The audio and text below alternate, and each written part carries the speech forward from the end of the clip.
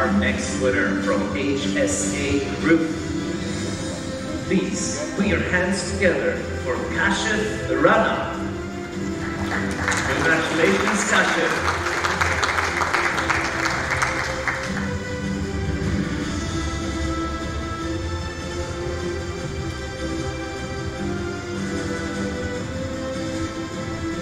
Our next winner couldn't make it today. From Al Rams, Iyad Kashkash.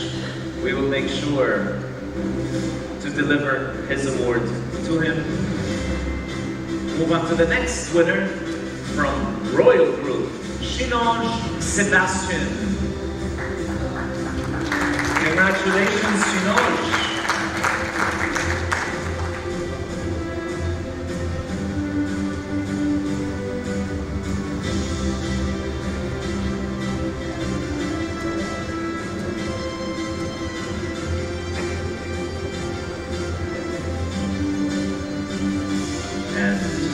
I'm sure some will be glad to hear our last winner, but definitely not least, Muhammad Qattash from Fairmont, Nepal. Congratulations, Muhammad.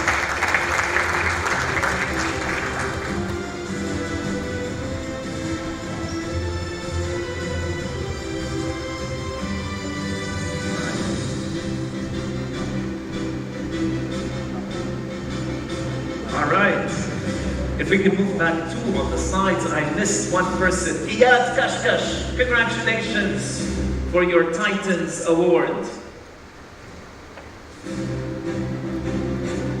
See, the hostesses thought that Iyad was here, but clearly they were seeing ghosts.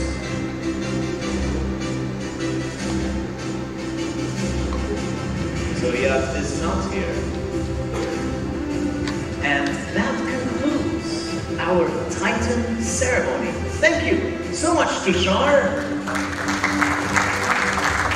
Our next presentation of today's activities is about the future of the IT landscape. And it's an example, a use case that's quite pertinent about the launch of a specialized court for the digital economy. Please welcome on stage, explorer of emerging technologies and digital transformation professional, highly proficient in IT infrastructure, mobile, cloud, security, and GRC, with a demonstrable record of success across technical operations and security for high transaction business. Arul Jos Vision, Head of Information Technology at DIFC Courts. Arul, do you have a clicker? Do you have a mic? The stage is yours, sir. And you have 15 minutes for your next presentation. If you end the presentation on time, you will receive a memento. If not, I will take the memento and add it to my list. And you can come up on the stage and drag me down. Thank you. Good morning, all. Thank you. Good morning, all. It's so honored to be here, and it's an unusual thing, a code being part of a technology even. But I am very privileged and honored to work with DIF supports, and we are trying to be forefront of technology adoptions in our operations, and getting part of any of the innovations happening. So I'll just quickly walk you guys through who we are and what we do, and then we get into the topic of today's agenda, the digital economy code. We are operating out of DIFC, so the Dubai International Financial Center Free Zone, and we are a common law code system, and we are operating since 2008, and we have very good number of international judges who specialize in different jurisdictions, and they are very good knowledgeable in the common law system. So we as a common law code operating in English language, we have to attract best talents around the world, and our best equipment is the judges, and we have very good judges in the bench. And one specific thing I wanted to let everybody know, since we are a DIFC based code, And since we are an English language code, we are not just limited to DAFC as the jurisdiction. So if you are in a business unit actually operating a different jurisdiction and you want to opt into your DAFC codes, simply add a line to your contract. In the event of dispute, we go to DAFC codes to resolve your dispute. You can just opt into DAFC codes. And we are one of the top 3 commercial codes around the world. Why we are top 3 and why we are most service-oriented code, I'll be walking you through in the later stage of the presentation. And how we become actually most service-oriented code. If a code says actually, we are not a physical place, we are a service, and we need to be available wherever you are and whenever you need.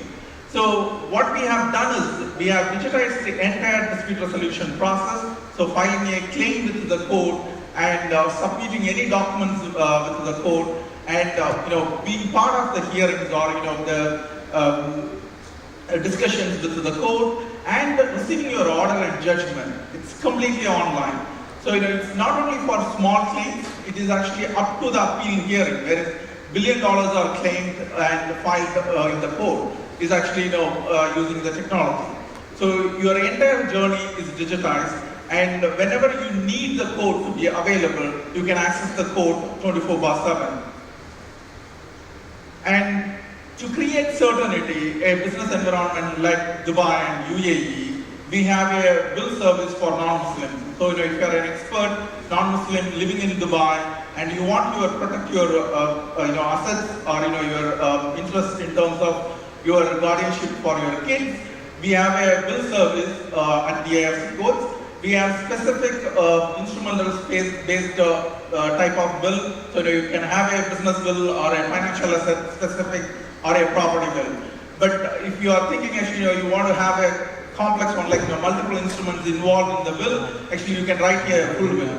You can write it by yourself, or we have registered draftsmen in the code. You can just reach out to one of the draftsmen and get your bill drafted. And we even are digitized that process just before the pandemic or the time of pandemic. Around the globe, there are bills which is getting returned, on top of cars or outside in the roads, pedestrians. But what we have done is, far before the pandemic happened, we have digitized that process. And you can draft your bill using the predefined templates available on the system, and you can book your appointment, and you can come online and register your bill, and you can receive the digitally signed document from the code after the completion of registration. So the entire process for bill registration as well available online, and you can consume it online anytime when you need it. And we stand by this code. Specifically, UAE is being incubator for a lot of technology advancement.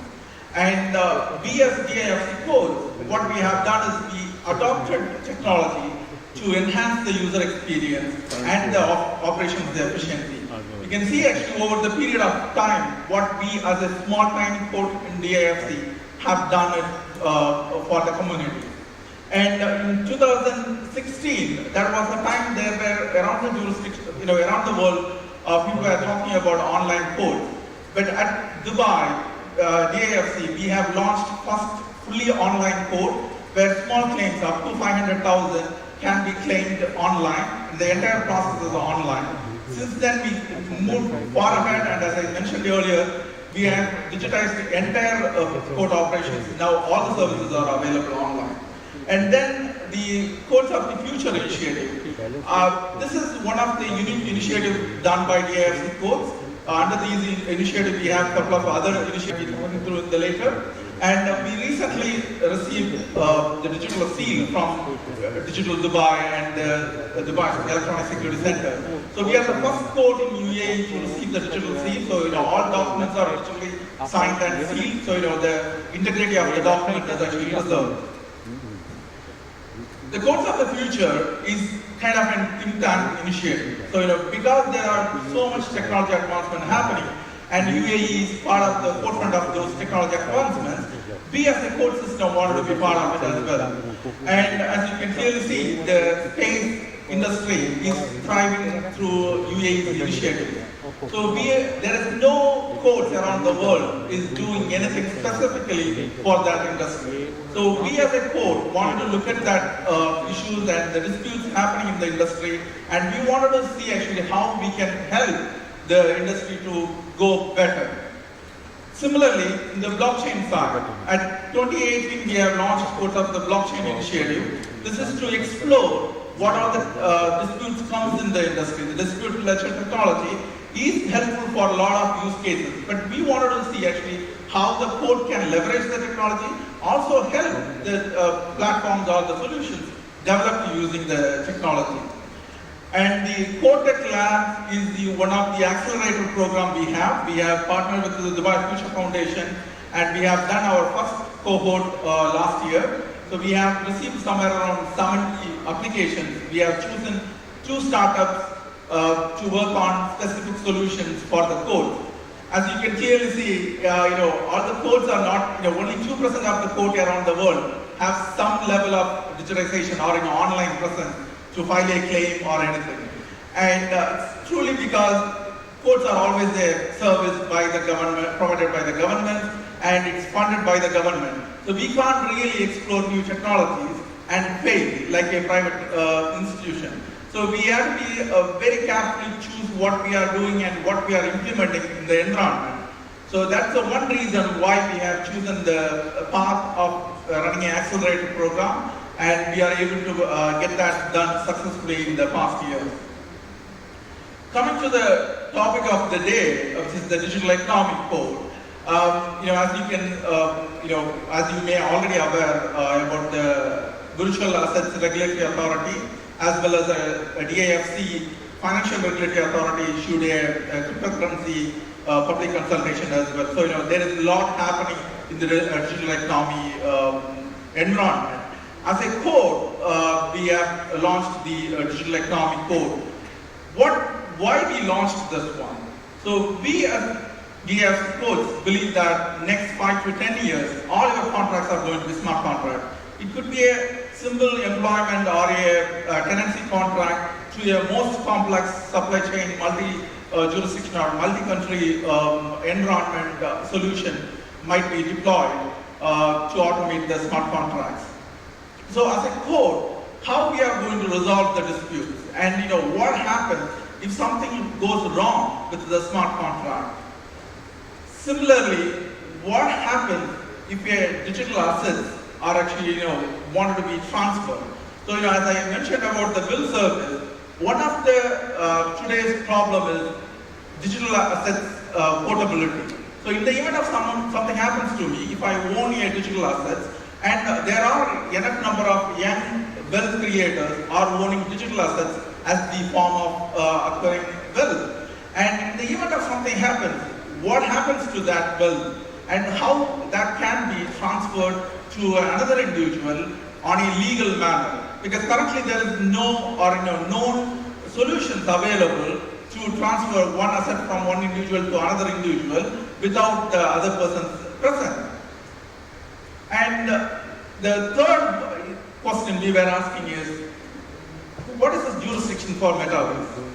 As I was started with the jurisdiction for DAFC codes, we have physical boundaries when it comes to the physical world. We have the country, or you have the city, or you have a free zone. But when it becomes actually online, fully virtual or fully digital, there is no boundaries. So which code have the jurisdiction, and what happens in the event of something happens to you in the metaverse? Whom do you go to? Is it the platform? They are responsible, or the individual who is actually participating in the metaverse? And the last question we were asking is, what happens when the AI fails? It could be a robo-advisor or your personal assistant. And there are enough number of solutions getting deployed, and those solutions, if that goes wrong, where do you take them? And how do you fix that problem with the platform in terms of dispute? So the solution to that was the launch of digital economic code. And what we are doing here is actually, two parts. The part one is currently we are deploying, which is the development of rules for the digital economic code. Very soon, later this week, you will be receiving a public consultation of the rule, and you all have the ability to participate and offer your feedback and recommendations, what needs to be in the rule, and what can be enhanced the dispute resolution on a better manner. And similarly, you can please look at the DFSA's publication regarding the cryptocurrencies as well. There is a public consultation currently ongoing for cryptocurrencies. So we request you to participate on those consultations and offer your suggestions and feedback. And the second part of the project is actually, bringing the technology. Like I was questioning few of the things. In physical world, as a court, we can just offer a judgment and we can offer an order saying that actually this asset needs to be moved to the other person. But if there is no enough technology mean to enforce that decision, the decision is just a piece of paper and it's not beneficial to the beneficiary who is receiving the order or judgment. So what we are currently working on is actually we are working with a couple of partners to explore how DIFC codes can be part of those environments. So in the event of there is a dispute and if DIFC codes offers a decision, and how do we enforce that decision within those platforms? That's what we are working on currently, and those are the two projects part of this initiative, and we will be coming up with further feedbacks later this year. That's all I have for today. Thank you very much.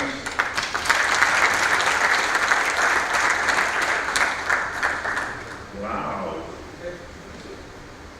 Let me check my official record. Thank you. You started at 10:44. Okay. You ended at 10:57. Wow. Who's good at math? 57 minus 44 is less than 15 minutes. Congratulations. Thank you win our momentum. Thank you so much. Can I have it for Arul? Thank you. We'll stand in the middle of the stage so you get this lovely Future IT Summit logo behind us. You can grab it like this, big smiles.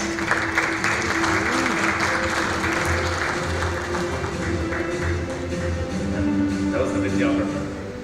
Now the camera.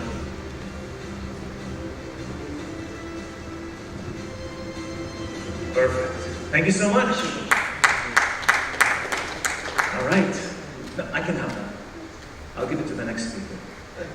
Because you taking it home is not going to work. It only works with this PC. Usually. All right. Next, we have our technology keynote. And who better to deliver a technology keynote than Dell Technologies? Represented by Sherbin Zrabi, Channel Pre-Sales Director of Merit at Dell Technologies. Sherbin works closely with the partner landscape across the region, ensuring they are ready to sell through a robust enablement framework. Helps them build and execute demand generation activities to grow their pipeline and support them in and off the field to win in the data center solution market across different verticals and more specifically within the channel-led space. Sherbin, you are next up on stage. Do you know how much time you've got? 20? Sherbin, you have 15 minutes. All right. And if you finish on time, you will be the proud recipient of the momentum. Thank you. I think I'm going to give the award to somebody else because I asked for 5 more minutes already. All right. Please. Morning. So I was supposed to come in with a video, but it didn't work. So can you roll the video first, please?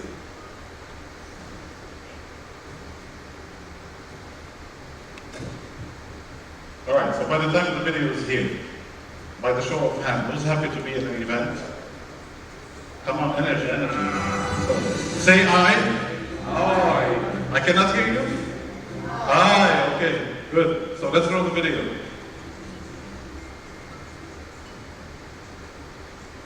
All right. It's a nice event calendar.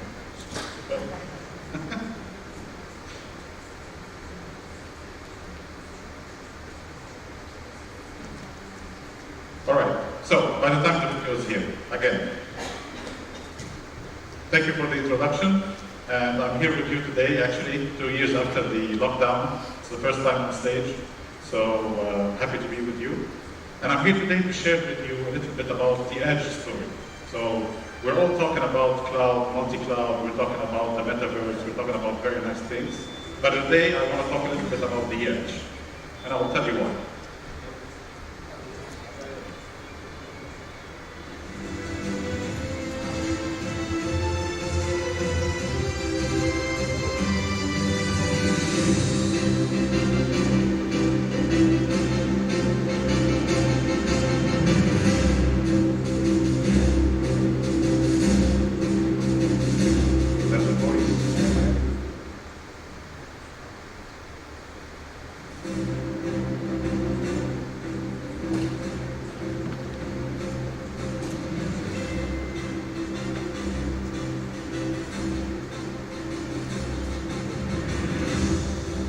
All right, so there was supposed to be somebody talking, but I will do the talking going forward. So, again, why the Edge and why now? And I want to start with the question, what's the definition of the Edge? Who could tell me? Anyone? Come on, you all showed your hands a little while ago. That was on purpose. Who's going to tell me what's the Edge? Anyone? Mustafa, what's the Edge?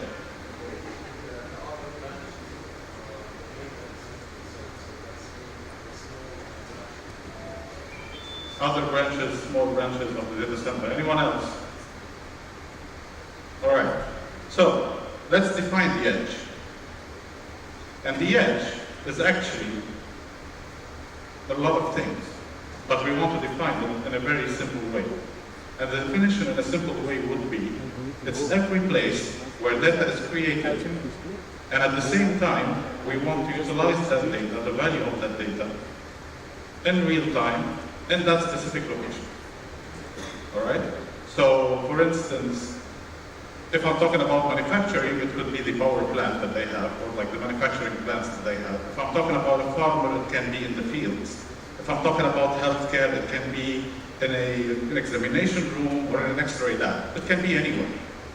And this is actually why the Edge is becoming important. The Edge is not a new concept, but it's something that technology is actually driving, and the new technology is allowing us to develop it further. And this is why it's very important when we're talking about the Edge. And why now? And to take you through the history and why now and why the Edge is important, let me take you a little back where we started, or like when the three industrial revolutions happened and how they shaped our society and the way we live actually. And it started with water and steam. So we had the chance to create power from water or steam. But in order to do that, we needed to be, or have the availability of a water source. So we needed to be located next to a river, or we needed to have the means to create or to build a boiler, a water boiler, that can actually deliver the right amount of steam to create the power. So this model was a centralized model. Then the second industrial revolution came, and the second industrial revolution was about power, electricity, the electrification of society. And with electricity came the possibility of distribution. So electricity started being available in every house, in every location. And this decentralized model gave everybody a new opportunity to create new businesses and to do a lot of new things. The third industrial revolution, and I believe most of us here in the room lived this one, whether from its starts or now, is actually the digital technology. And this is what brought us to today's clouds and data centers and everything else. And this digital technology took us also from a decentralized revolution again to a centralized revolution. Why? Because when it first started, everything was expensive, everything was massive in size, so we needed to put it somewhere, we needed people to go and manage it physically. And we needed also to make sure that it is located somewhere. Now, the data still needs to be located somewhere, but it's between multiple central locations, like your private cloud, your own data center, or a public cloud. And this is why we call it like the multi-cloud world. Now, what's happening now is that because we need to extract the value of the data in real time, and because sometimes the data is too large to transport to a cloud or to a data center, and even at times, the security does not allow us to take the data from a location to another, irrelevant if we're going to transport it physically or we're going to transport it through a network. This is why the need of actually creating the value of that data in that location is very important and becoming very important. And we believe that the next or the fourth industrial revolution is going to be driven by the edge, where we're going to have a lot of artificial intelligence involved, we're going to have a lot of streaming analytics involved, and we're going to really have something different that's going to shape the business and that's going to motivate every single business to go out there and explore the edge. And this is actually a prediction by IDC. 90% of the operational processes in organizations by 2024, which is 2 years from now, they are expecting that it's going to be at the edge. So imagine, if you're not yet there, if you did not yet explore how the edge can benefit your business, it's now the right time to do so. And the use cases are many. So I mentioned healthcare, I mentioned like transportation, digital cities.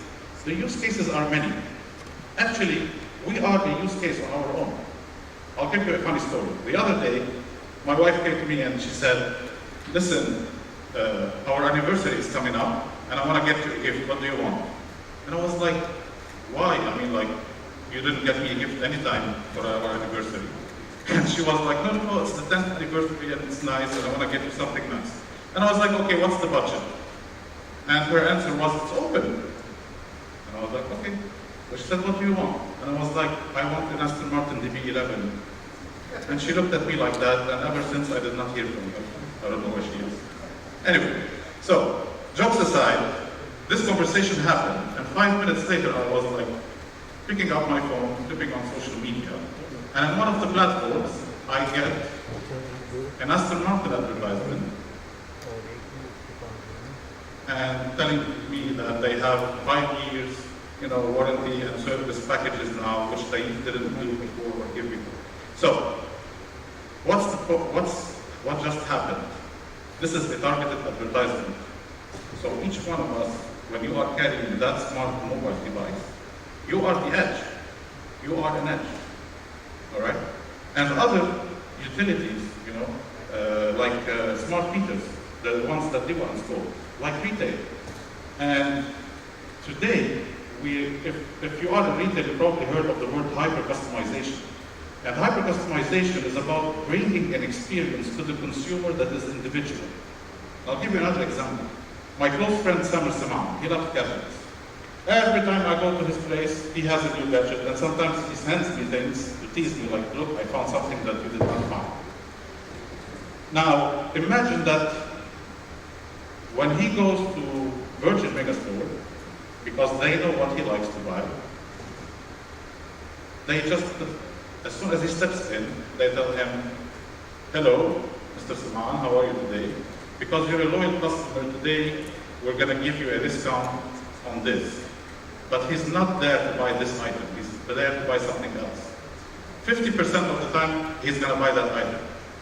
And this is the behavior that everybody today, and this is how the edge today is going to help in the retail industry. So again, we experience the edge every day, all right? We experience it in our life, we experience it in the experiences, like how we're automating the physical world, how we're doing things alone, while nobody is there, but actually, we see it. So imagine one day I'm going to think of something, then it will pop up on my phone. And I think we're going to get there.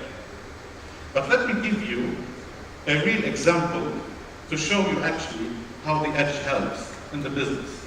And then you can take that example and somehow relate it to your own business, all right? So, it's a tale of two trains. And it's actually a real story. It's actually a customer of us called Dios Technologies. And this story is about how they help their customer which is a freight company, and like using edge technology. So this train, all right, carries freight. It has 120 cars. And while on its journey, as per the regulations, this train has to stop for inspection in every journey. The inspection is done by a human inspector. Each car takes 8 minutes. Who was good at math? So each car takes 8 minutes, we have 120 cars. How long the inspection will take? 960 minutes. 16 hours. Which is 16 hours. Exactly. 16 hours, this train has to stop 16 hours just for inspection. Now, if they figure out that there's a car or 2 or 3 or 10 that need repair, they need also to start repairing. So there's a time to go get the material that is required for repairing from the warehouse, okay, which is at the station, but there's a time to go get that, and then repair the train. So, what Deus Technology went and proposed to their customer is this. So how about we actually screen your train without stopping for 16 hours. So we removed the manual intervention, and what we've done, what they've done is actually install different types of sensors, visualization, 360 visualization. They are testing the vibration with sensors on the train, and a lot of other data generating devices. So what happens then? Now, the 16 hours window has moved to 0. Why? Because the train, while passing in that inspection portal, every car is inspected and the data is relayed remotely with the insights. So the data is captured, it's analyzed, and then it is sent to the maintenance station where the train usually used to stop 16 hours. So as soon as the train arrives, the equipment is ready. If any car needs fixing or repair, they know exactly what's the problem, and they fix it. So that 16-hour window is went to 0, and we're only now repairing, or the window is only for just repair. So what does the 16 hours mean? This means that the company who used to drive one train every 48 hours now can drive 2 trains every 48 hours. How does it translate into dollar value for them? They are serving more customers, and they have more cars, more trains, shipping things, for their customers. So this is how the edge can help. Now relate this to your business, irrelevant in which industry you are, and you will understand how the edge is important and why the edge can help. Now, looking at this, the trends of tomorrow, it's more going to be like predict and prevent. Because now that we are just analyzing the data when they pass through the portal, we can now do additional steps, all right? So we can talk about machine learning and try to understand through machine learning the behavior of every car, how much each part fails, how frequent each part fails. And then we can reach to a point where the cars actually will not need any repair while on their journey, because we're doing this proactively. And this is actually the actual timeline that our customer, Deus Technology, has shared with their customers. And it's very important to understand. Now, so we all agree that the edge is important. But with every opportunity comes some complexity. And the edge comes with its own complexity. And the 3 main ones that I would like to talk about are the following.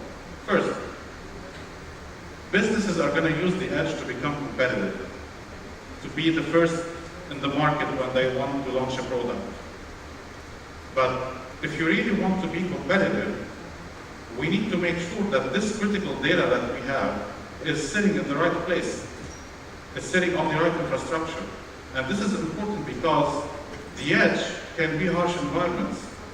It can be like a rig where like they're digging oil, and it can be sitting in the desert at a very like 60 or 70 degrees temperature. It can be in a place where you need a ruggedized 3D equipment to be able to take all the environmental conditions. So this is one of the complexities, because if you just pick a compute device and throw it anywhere. If it's not really made for that, it's not gonna last. Challenge number 2 is about, we're talking about the decentralized, environment as the edge. And what happens frequently is that the edge become very siloed. So for instance, and I'll give you an example.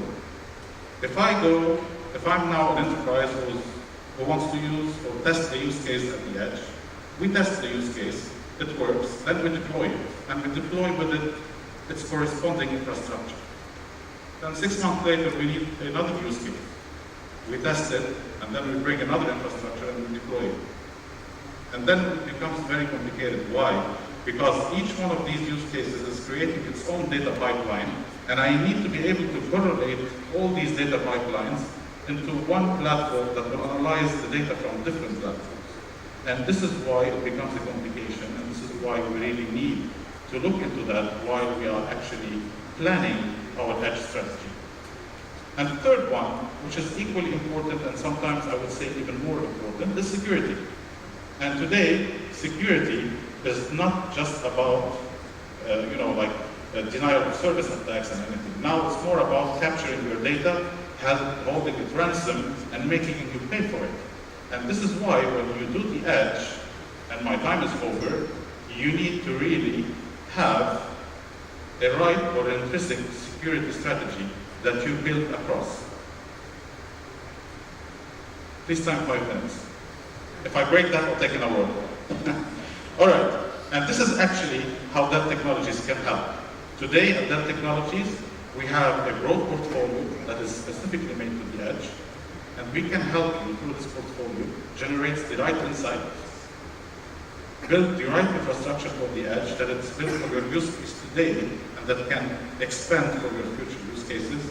And definitely, we will help you build all your intrinsic security strategy that is going to protect you from the edge to the core to the cloud. And mainly, we've not been doing this for a year or two. We've been doing this for more than a decade. And a lot of the customers that we have are actually trusting us to take them on their journey to the edge. But again, the edge is very important, and it's really the next thing that you really need to look at. And these are some of the use cases or some of the customers that we're helping using our edge technologies. And with that, I will close. If you have any questions, I will be around because I don't want to take from somebody else's time. Please feel free to come and chat. Thank you very much. And have a good day. Come with us, Sherbin. I know your wife did not give you the Aston Martin DB9. 11. 11? 11. Ah, you're not a classic guy. Or modern. So, just because you didn't receive it, we have a small memento to thank you for being thoughtful and ending on time. I know you wanted to spend more time on that lovely portfolio. So I was so excited to hear about every single model. Thank you very much.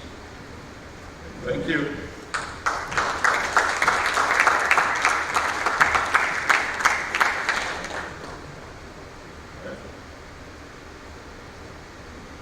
Good job, Mr. Prince. Then the camera.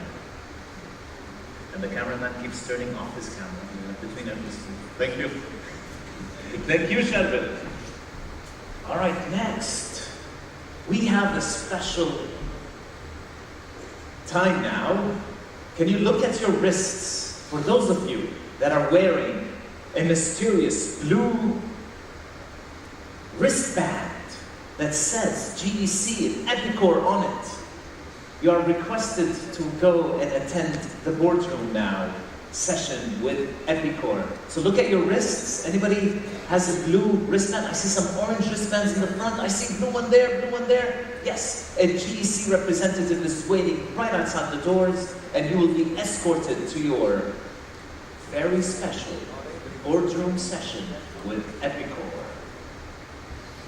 So as you make your ways out, thank you for participating in that Epicor session. For the rest of us, we have the delight to hear about 21st century challenges and how technology is being used to solve them.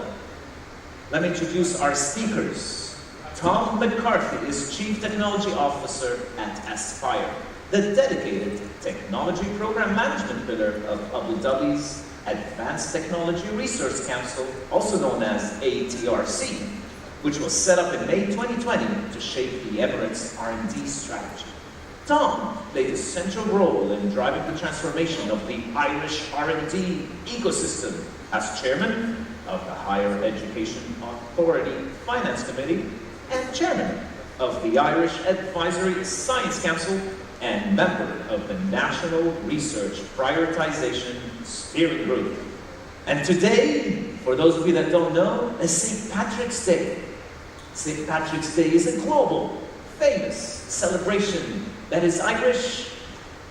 So without further ado, can I have Dr. Tom McCarthy, Chief Technology Officer at Aspire, up on stage. Dr. Tom, you are not wearing green. I know. You're gonna get it. You got green eyes, so you'll avoid the pinches. We'll say I have green eyes. Thank you very much. It's wonderful to be here. And congratulations to all of you on your wonderful achievements over the past year. As they mentioned, I work for Aspire, which Aspire was actually just established 12 months ago. Our job is transition. We focus on driving research and development activity here in the UAE. But we don't do it just to find things out, we do it to transition that advanced knowledge and know-how into business and industry. Our ultimate objective is to see the growth of high-quality jobs here in the UAE and a diversification of the economy of the UAE. So my topic today is what technology can do for the challenges that we face in the 21st century. The previous speakers already talked about the transition from Industrial Revolution 1 through Industrial Revolution 4. I guess one thing I might ask is, if we look at Industrial Revolution 1, we see it's dated 1770, second one 1870, third one 1970, fourth one is 2000. Well, the first thing we do see is that there's been a fairly rapid reduction in the half-life of industrial revolutions. And one of the things I want to talk about today, and one of the challenges that it presents for business, but also for the research-performing organizations. Before I do that, I'd like to say a little bit about industrial revolutions. You might wonder, what happened before 1770? What were people doing? Well, they did make inventions. The wheel was developed. We harnessed the ability to use the wind to sail across the oceans. But the problem was that the speed at which we could do that in the 17th century was exactly the same as the speed we could do it in the 1st century. For a couple of thousand years after those inventions, our ability to move people and goods from one place to the other was the same. Now what that meant was that as the population of the world grew, the value of what was produced just grew in proportion, which meant that gross domestic product per head of population stayed the same. For almost 2,000 years, there was no improvement in the standard of living. GDP per head was flat. What happened after the first industrial revolution? Well, in the 1st century, the first industrial revolution, GDP per head grew by a factor of 10. Globally throughout the system. Bigger in some places, lower in others.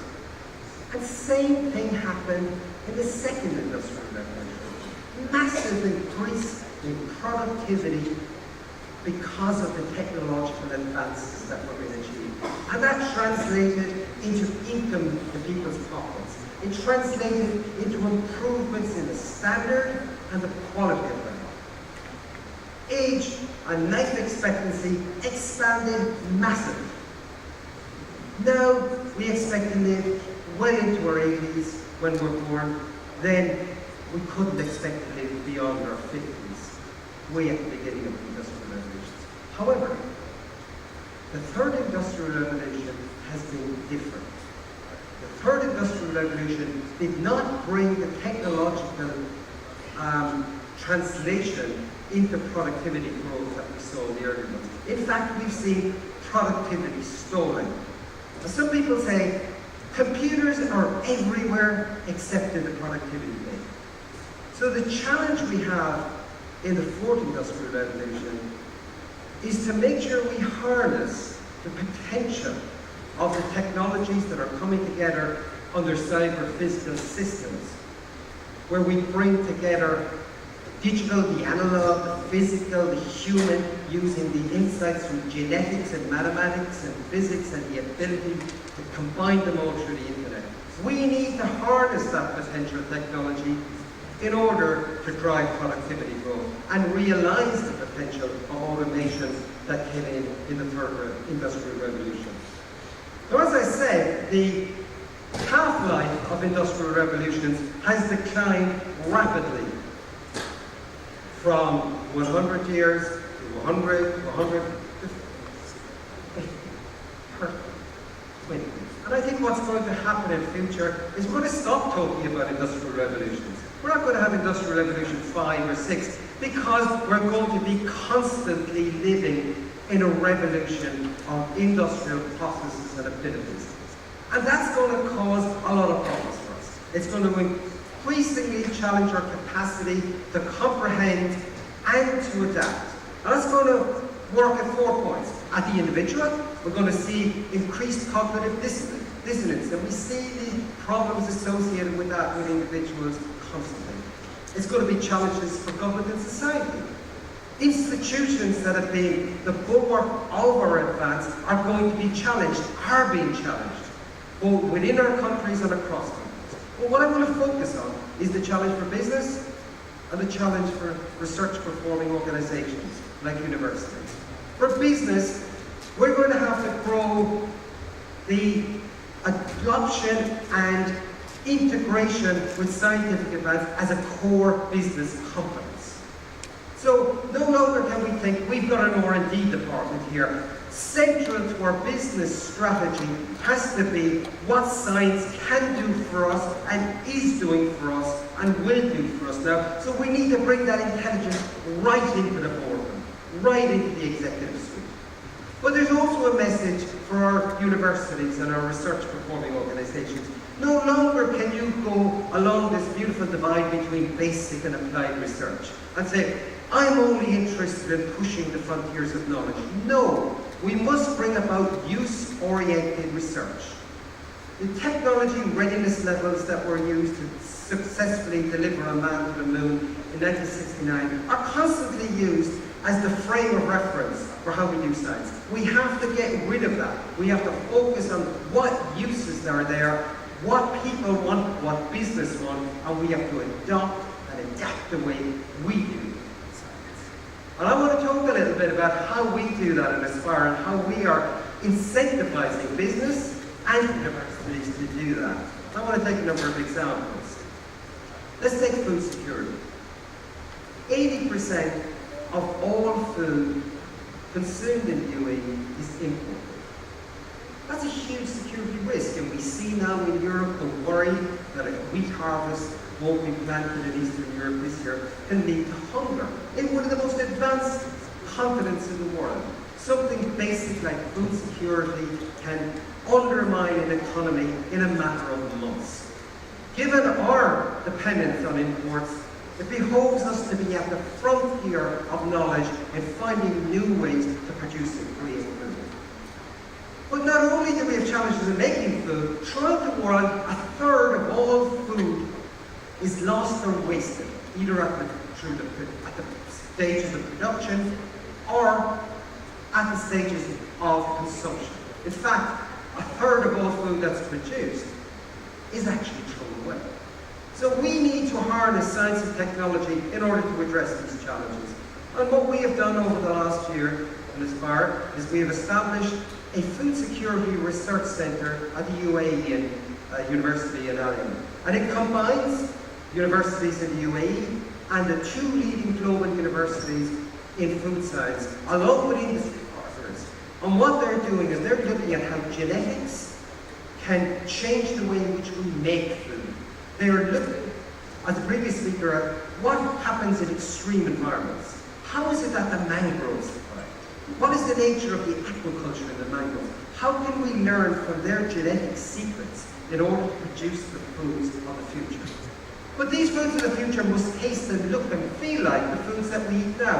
And to that end, we have participated in the X Prize, Feed the Next Billion. We are the lead sponsors of that prize. And the prize is a challenge. Can you produce a fillet of fish or a chicken breast that looks, feels and tastes like fish and chicken without involving anything except stem cell technology? That we will conclude in the next year. In terms of sustainable energy, I think we all know the stats, we all know the stories, but we oftentimes feel very powerless. I mean, okay, we know that temperature is going to rise, this is going to threaten species, it's going to threaten existence. But what can we do? What can we do as individuals? And that is where technology can help. Because something that's going to happen a long time in the future doesn't necessarily make you want to make changes today that will make you worse off. You want to do something that will maintain your standard of living, but yet improve the prospects for the planet. And that is what technology can do for us. And the newly established Research Institute in Sustainable Energy at Lake Khalifa University in partnership with MIT is doing exactly that. We're hoping to develop the first high-temperature battery that can behave and act efficiently for storage at 70-degree temperatures. If we can lead in doing that, we can see direct benefit delivered to people in their homes, to people in their employment, in their business, in a way that improves their standard of living and acts to sustain the planet. So technology can enable the individual to play their part in saving the planet while building and sustaining our quality of life. Now, I mentioned just earlier the food challenge. And one of the things that I've learned over the last year, which has actually stunned me, I've always known, of course, that the UAE has been a visionary leader in space travel. The UAE Space Agency and the journey to Mars has just been phenomenal in the vision and blessing for this country. But what I've seen over the last year, as we start to tackle the food security challenge, how we can bring our advances in space exploration together with the challenges of new science to solve food security problems. And we are now currently developing partnerships where we will see us answering questions like the following. Given that we're going to have a lot of people working in space, given the reusable rockets now and the ability to build more and larger space stations, there's going to be a lot of people working up there. We don't want to be sending Deliveroo up there to feed them. We want to feed them in space. We want to grow the plants there. And that's precisely where we're working. We're really working on the edge of space to build the food of the future. But if we can succeed in growing food in that extreme environment, then we can succeed in growing that food in extreme environments here on planet Earth.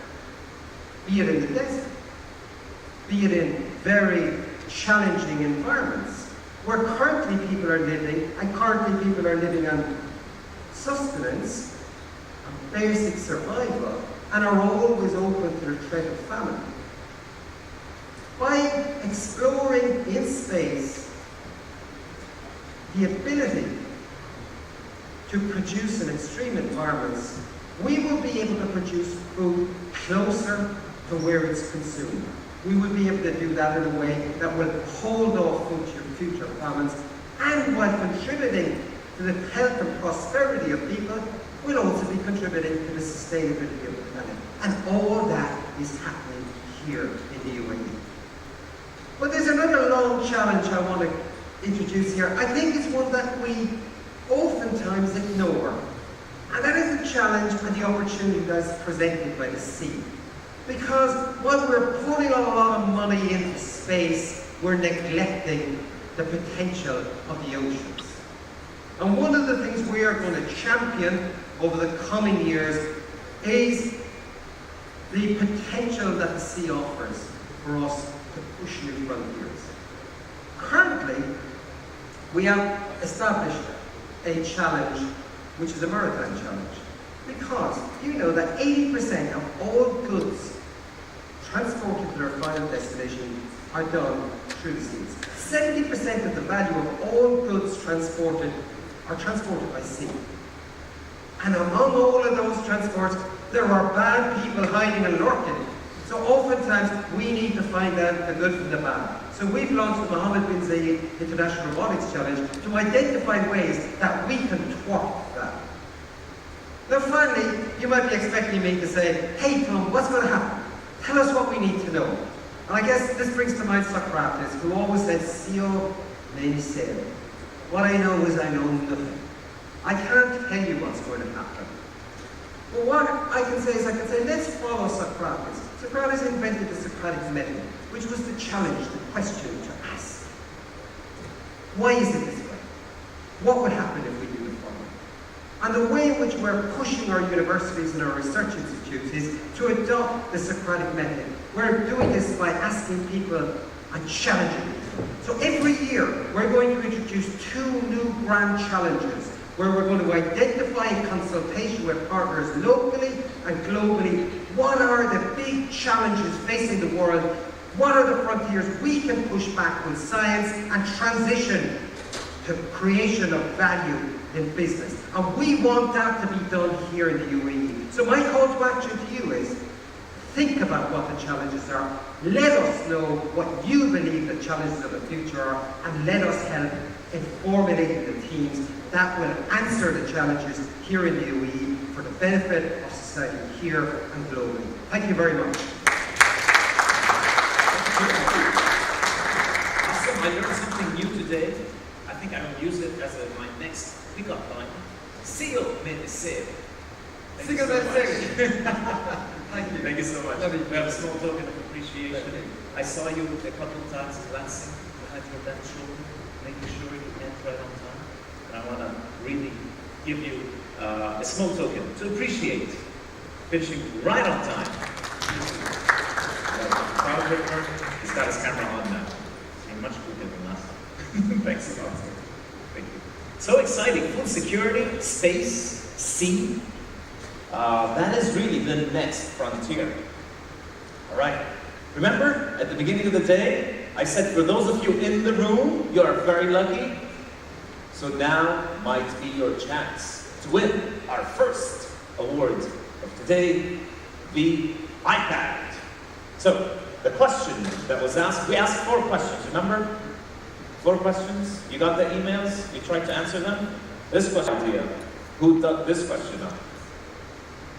But a few of you got it right. So the question was, which of the below is not a component layer found in cloud architecture?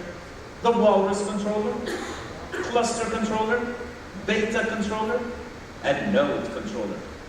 Who can guess? You want to take, who thinks it's the walrus controller? Raise your hand.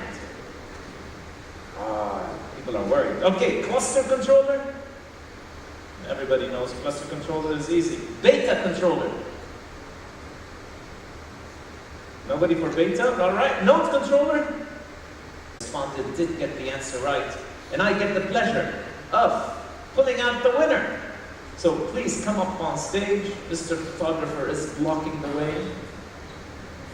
Thank you. So, one lucky winner today. We can stand here away from the mics. Is Hamad Assaf from Al Rams capital. Hamad, remain in your seat. Congratulations, Hamad is in the room. And he happens to be sitting where I'm sitting. Trust me, there's no wasta in this process. I just picked a table, a room. We will give the prizes at the end of today's ceremony, as I have been instructed by the organizers.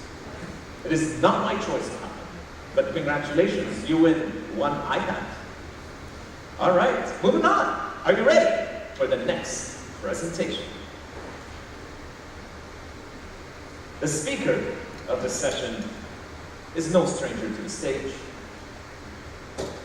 He's a channel and alliance manager for the Middle East at a company called Pure Storage.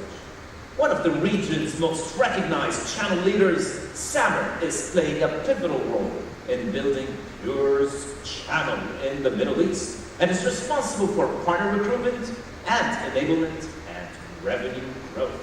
Please put your hands together and welcome Samer Sam'an, Channel and Alliance Manager, Middle East at Pure Storage. And Samer surprises me by using the back entrance to the stage. Hello everyone. So before, thank you for this lovely introduction, Basil. Can you hear me all?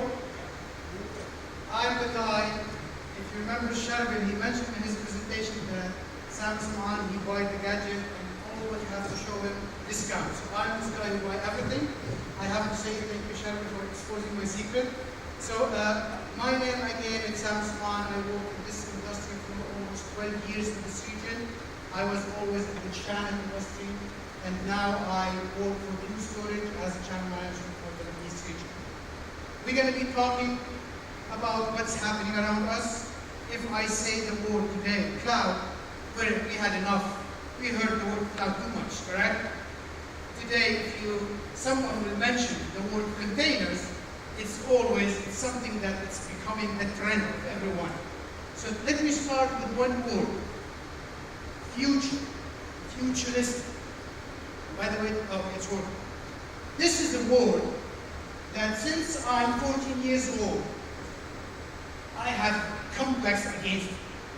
Because always our parents would ask us the same question.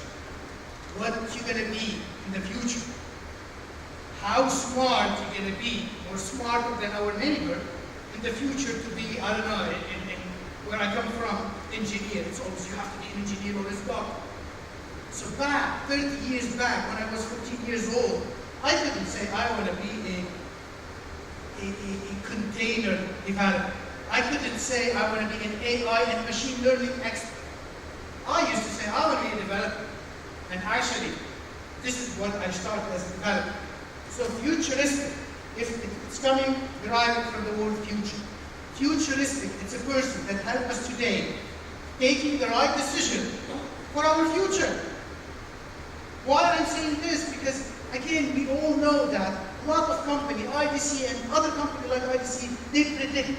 And one of the predictions that happened in 2011, they were saying that the cost adoption of the cloud by company is going to hit 250 billion by 2017. And IBM, they have said also that a quarter of the application will be on the cloud by 2017. And guess what? This number, the 250 billion, was hit by 2013. And also from application perspective, it is how it's moving fast. But with all of this, what I need to mention that now we are moving from a simple infrastructure focus or centric to an application centric. Now all of us, we want those smart applications. We want to develop those applications in-house. We want to deliver those fast development cycles within our organization. Why I'm saying this again? I don't want the traditional way. I want the fast way of developing this cycle. And last but not least, I'm sure that you will all agree with me. No one in 2020 was able to predict the pandemic. The 2 years that we spent at home, correct? No one was able to say, hey guys, you're going to be working from home. Oh yeah, all the application will be accessible from your tablet, thin client, or your laptop. No one. What's happening today, this is the new world that we're talking about. We're talking about some percentage. 180, 75. But if we match it with the latest prediction from IDC, 100% of the enterprise will be on cloud by 2025. This is big. Everyone will be on cloud. And you have 80% will have those applications as cloud-native applications. 75 by 2023. And the containers, the word that it's, again, I'm always amazed when I hear the discussion about containers, because till now I'm trying to understand this approach of developing with the containers. Containers by 2022, 75% will be using containers. And also, we have to remember that those applications, smart applications from anywhere, with the fast access, with the secure access. So let me go back. I went back to the office and I told the expert in containers, I said, listen, I hear you all the time, rapidly changing the application development cycle. Everything is changing. Can you explain it to me in a very simple way? He said, of course.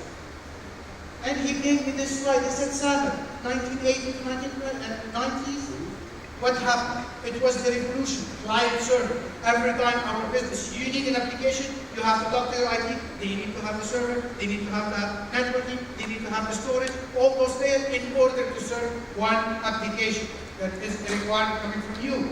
And then in 2000, what came is the virtualization, the hypervisor. We start talking that it's flexible, you're going to consolidate everything, we're still relying and going from bottom to up approach. And then 2010 started, he said, well, we started with the containers. And containers you have SAML is stateless. So you don't save the data on it. I said, yeah. I was still looking to Muhammad, it's like, is it a simple way? And he ended up 2021 SAML, the multi-cloud, because today, we told all of you, 10 years ago, you have to move to the private cloud. 1 year after, no. Private is good. You have to offload to the public cloud. And what came after? Hybrid cloud, multi-cloud. Today, we are running, lot of organizations are running with the multi-cloud concept. They have a lot of cloud platforms that they are using for data and for application. So here it comes, and Hamad, he was really impressed. He said, I don't know how to explain to you. And he came, he said, Samuel, what do you see on the screen? I said, it's a lovely house. He said, yeah, you know what? This house, we have the land, we prepare everything, the infrastructure, for water, for electricity. And then we design, inside the house, you're going to have 3 bedrooms. You're going to have 1 living room.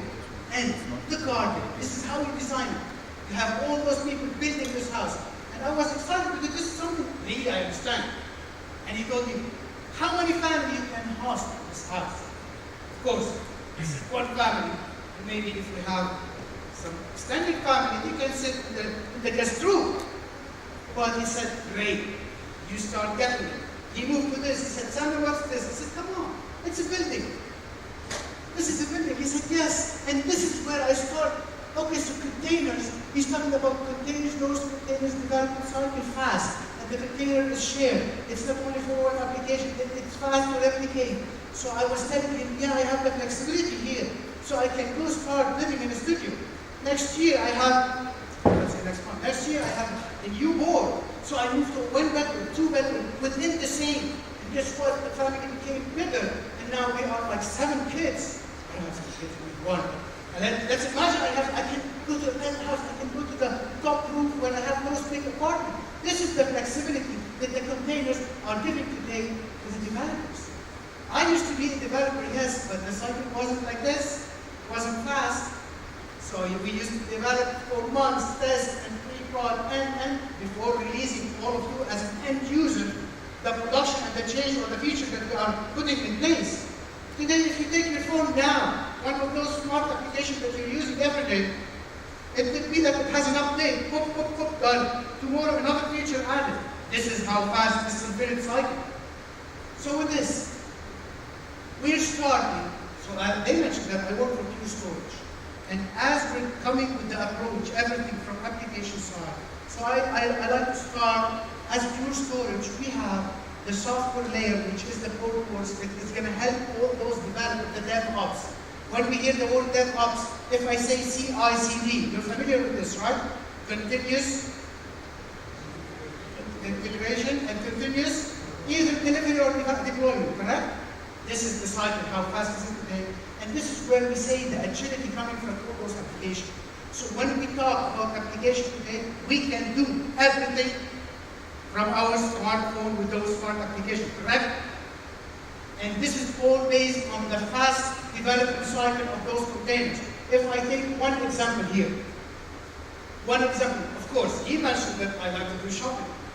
Not going to version, I don't remember when was the last time I went to version, because I have all those website or platform application for shopping, online shopping.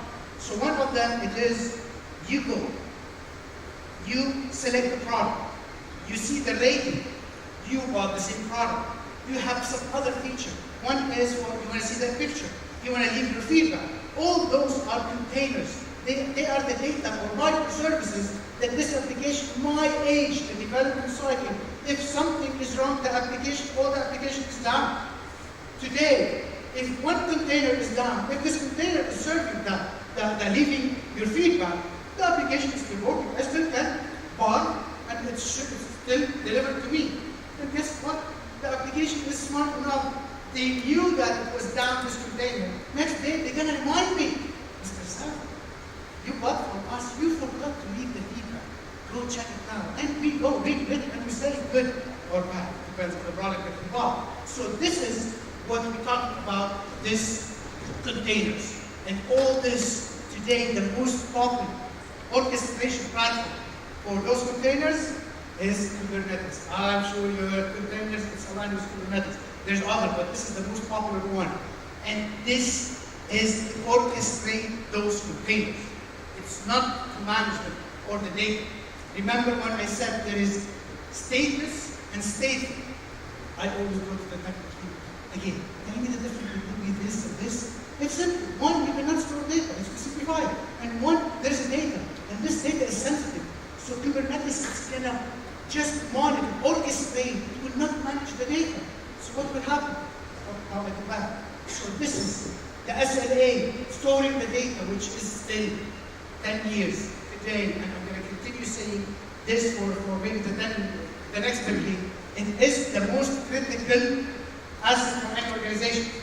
So with this, we have our software layer workloads that is going to sit on run on any application, any Kubernetes distribution, any infrastructure, not only for storage, any infrastructure, any cloud at any stage, whether it's development, production, or pre-prod, any stage that you have. And it's going to provide storing the data. It's going to provide how to back up and make a restorable copy in case of disaster. It's going to give you the mobility to move, because again, those developers, multi-cloud, they want to develop and push on cloud 1 and 2. This one will help to maintain a fast cycle in the development. And Pure Story today, we're 12 years old. We're still young. We consider ourselves as a startup company. We are in all-flash technology, and we do believe that simplicity, efficiency, and evergreen.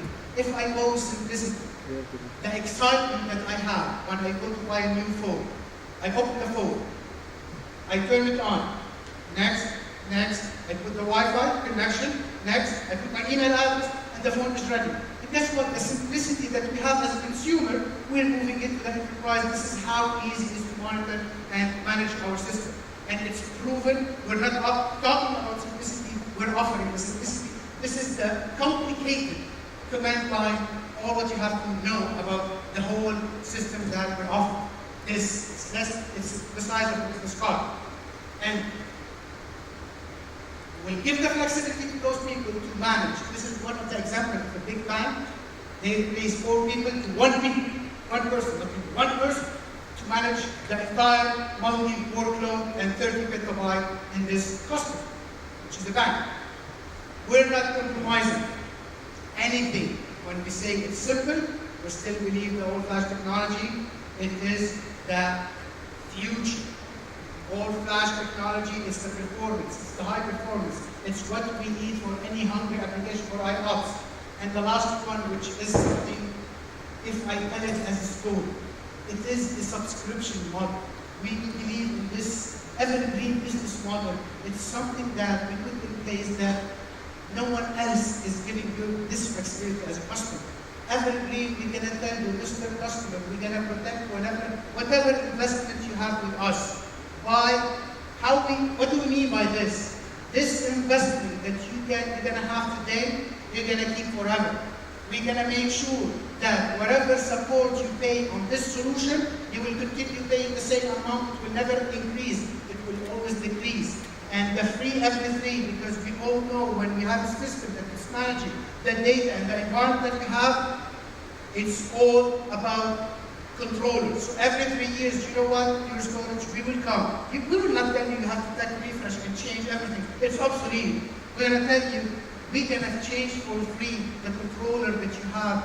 We'll put the latest brain that we have, and any new feature, you will get it as a license. It's a one system license. All this to make sure that you don't need to worry about the infrastructure. It's done, it's running, and it's running forever.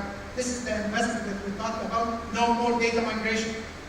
Cut off at 6 in the morning on Sunday. Nothing. You cannot remain without any upgrade or data migration. All this will be happening for you smoothly. And with this, to make it and to close it, we love to say that from technology perspective, as an all-flash technology and enterprise solution, we are for 8 years in a row #1.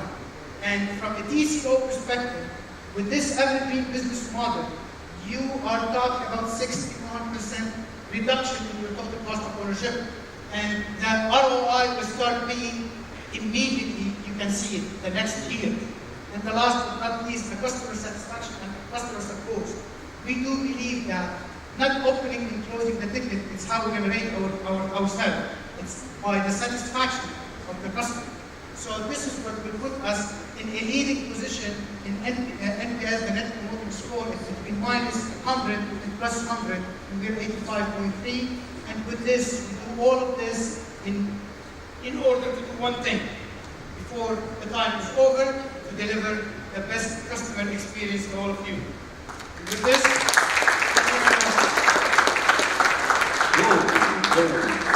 where are you going? Where are you going? You enter from the back door, you have to exit from the front. But before you do that, we have a memento. So thank you very much, Samer. I told you, you will not be disappointed by the caliber of the speakers we have today with us. We've got a small memento. You got to smile. I don't know why. Every time I see him, I have to stop. This is why. Yeah. Turn away so your microphone doesn't show in the picture. So when we post it on LinkedIn, they don't know that you're wearing a microphone. It is excellent this way, but now we can't hear you anymore. Congratulations. Shall we move in the middle? Photographer in the middle. We're done. Excellent. Thank you very much, Samer. So we learned, it was a nice lesson. I was once in a meeting room doing training for my colleagues, and somebody did a presentation on Kubernetes and containers, but they failed to define containers. And then at the end of the presentation, I'm like, what is a container? And there were 30 people in the room. Do you know how many answers I got? 30 people in the room. What is a container? How many answers did they agree on? 40. All right. Next. I am delighted to tell you that it is time for our first panel discussion of the day.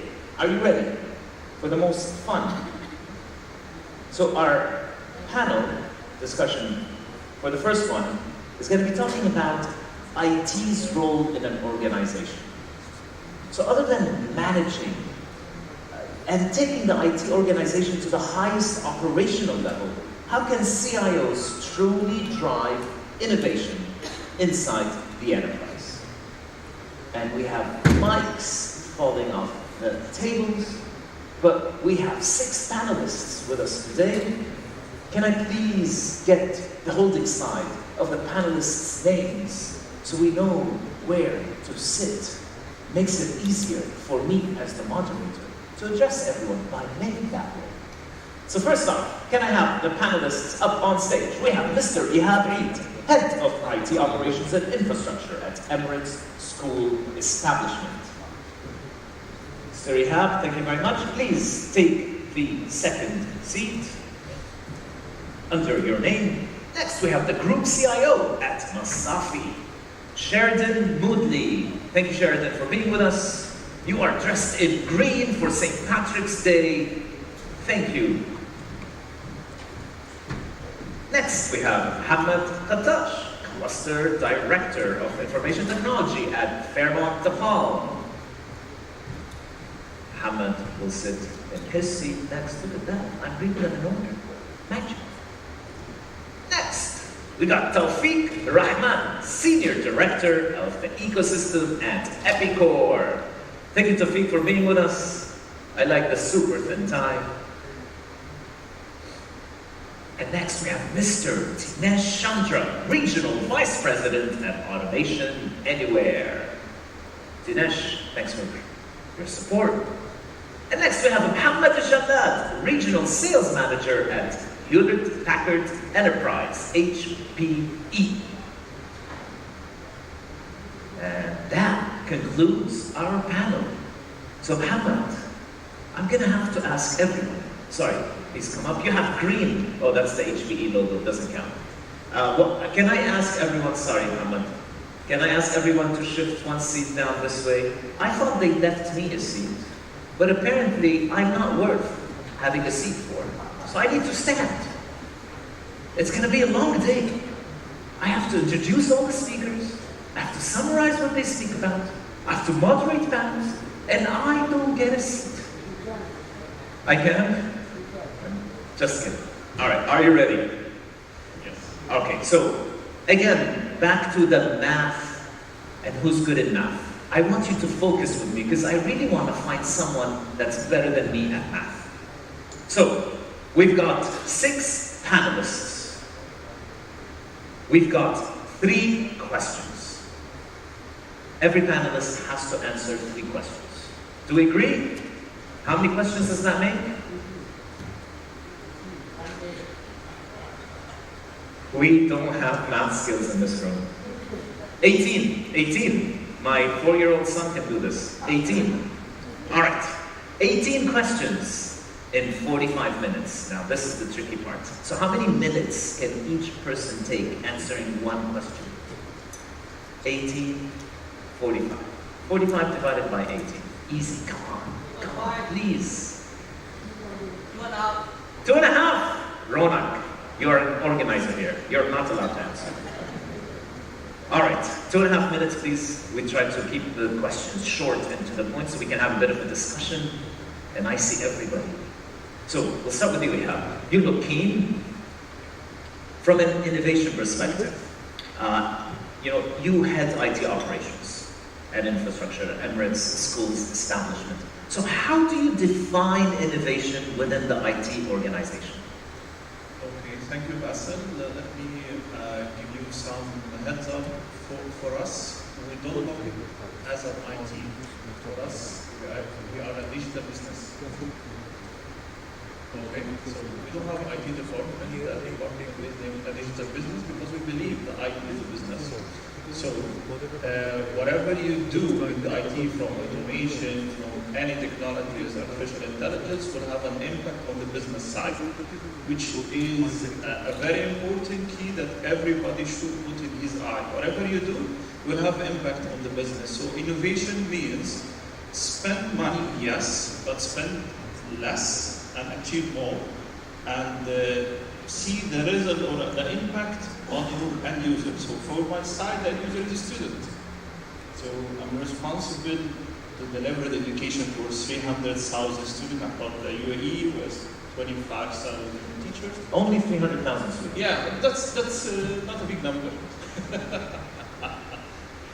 Yeah. All right, so I like it. So IT is business, and IT is not IT, it is digital business. Yeah. I love that. And we have to offer services to the end customers, our customers. In your case, 300,000 students. Yes. In Sheraton's case, as Group CIO of Masafa, how do you define innovation in your team? But more importantly, what factors do you feel facilitate innovation or inhibit innovation in an organization?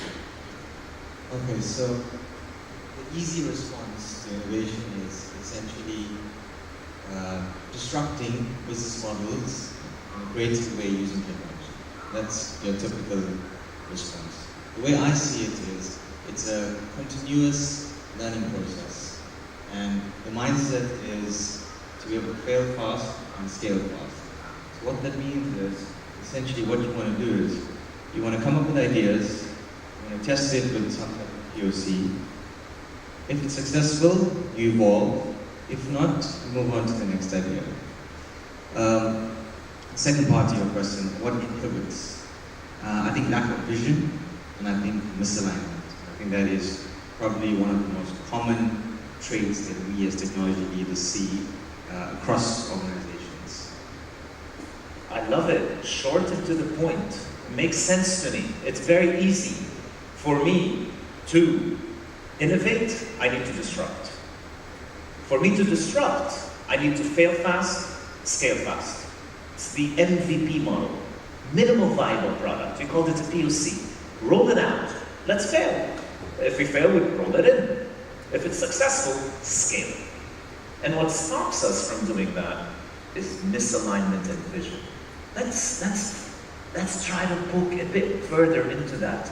So I'll move to you, Hamad, at Fairmont. Your stakeholders are the staff, the guests across, Fairmont the Palm, one of my most favorite spots in Dubai, especially with the completion of the construction work on the beach there. So, what do you think holds you back at the Fairmont to innovate in the IT department, and what makes it easy? You need a mic. Ooh la la, Muhammad does not have a mic. You see, they missed my seat, they missed their mic. It's 1-1 now. We're equalized. Thank you, Mr. Paul. Going back again to the definition of innovation, it's how to use the technology to achieve your targets. How to find the right technology and deploy it to achieve the target and the goals of the company. And this is where we as IT come into the place to enable the business and bring in new ideas. And again, same like Peter has said, we need to accept the fails whenever we come with the POCs or any new ideas, any solutions where we can move ahead. Innovation is a culture. Innovation is just a culture. You cannot have, as I see it, you cannot have just a team who are responsible for innovation to come into the place and start bringing ideas and so on. No, it's more into empowering your team across the company and the organization to be able to be innovative, create for them a collaboration platform where they can share ideas and discuss with the team and explore things. And it's just as simple as that. Just find the right things. Culture is often cited as an inhibitor, but also a challenge, because it can play both ways. Tawfiq, you sit on the vendor side of the stage. Do you see how we smartly separated? Customers on the left, vendors on the right. All the ladies in the house put your hands up. Oh no, I'm getting off track. Yes. Tawfiq, from a vendor perspective, you work across a vast region of multiple countries, and at Epicor, you've engaged with multiple IT departments.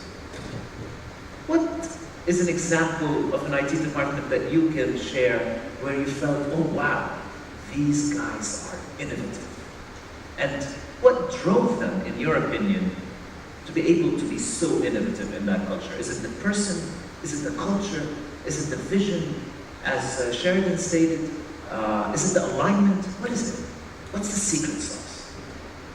Thank you, Basil. So, one of the key traits that we see in organizations that are truly innovative is they have the customer in mind, right? That customer experience in mind. And ultimately, what are the technologies they deploy are deployed with the objective of improving the velocity of business and the scale of business, right? So they come with that mindset with the customer first. And every technology, every decision they make drives the business towards that outcome. And if I address, the inhibitors, I'd like to mention two things about the inhibitors that we face as sales makers from ground up. I think there's this perception that innovation equals technology, which equals complexity, right? And that complexity to various businesses is a bit challenging. The other inhibitor is sometimes the fear is that with complexity and technology, there is a transparency which comes across the business, which the business units also fear. Too much transparency, big brother effect. So these are some of the inhibitors that we face. Wow, okay. So I think you spoke about the concept of a North Star. So every single decision that the IT department makes is leading to improving scale and velocity. And sometimes we forget that if we really go back to our vision, to our stated leadership's direction, when we take every single decision, it will enable that innovative culture and for us to innovate. Dinesh, at Automation Anywhere, you talk a lot about digital transformation. So how do you define the role of a CIO when it comes to digitally transforming their organization? So I'll take 30 seconds and kind of set the scene a little bit for automation. I think in today's uncertain times, organizations are using cloud technologies, right, to address work from home mandates, navigate through strained supply chains for companies across the world. At the same time, organizations or customers have access to new cloud, social, mobile, and AI technologies that leads them to kind of expect higher standards, right? New products, get faster service, almost instant response times. And so the expectations are pretty high. So now to maintain this heightened customer expectation, organizations are digitizing a lot of the manual business processes as much as they could. Even with a lot of digitization that's happening today, if you look at it more than ever, we still have a lot of employees in large and small organizations across the world sitting and doing mundane, repetitive, boring tasks on a day-to-day basis, like cutting and pasting data from one application to the other, keying customer information from an invoice, or responding to basic customer queries on chat, etc.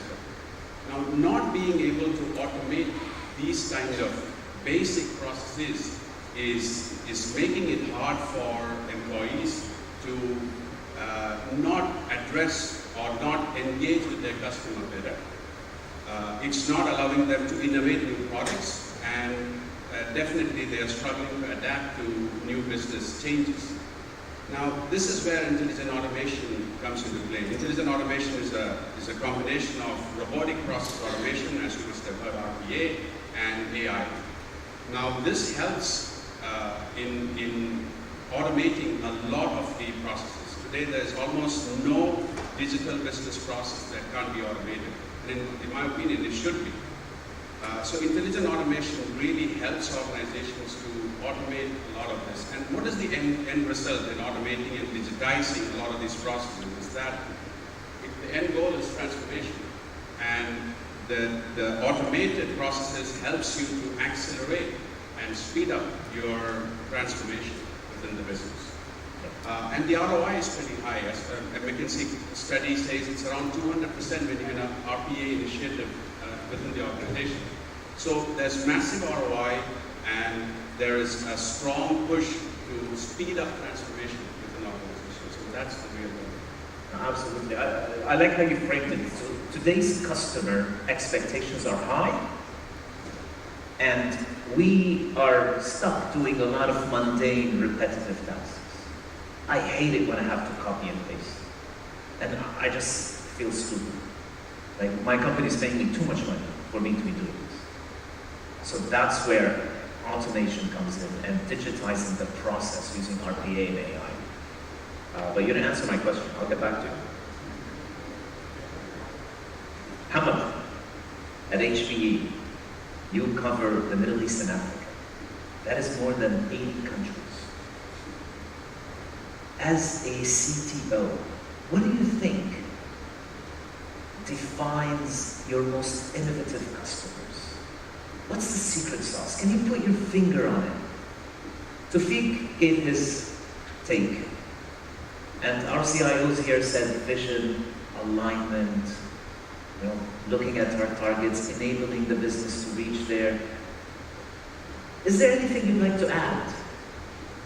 Do you see a secret sauce at HPE that you've encountered with your customers that show the ones that are driving, who were the first to adopt, composable infrastructure? Who were the first to adopt private cloud, hybrid cloud? Who were the first to adopt AI? And why? Is it a vertical? Is it a person, a leader? What is it? I mean, from my perspective, from a vendor lens, it's the organizations who embrace courage over comfort. So it's all about outcomes at the end, right? So we're dealing with many customers who are willing to take this step. They are willing to really use creative and innovative ways to bring experiences for their clients, to increase their ROIs, and to help be more competitive. And they're embracing obviously data and analytics, because that's, for us, I think in this age is very critical for all of them. And we call it kind of data first modernization. And according to some studies, by the way, the winners or the brands who took this step forward, they sprinted ahead. And the 2/3 of the organizations or CIOs or CEOs, they're seeing themselves falling behind. And the one agreed action or the one agreed thing that those winner brands told us is that they embraced data and they started to use the data analytics to bring use cases and experiences. And that's very important. We keep talking to our customers about trends, use cases, implementations, and some of them are early adopters, some of them they don't need to take a risk, but guess what? They go out of business at some point in time, they lose their competitiveness, and they fall behind. And that's why we keep encouraging them. You can start, fail fast, as you rightly say, learn, improve, and go on. But if you sit behind, you're gonna just lag, and maybe you go out of business. So that's No, I like it. I'd like to clarify. I just repeated what Sheridan said. I did not say fail fast, but I agree wholeheartedly. So Hamad, you're talking about, data-driven innovation, and then you mentioned decisions. So we're using data to make decisions. And Tawfiq said every single decision is aligned and is driven by the case of how can I be agile and scale. So I call that the North Star. A lot of those CIOs that are falling behind are struggling. And sometimes, in my experience, they don't see the need to innovate.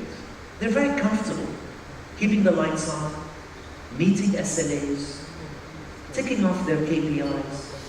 Servers are up, help desk tickets are good.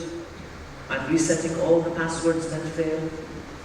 Nobody gets admin password access. It's secure. So I'm secure, I have my SLAs, my help desk is running, my stakeholders are happy. Why should I take the risk to innovate? So looking at an organizational externally, what are the benefits of using AI, using data-driven innovation?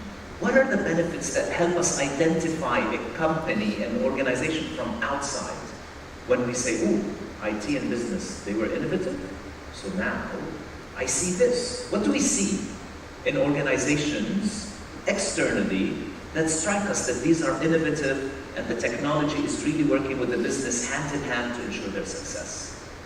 Can you give me a few of the characteristics, how do you say that word, anybody? Characteristics. Oh, stop it. See you. It's not working today. Characteristics. Thank you. Characteristics. What are the characteristics externally of an innovative company where business and IT are partnering together well? Yes, so as you rightly mentioned, they both have to be aligned. And it's not only the technology that plays a role in this innovation, right? It's also the people and the economics, right? And I was hearing some speech earlier speaking about the economics. Now, the organizations who took this lead, they started to see benefits on their, for example, I can name a few customers without mentioning the names just for the confidentiality, but some of those, they maintained or reduced their maintenance cost by 50%. Some of them, they were able really to reduce their infrastructure TCOs, or they were able to reduce the infrastructure cost by 6 million or 7 million over the course of 3 years. The others were able to ingest data instead of months. They reduced this time to minutes, which means that they can act faster or react faster. And obviously the edge is coming to us, and there will be a lot of data crunching to work. Edge for your benefit is anywhere where we consume technology outside data center or cloud, and that's where 50% data will be consumed. And those customers who embraced those, digitized themselves, went forward, they started to see those results. And when you look at these results, they make them more competitive, and they can maybe bring better services for their clients, or less cost, or even faster response. I personally don't like to deal with anything I consume at a very slow speed. If somebody is late, I can't take it. Just I'll go to another vendor immediately. Not from an IT perspective, but on a personal level. So when you really embrace those innovations, when you start leveraging these technologies, you will definitely come forward and fast forward. And that's not only in technology, but you need to look at outcomes, and that's why we call it outcome-driven approach. We as a company, we took this journey, by the way, back in 2015. We were, believe it or not, we were a large corporate, yes. We were having more than 15 siloed corporate. No one would share data with each other. But we streamlined ourselves, and we succeeded in this journey, and that's why we take it to our customers now. And that's why we call ourselves the Edge to Cloud Platform as a Service company, because we learn the lessons, but we can bring those journeys to our customers and let them, learn from the tricks. So it's all about outcomes. It's all about getting the results faster to your business. All right, perfect. So you talked about cost savings. You talked about reduced complexity in infrastructure, faster decision making, and outcomes. It's all about the outcomes, right? So Dinesh, I'll ask you a question. What is the role of the CIO in this digital transforming world, in your opinion? So today there is very less business processes that can be automated. We can automate almost everything. Does the name automation? Anywhere. Doesn't say somewhere, it says anywhere. The benefit is that more, you could have technical, non-technical, you could have front office, back office, all layers of the organization can take part in the automation initiative. That's when, what we call true democratization of RPA, our robotic process automation, happens within an organization. That really, as I said before, accelerates the transformation process. Now, how can a CIO help, right? There's a mindset change that is required. Now, I talked about employees doing these mundane tasks. They have kind of accepted that, doing all of these tasks is part of their daily life. And CIOs also have accepted some of these standards that are suboptimal at best. So that's the mindset change that we need to bring in. People need to say that, no, I'm not taking those and I'm not accepting those, and we are doing. The way the CIO can help is they can really drive what we call citizen development across the organization, getting more and more people across the board within the organization to participate in automation. Facilitating that is really an IT leader's job than anybody else's, because for him or her, that's the key, right? End goal is transformation. And how do we get that? When more people participate in the process, that drives transformation. So that, I think, is the way a CIO or an IT leader can help. I love it. So we talked about multiple stakeholders, because every CIO cannot drive transformation on their own. So when you have multiple stakeholders, you need this democratization. And I love that word, democratization. And the CIO plays a facilitation role. He drives, he sets the agenda, but he also needs to facilitate the multiple stakeholders. Now, both Dinesh and Hamad, you focused on internal characteristics, the word I was struggling with. Tawfiq, I'm going to put you on the spot. Can you name me 3 external characteristics that define a truly innovative enterprise, in your opinion, from the vendor side, before we come back to our customer side of the stage? So what are the characteristics that define your most innovative customers at Epic? Externally, We heard about cost cutting, we heard about alignment, we heard about facilitation, we heard about democratization. Those are all internal characteristics within an organization. But me as an external customer, how can I, what do I feel? What's the difference? Yeah, that wasn't on the brief, Basil, but It was? I'll answer it.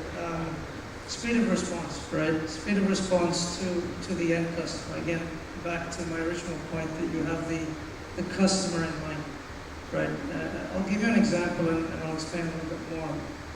Personally, I had an experience recently. I won't mention the organization, but I called in to report an outage, right? I had to give a lot of data points from my side, my phone number, my Emirates ID, etc., etc. I was told that there was an issue with my billing. I said, okay, well, I paid the bill. Can you check and confirm? The answer was, okay, I'll email the finance department and they'll get back to you. Frustrating, right? Means I have to wait, and I'm not sure if I'm going to get a response and when I'm going to get a response. What I'm getting at is that speed of response to a customer indicates how well connected an organization is internally. Right? We at Epicor believe in this notion of data supply chain. Right? Data should be readily and efficiently flowing across departments. Right? Between if you have a factory, you're in manufacturing, to finance, to customer service, to your shop floor, your design teams. The various organizations within an organization should be interconnected and the data should flow smoothly. So ultimately to an end customer, if he's reaching out, requesting information, most of that should be readily available and you can respond quicker. Even if the answer is not what I'm looking for, right? Even if the answer is, look, there is an issue with your payment, it did not clear, I should be told straight then and there, rather than having to wait for someone. So one of the main indicators of an innovative organization is how quickly and how well they delight a customer at the end of the day. Excellent. Quickly delighting customers. Relying on a data supply chain. That's a new concept, but I love the fact that you use the word flowing, readily flowing. At Masafi, we have waters that flow through your manufacturing plants, bottling plants, distribution vehicles. What are some of your most innovative features of Masafi? What has IT really driven to take the organization to the next level? Should be looking at me. I am sorry. Okay, so I'm going to continue on the previous conversation, and I think it's about being obsessed with your customers. So any touch points that you have with your customers needs to be your highest priority. And from a tech perspective, this is what has been my focus for the last 6 months. Bringing a seamless experience to our customers to be able to react fast enough and to live life at the end of the day. I think there is a strong correlation between technology and innovation. And today, given the world that we're in, given the external factors that are impacting organizations, for example, the war that's going on, we have to consider innovation as mandatory. If organizations are not innovating, we need to accept the fact that you will die. And it needs to be considered similar to having a sales department, a manufacturing department, a tech department. You need to have an innovation department as well. And you have to look at how you can actually impact that top line. Our focus at Masafi is about understanding how we can actually support our customers and drive that innovation to, at the end of the day, satisfy them. Perfect. So, customer obsession. Where I see a trend evolving in the panel. Everybody's customer focused, outwardly focused. So back to Muhammad, at Fairmont, your customers are the people that come into the hotel, check in, want to have fun, enjoy themselves. How can IT play a role to be customer obsessed, to provide a seamless experience, as Sheridan mentioned? Yeah, again, as a hospitality industry, the customer journey is very important for us. How, again, also, as you just mentioned now, from the staff side, like touch point of the customer, that the customer goes to the online booking. He books. That when he books, these information is through to our system.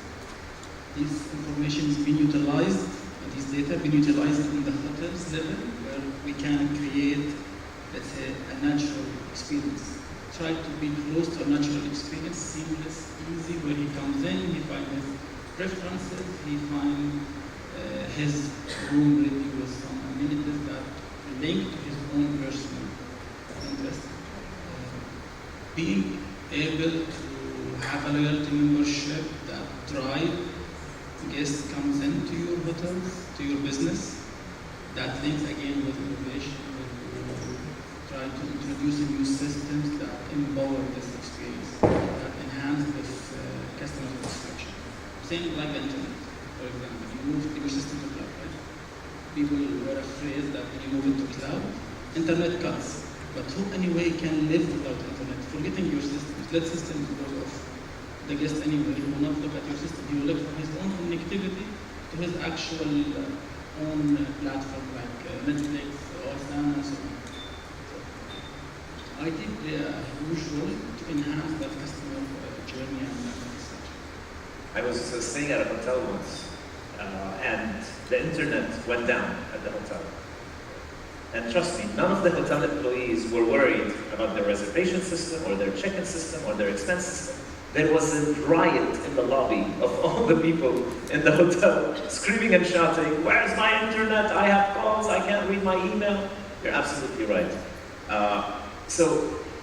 We've gone back to Ihab. 300,000 or 400,000 students? 300,000. Just to elaborate something you mentioned. Yes, please, go ahead. So, you mentioned that what drives the CIO to innovate, right? If he achieves the SLA, KPI, everything in place. So my questions to you, do you believe he achieves this without innovation in all cases? That's a very good question. So, Gartner, you're familiar with Gartner, they refer to this concept of bimodal IT. So the idea is that as an IT leader, I have two arms. And with one arm, I keep the operations running, and with one arm, I need to innovate. What you're saying is, I can't keep the operations running without innovation. Yeah, exactly. One of the common examples, maybe for us, if you have serving 300,000 students, for example, the call center. So if you receive 1,000 calls at the minute, so do you believe you need 1,000 call center agent to answer them? Definitely no. Then you need an innovative solution. For example, you may use a chatbot for students to answer an automated service, AI. Absolutely. Stuff like this. Yeah.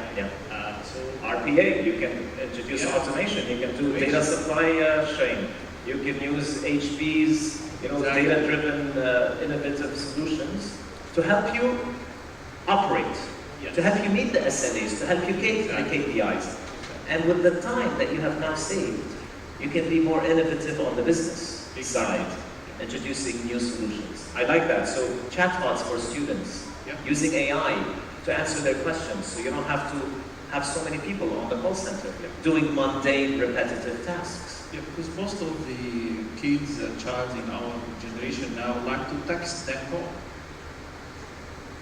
Yeah, our children are digital natives. Yeah. They're born. Especially now, we are talking about the digital literacy.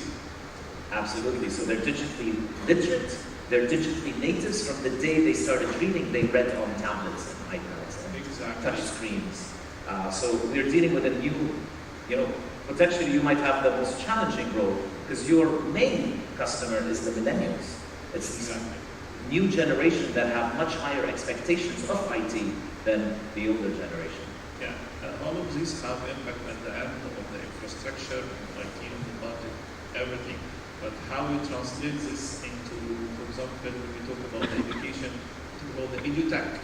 So edutech is a new specializations. Most of the companies that are producing IT products they still, some of them, they maintain the same model of selling IT products, but developing your message, your offering into edu tech, I believe still quite few of them which is doing this, which we struggle sometimes to find a solution. So I'm very honest. Absolutely. Yeah. Because again, bimodal, you have these legacy systems, you have Exactly. these databases running on old infrastructure, you have student information systems, LMS systems, Yes. and then you want to implement an innovative solution, but it doesn't integrate, doesn't speak. I don't want to create a new silo. So of course there are challenges. It is not easy, which is why we're here today to honor the very best, our titans and our award winners. We're running a bit behind time, so for the last question, I want a quick answer from each of the panelists.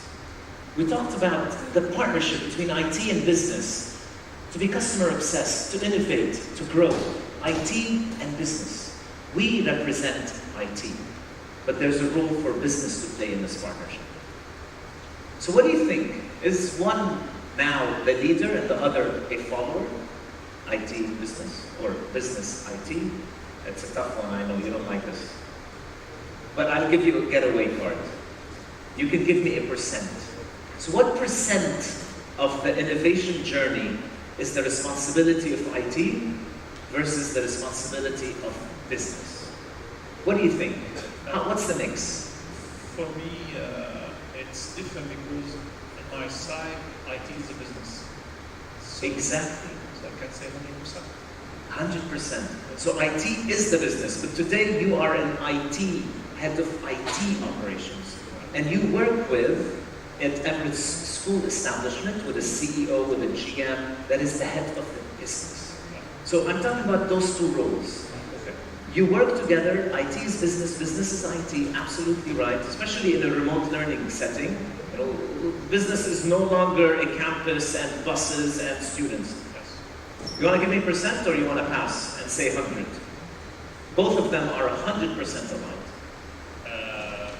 Sometimes it's a fluctuating. I mean. Fluctuating. Yeah, there's no constant percentage.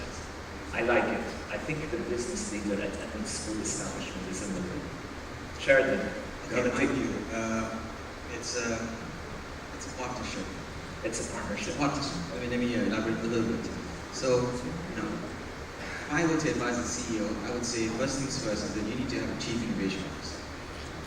The next thing I would say is that one of the biggest challenges today is getting investment from the board, right? And imagine a world where the chief innovation officer and the CI are working together to get that investment. It makes my life much easier, and we are working hand in hand. Therefore, I think it is a joint responsibility, but always the vision needs to be set by the business. We as tech leaders are empowering and enabling the business to achieve their business objectives. Okay. But we need to have a seat at the table. Excellent. Seat on the table, we empower and enable the objectives of the business. It's a partnership. Hamid. I can't add more on the partnership, but I can tell you something I do as a getaway, which some people tell me is a getaway from the project. Actually, I go to the business owners of these new solutions, new digital system technology, and bring into the departments, let him buy in, and he becomes the business owner, where he assists me to get the funds from the board, and then drive in the business. No one can drive any technology change. No one in the business will actually have that technology. And easily they can ignore the team and unwind away from the issue of the mindset where people reject the change. People call it getaway, but I find it the right way as a partner. Me as IT, the other department rooms, finance, whatever, to get into this. Okay. I like it. So you actually recruit a business owner to take ownership, to drive the innovative change within the organization, and you're there as a partner, step by step. This technical consultant. They're the technical consultant. Lovely. So again, you're supporting, you're facilitating, you're enabling. All right, back to our vendor. Who takes decisions? At Epicor, when we sell to our customers a flowing data supply chain, seamlessly flowing, who do you feel are making the decisions? Is it the IT team or the business team, or is it a partnership that is facilitated and enabled? Definitely a partnership, right? I think each plays a different role. See, IT has a major role in awareness and enablement, right?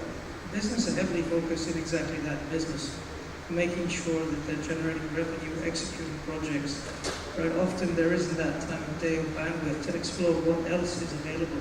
How can you do it better, right? So I think the impetus comes from IT.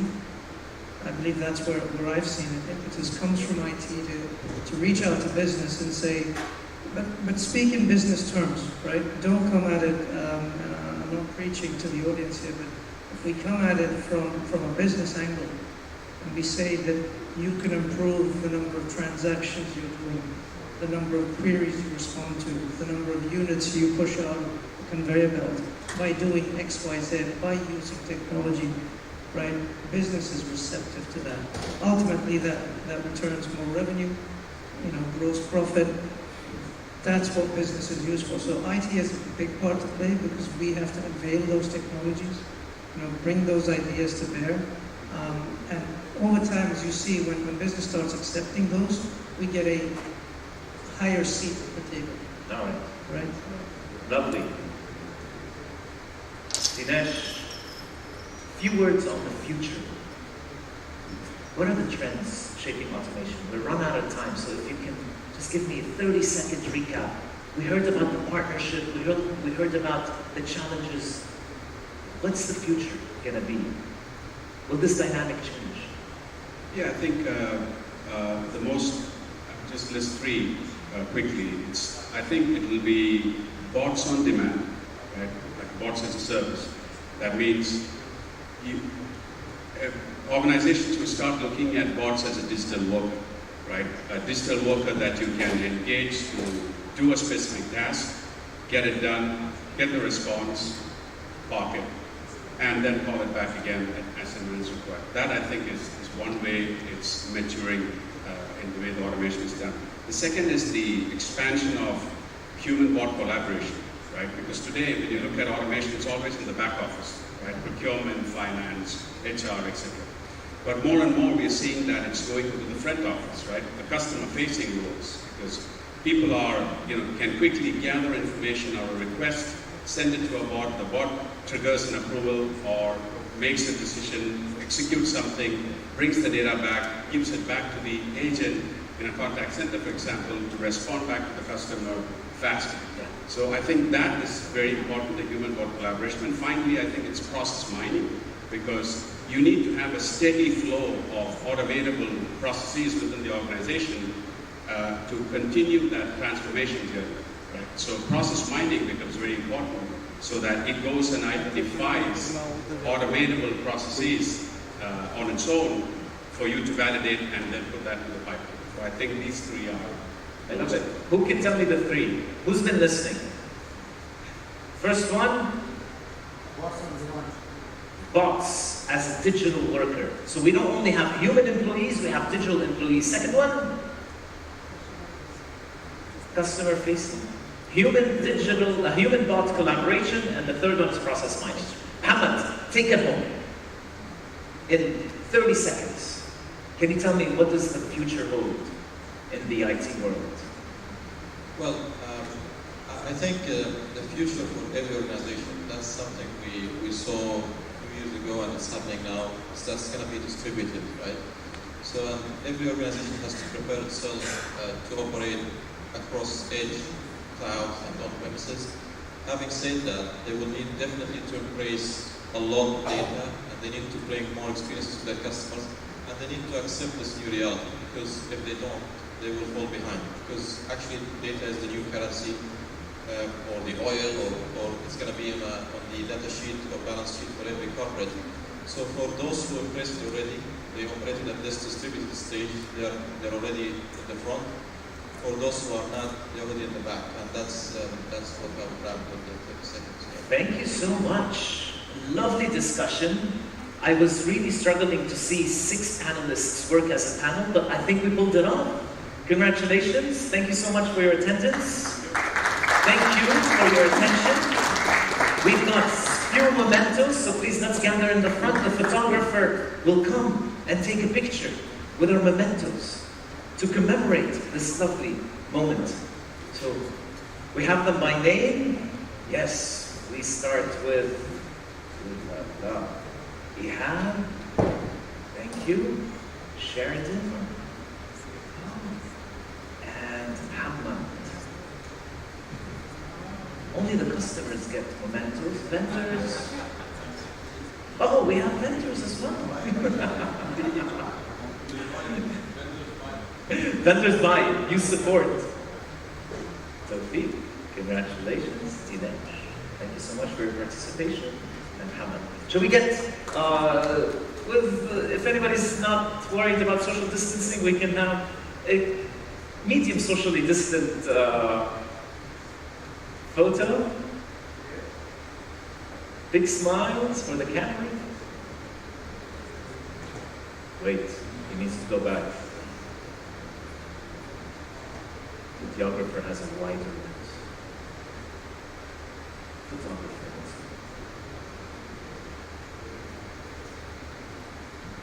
All right. Thank you, sir. And thanks, everyone.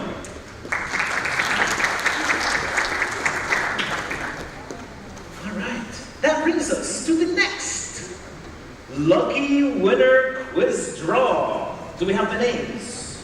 So the second question that we all received on email was, which of the below is not a basic cloud service? I can tell you this was the easiest question most people got right.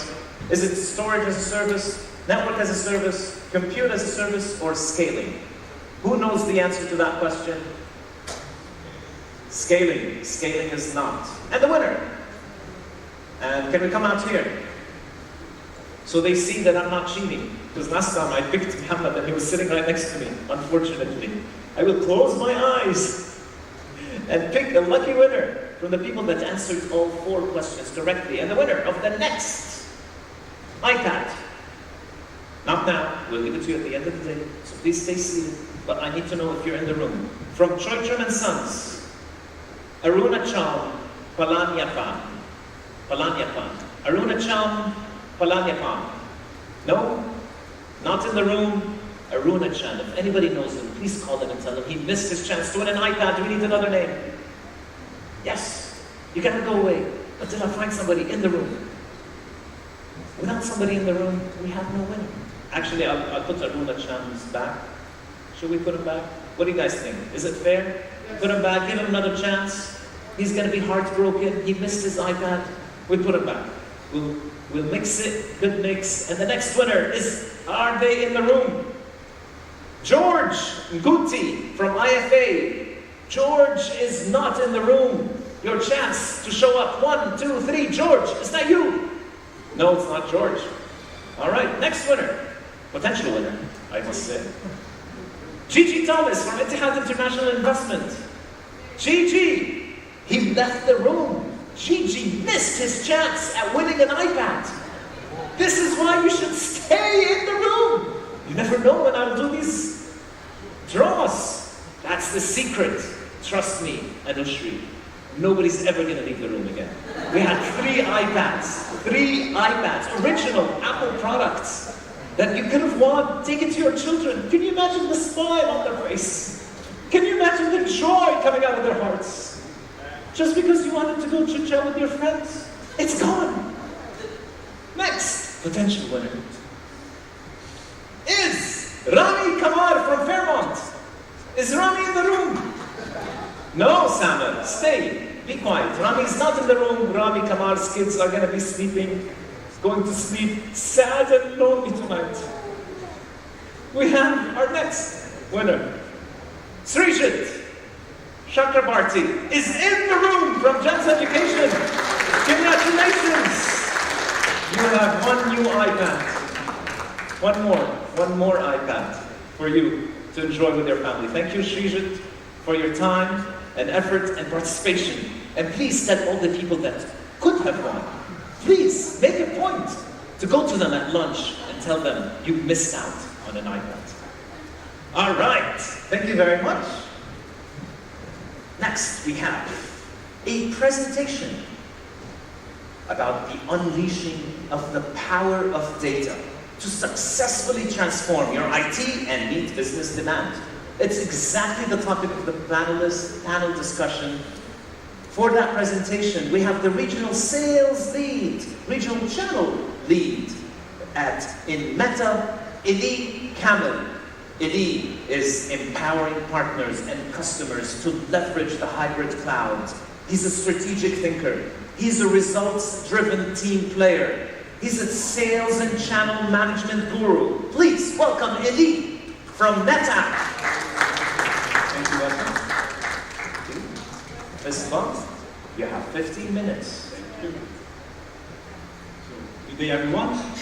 I'm Eli Kamel, a regional channel lead at NetApp. And I've been 7 years at NetApp, changing roles from pre-sales to sales and currently in channel. However, what didn't change during my career is actually this slide. In every event, we have been seeing slides focusing on the importance of data, how not only store data, but how to analyze it and make use of it and transform it into a business enabler. However, the change that happened, unfortunately, in 2021 was COVID. COVID effectively was the digital accelerant of the decade. What all the CIOs from the previous panel were mentioning regarding digital transformation, I believe their mandate was to accelerate it by at least five to 6 years. So whatever projects that used to take 5 years to have, they are expected to deliver it in a couple of months or even weeks. 96% of the organizations have been mandated to accelerate their digital transformations. One of the most disruptors and that pushed the digital transformation is effectively the change in how business is delivered. The change of workflows. Currently, I have signed a new HR contract that will allow me to be a flexible worker, meaning spending most of my time at home and the rest a very minimal time at office. So expect what is the IT department is expected to deliver for us in terms of connectivity, in terms of employee experience and having access to all our tools and all our softwares and presentations. More of this, 46% of the organizations will see that one of the key changing aspects of digital transformation is sustainability. Currently, I believe the data centers, the storage power consumption in data centers is taking approximately 1.5% of the total global power consumption worldwide. Imagine how much kilowatts or megawatts or zettawatts this is taking. Moreover than this, the priorities of IT leaders or of CIOs have changed from pre-COVID times to post-COVID times. The major two business changes are the resiliency in business operations. So leaders now are expected to have resilient operations that are able to sustain pandemics, force majeure, without any disruption to the business. Moreover than this, which is a topic that all of the panelists discussed, is the customer experience. Everything now needs to be online, in a self-service mode, in an app-based probably. So imagine yourself going to a website, going to an application and trying to purchase any good that you would like. And imagine this application crashing or not responding. You will definitely drop the application and move to another company. This is loss of business.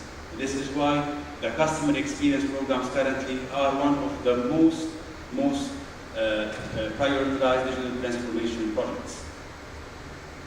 So, what are the 4 pillars of digital transformation? One definitely is speed and agility, speed to deliver new applications, speed to deliver innovation, speed to beat competitors in new products and new offerings. We believe as well that cloud is the new platform, is the new blockchain, and data is the new crypto. And we also believe that even though that cloud is the thing, customers will always have a hybrid cloud model. Not all the data will be on the cloud. Data will be having to flow from the cloud to the on-prem, back and forth. And it might not be a single cloud, probably it might be a multi-cloud architecture. And data fabrics will be replacing data centers. Effectively, what are data fabrics? Data fabric is NetApp's strategy to address the digital transformations at our customers. We are applying an AI-based, a software-based approach in order to deliver the flexibility and speed of the cloud experience to on-premises or to on-premises data center, and at the same time, bring the enterprise applications up to the cloud. This will help the data, as Mr. Sheridan, the CIO of Microsoft, said, to flow from our on-premises to the public cloud and back. Whether it is a fully on-prem, hybrid, or public cloud, there needs to be a consistency of how the organization is seeing its data moving.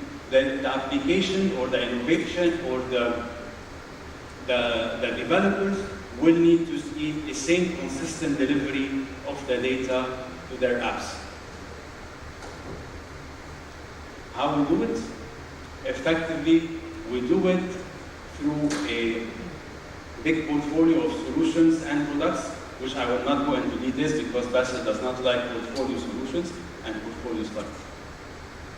However, we should mention that most of the portfolio is software-based and it's available in a subscription mode, in a pay-as-you-go, or even pay-as-you-use model for customers to just try and adopt.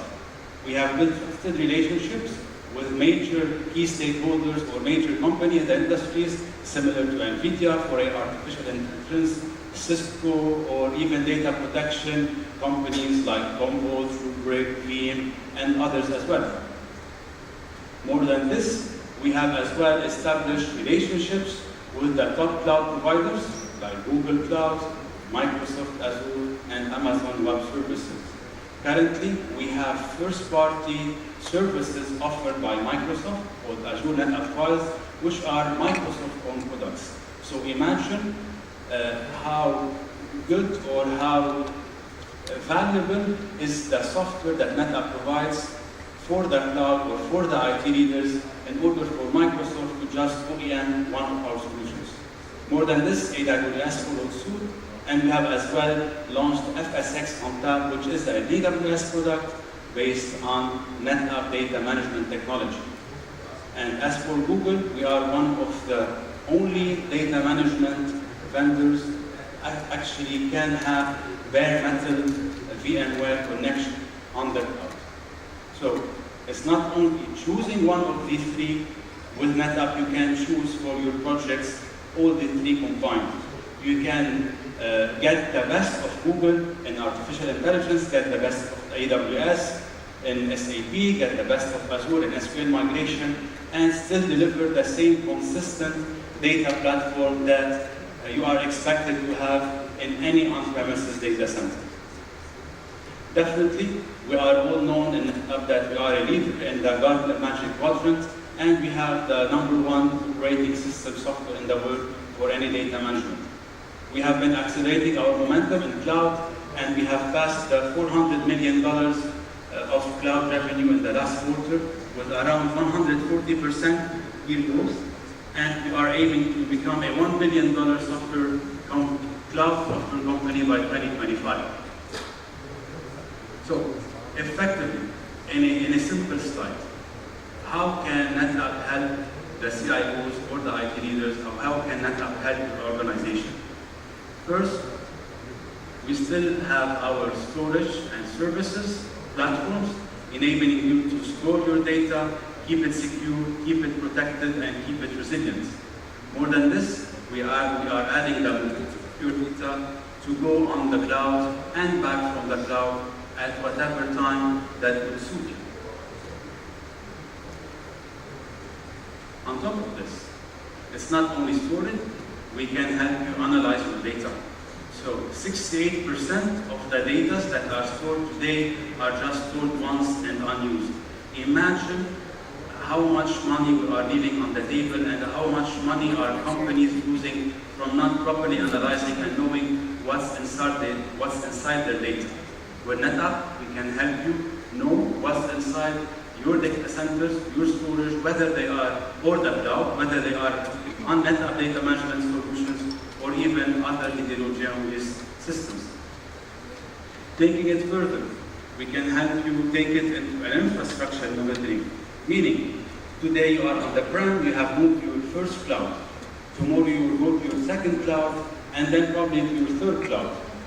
Then imagine having a single pane of glass and having the visibility to know what part of your data is on which cloud today and what part of your data you can move and you would like to move to different cloud platforms tomorrow.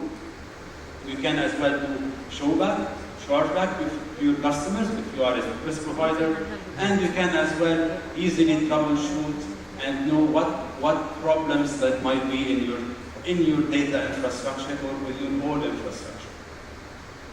Talking about the data and talking about innovation, this has as well impact on developers.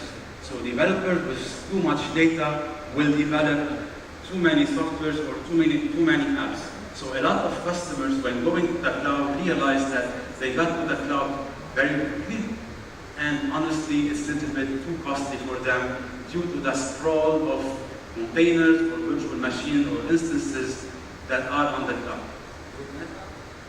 We can help you reduce around 60 to 70% of your cloud cost by optimizing your virtual instances running on Azure, AWS, and Google Cloud. And guess what? We will only bill you based on what percentage you are saving from your initial investment. By having these four foundations, we can deliver enterprise applications, virtual desktop infrastructure, SaaS services on the cloud, which are all managed and have the foundation of the data fabric in order to have an application-driven infrastructure that's at the same time, as we said, agile, cloud-ready, and in a multi-hybrid cloud environment. As a summary, we can say that we can provide you with the freedom to move your data from the edge to the core, to the cloud, manage it, analyze it, make the insights transform into business revenues and business opportunities. With NetApp, we can unlock the best of the cloud, and we can help you by doing this and by helping you to transform your infrastructure by getting more of your data. And with that, I'm a little bit early, but I think the message of the importance of data has been delivered today by myself and other presenters. So please feel free to visit us for any questions in our group. Thank you very much. Thank you indeed. Standing ovation for you. You are the first speaker today to finish within your time, so your memento has been upgraded. That's great. Not in size. As big as me. Thank you so much. Can we have the memento on stage? You know, I was really impressed with NetApp's growth in the cloud. So we're talking about digital transformation. NetApp has come a long way, digitally transforming from a hardware vendor to a company that's growing 137% in cloud revenues. Isn't that incredible? So congratulations.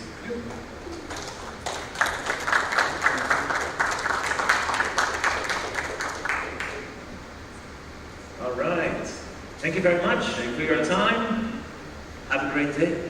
I will have that, yes. Always a good idea. This one. Leading by example.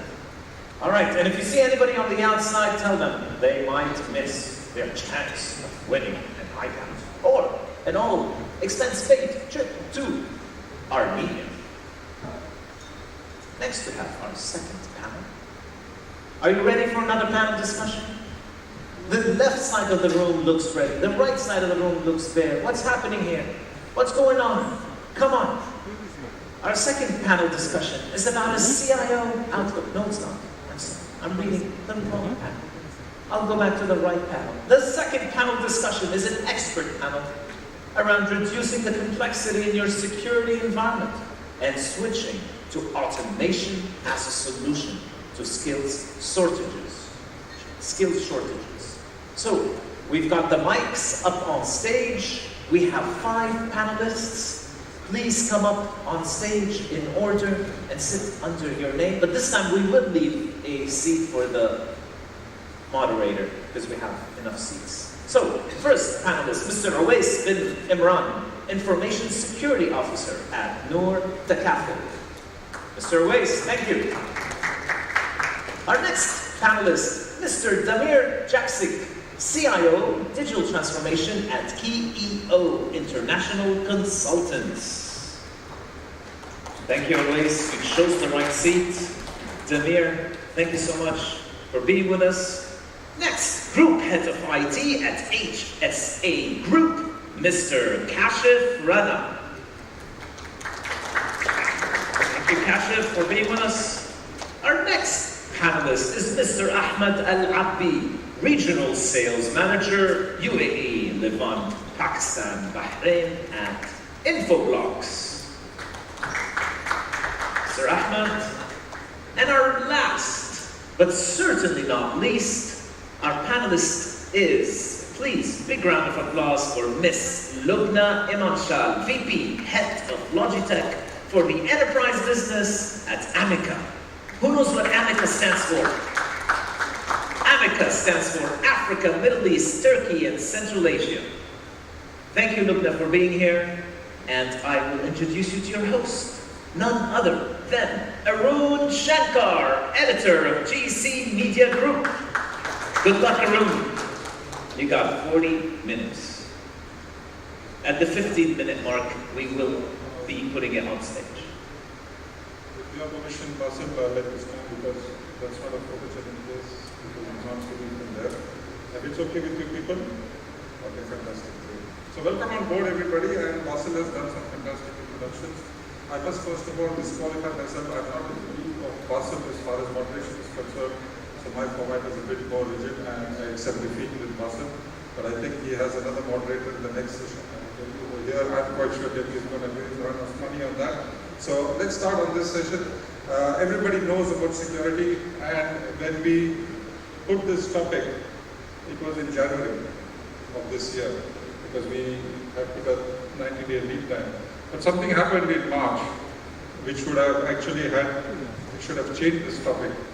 But because everybody had the topic out, we stuck to it. Any guesses what this topic should have been? Because something happened in the first week of March. Somebody went inside some place, right? And a lot of things started happening. And one of the questions I posed to the vendor was, what is the characteristic of a cyber war? And the answer was so unusual that I want to share it with you before I start. The answer was, it's not DDoS, it's not ransomware, it's not wipe malware, it's the level of misinformation that takes place.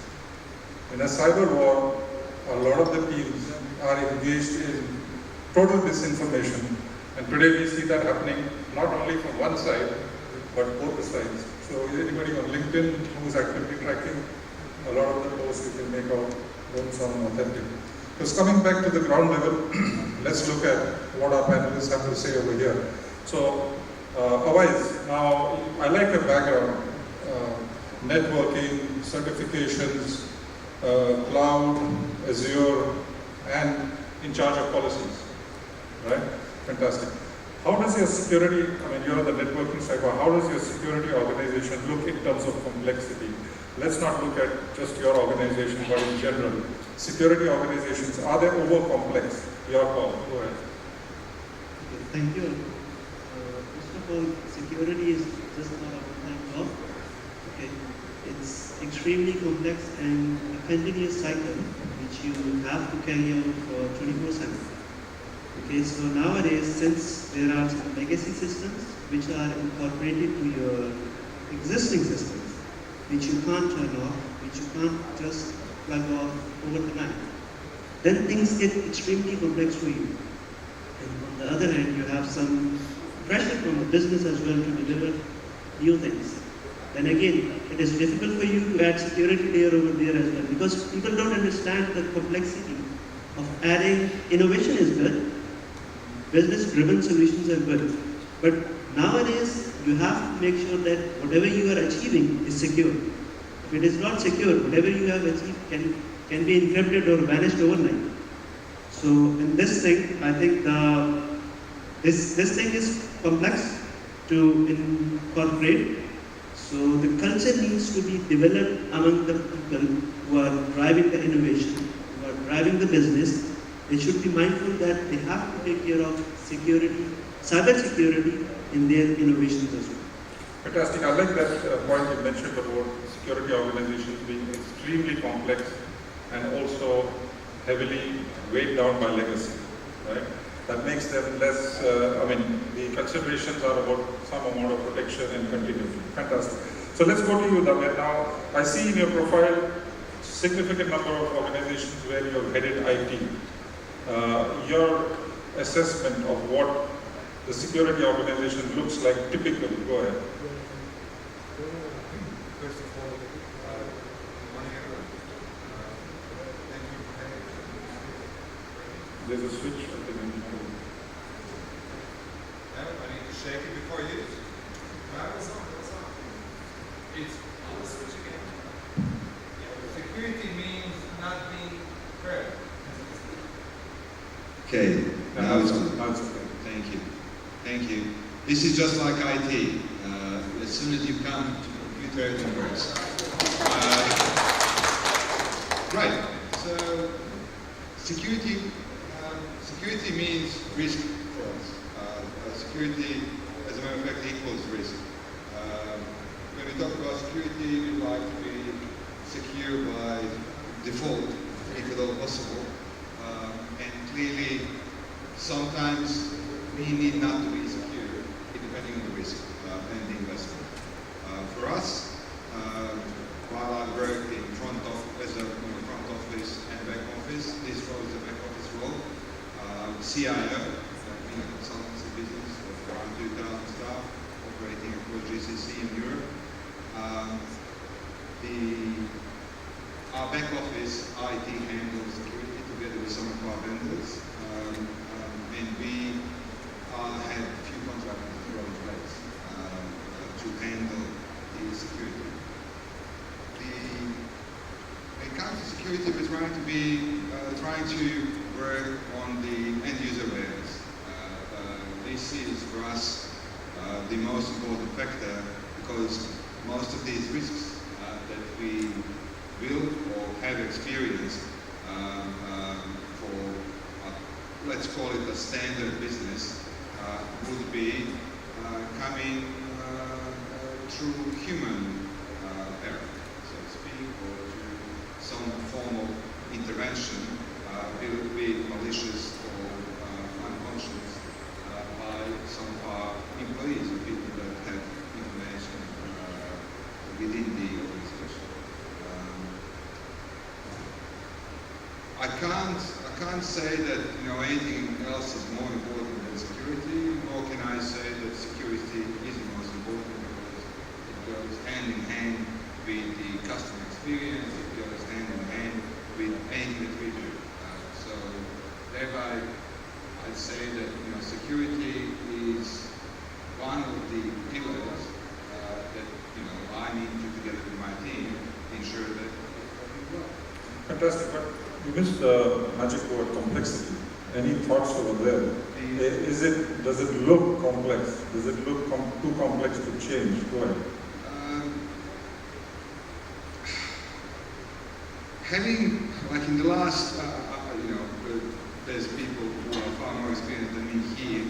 I have around 25 years experience in IT. Security became, from my perspective, it became less complex.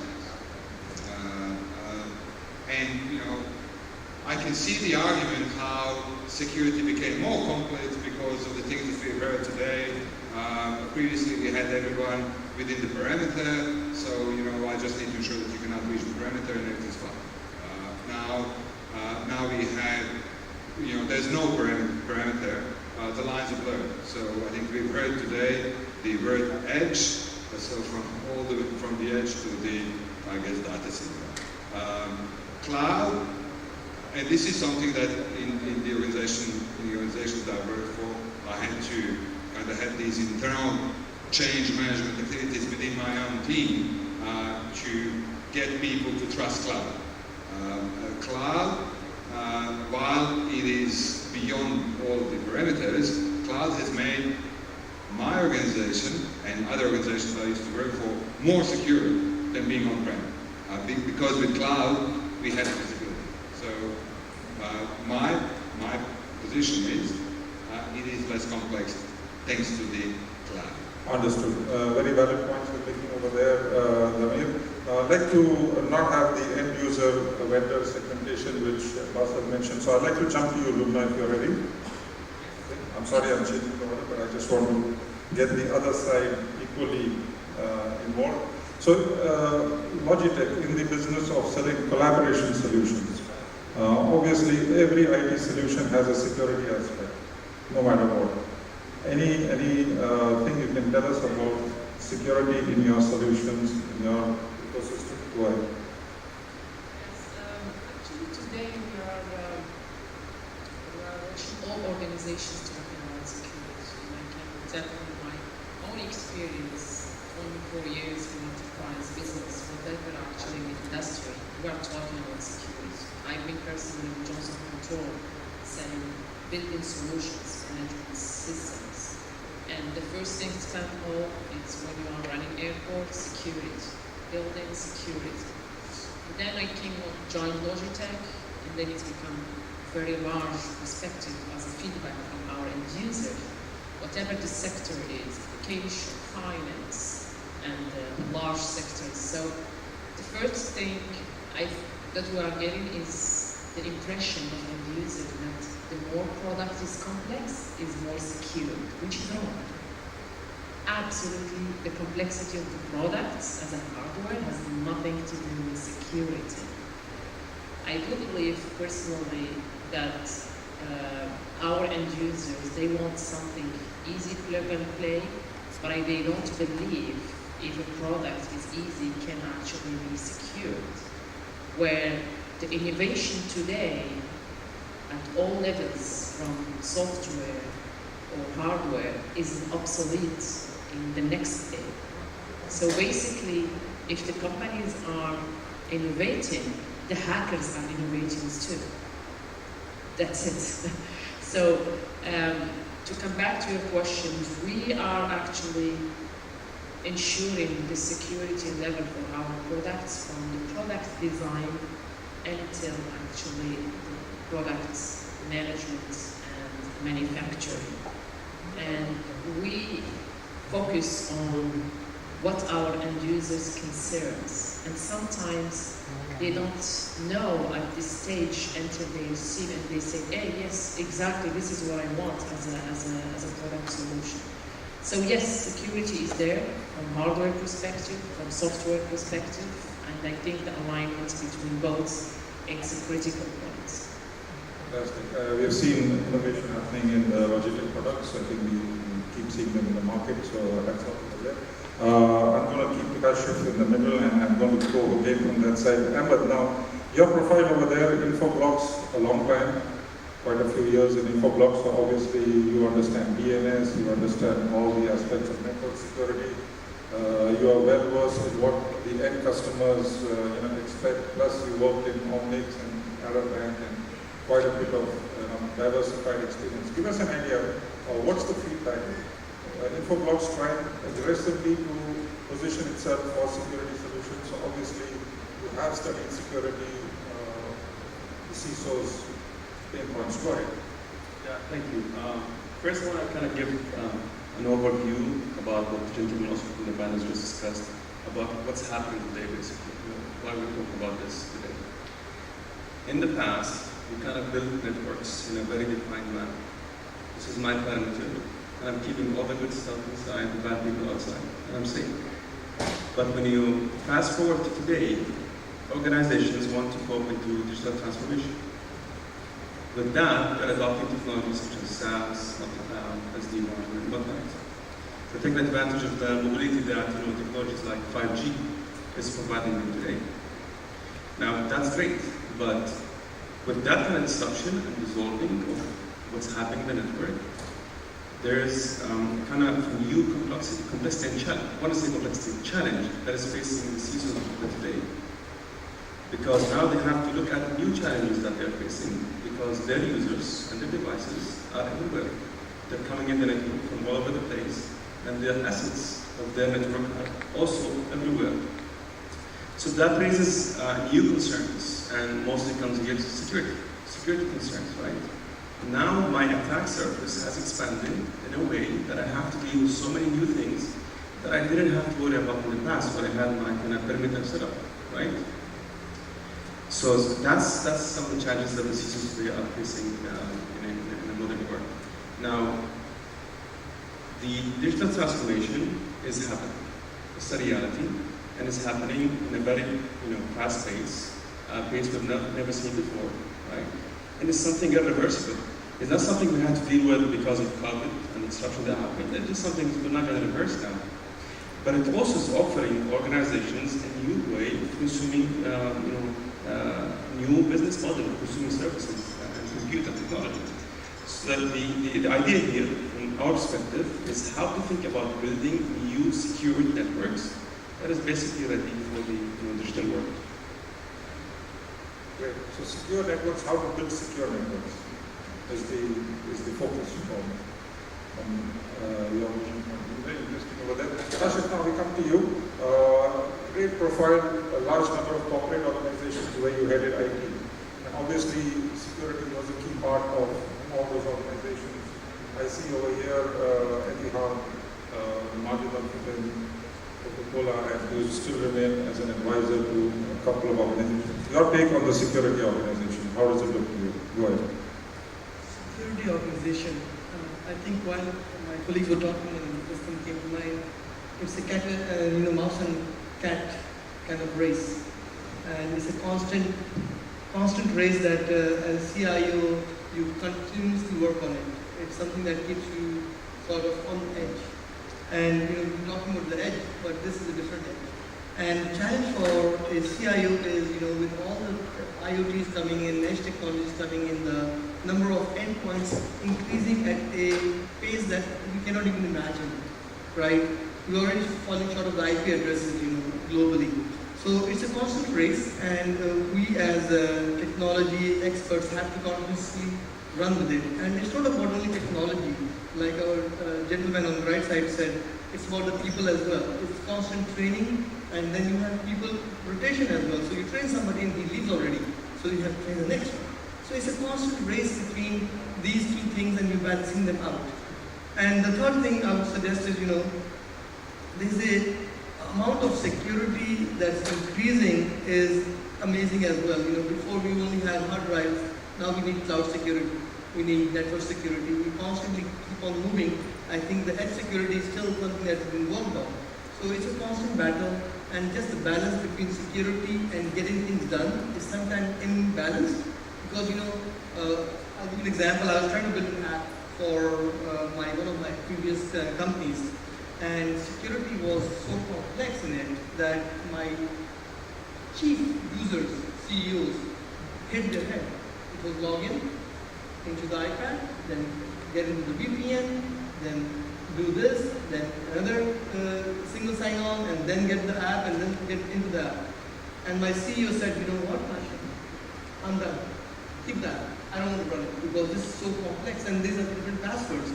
So he said there were days when I used to fly, I would forget my whole file in the plane, and there's no forgetting.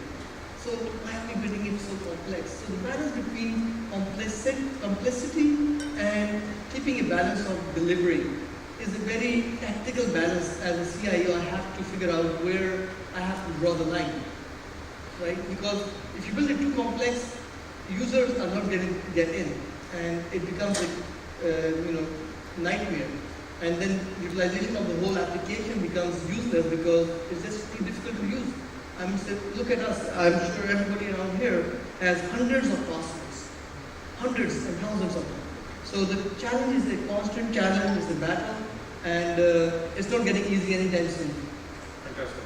I think the classic, based on your experience in so many organizations, Kashif, Majid Al-Futtaim, different culture, and Arab Bank, Al-Futtaim, and then Safer and Etihad, different cultures. Obviously, the balancing of the security hardness versus convenience, a key aspect of the job role. Because if the employees start complaining about security, then we all know what's going to happen. Okay, let's move on to the next question. So, next round, and I'd like to come back now to Awais. Awais, we are told that automation is being inbuilt into security vendor solutions.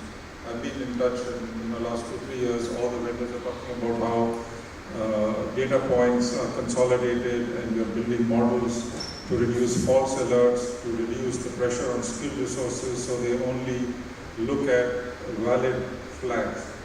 How do you actually feel about the level of automation? And I just want to point out one thing over here. For CIOs who drive RPA, it is very important to get the process clear and then you automate. Now imagine for the CISO, he's told that, listen, the security process is being automated, you don't have to know what's going on. And one of the surveys I read was about how CIOs don't want automation because it's not transparent how it's being automated. Your thoughts, go ahead please. I think nowadays the market and strategies of these vendors are heading into the right direction. If you take an example of a couple of years back, so as the guy said, there was only one type of security you have to implement. Now you talk about cloud, you talk about your network devices, you talk about your servers, you talk about your endpoints. Okay? So not only endpoints, so there is a challenge. The people who are using these endpoints, they are also tricky for you. So how automation is going to help, or how the market is heading, is earlier you used to have a couple of people, like it's a 24/7 job. You have to monitor something, some attack happens at night. You have nobody in the office. What you are going to do? Okay? So you automate those processes. Okay? How you automate those processes? So like in artificial intelligence, you train your systems. First of all, whenever you deploy your system, it's a new system. It's like a new baby. Whatever you feed that baby reacts in such a way. So whatever you train to that system, it reacts in such a way. For example, if you take an example of a company working in UAE, okay, the system gets trained that you will have most of the traffic coming to your core system is from UAE. Out of the blue, if you receive a request from Serbia, okay, that's an anomaly, an unusual behavior in your network traffic. That process can be automated. Okay, if something happens late at night, that is automated. Now, how to mitigate that process? So you develop some personas on the organizational behavior. So each organization has some different trends of network usage, different trends of your files, different level of sensitivity. So in such a way, I think there are solutions in the market which are helping out to in-tune your whole infrastructure, your endpoints and your devices. And then on the cloud as well, you can have visibility of the things. Where your files are traveling from this end user to this end user. And all these processes are automated. So I think the market and the vendors are heading into the right direction, which is actually easing the life of information security officer. Like you don't have to be continuously present on top of your infrastructure, your cloud devices, your endpoint, and then again with the mitigation plan, when you feed the system, automatically it mitigates those viruses. For example, something happened for the first time. Okay, the system knows, you train the system what you have to do. Okay, there was a false alert. If you are connected to a VPN, some employee is connected to a VPN, okay, you will receive a request in such a way. Okay, at first there was a false alert. You train the system, for the next time it will mitigate automatically.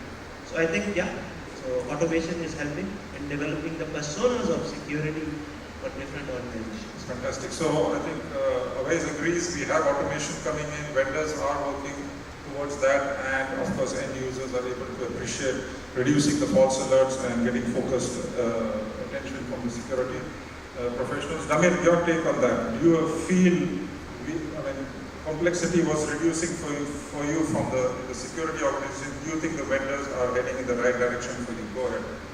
Vendors are and if you have any vendors in the room, you are not getting in the right direction by calling me and other CIOs on the phone or asking for a 5-minute meeting tomorrow or something like that. Please stop doing that. It's we're all busy. Automation is phenomenal. With automation, I need not to hire more staff. I can be better when it comes to budgets. We were very early adopters. Lots of the strategy that we have in the organization that I represent revolves around Azure, Microsoft products. We were early adopters of cloud and security, and one of the first things that we have done, we've set up a number of policies to automate based on the rules and so on and so forth. Automation, as with any other profession, it really is phenomenal. It does help us do more with less. Right now, we have really a number of policies deployed in Microsoft product that starts with S. It's in Azure, and that product is phenomenal. We syndicate lots of our logs through this product that starts with S. Guys have done a demo for me. We meet every fortnight and go through all the policies. So things are being policy driven, which is phenomenal. The other thing that the organization that I represent is involved in is something called smart cities. So what I would like to ask everyone here is maybe in 10 years' time, would you like to be automated, not being able to leave your apartment because some guy or girl in IT have set a rule that if something happens, now the smart door will not allow you to leave your apartment. So security is becoming ever so important, and it really, we have to be very, very careful at which horizontal we're trying to address this.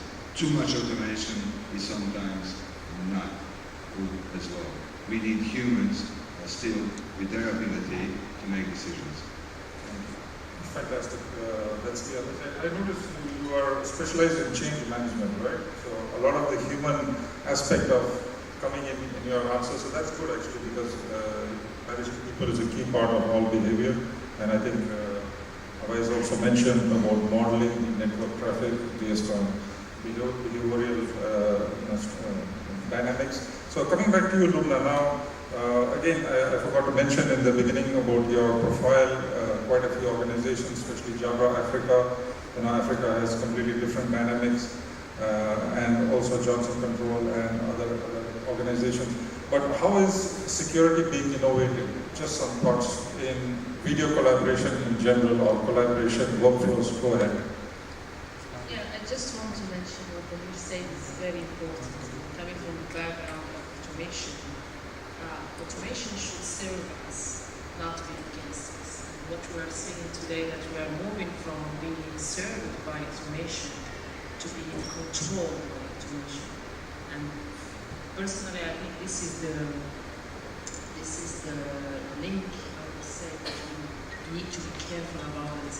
Because if the technology controls the human, this is exactly the disaster that everyone would like to avoid. And when we are talking about security in automation, because we need automation today, it's not something that we don't want. It's become, we moved it from design product to a must-have product. because we know that it is actually facilitating for us a lot of our daily life, basically, from driving to being safe at home and to work on hybrid mode, to use actually video conferencing because we don't want to go to the office, we want to optimize, we want to move from having 4 meetings per day to 12 meetings per day if we stay and doing all of them at home. But at the same time, we want to make sure that our codes are secured. So as a vendor for video collaborations, I would say all the vendors should be aware that their participation is very important in security, because let's say all the companies secure their software, they don't see that a hardware can be hacked, and then they forgot about it because they are so focused on the software level. And I think the responsibility of the vendor is to be aware of that and to make the life easier of the CIOs and CTOs that they are making this decision. They should not actually be focused on if it is if the hardware is safe or not, because they have their focus on the software part. So for example, as Logitech, we don't keep the personal data of people that they are using our products. This is very important and very simple to put in any hardware. If someone is connected using those solutions, his name or any personal data is not staying in the hardware. And we know that there is another product that they can keep this kind of personal data. So should be careful. From software perspective, I think the IT manager, the most thing that they can invest is education of their end users. The one that they are using technology, they should be aware which level, when they should click on anything, how they can do it. They should be comfortable of when they receive, let's say, a message, WhatsApp from someone telling them, I am your boss. They should be comfortable to ask, are you really my boss talking to me? You know? So to question every second if it is true or not true.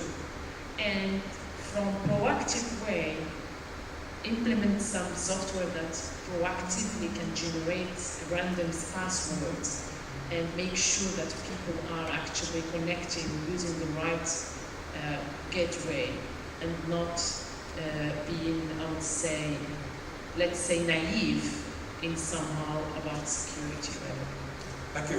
Very important point. Automation should not be overdeveloped, should not be controlling, should have a human aspect to that. Those were very interesting announcement from Meta. Now, you know what is Meta, right? And Meta has set up the world's largest, fastest super research cluster. How many of us heard that announcement? Any hands over here? Fantastic. Faisal, anybody? Just a few. So it's a huge, it's got 60,000 NVIDIA clusters. They're going to scale from 200 to 60,000. And I asked one of the vendors, the 3 vendors who are supplying technology into Meta's global research supercluster, and I asked them, what is the primary use case that this is going to be used for? And I'm not going to give you the answer, because I'm going to ask you at the end of it. So it's related to that.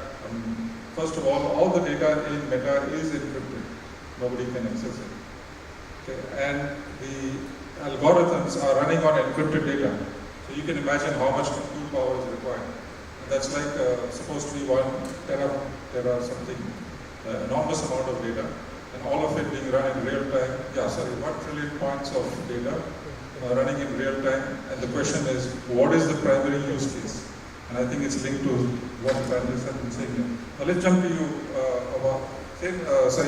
same question over there. Infoblogs, automating.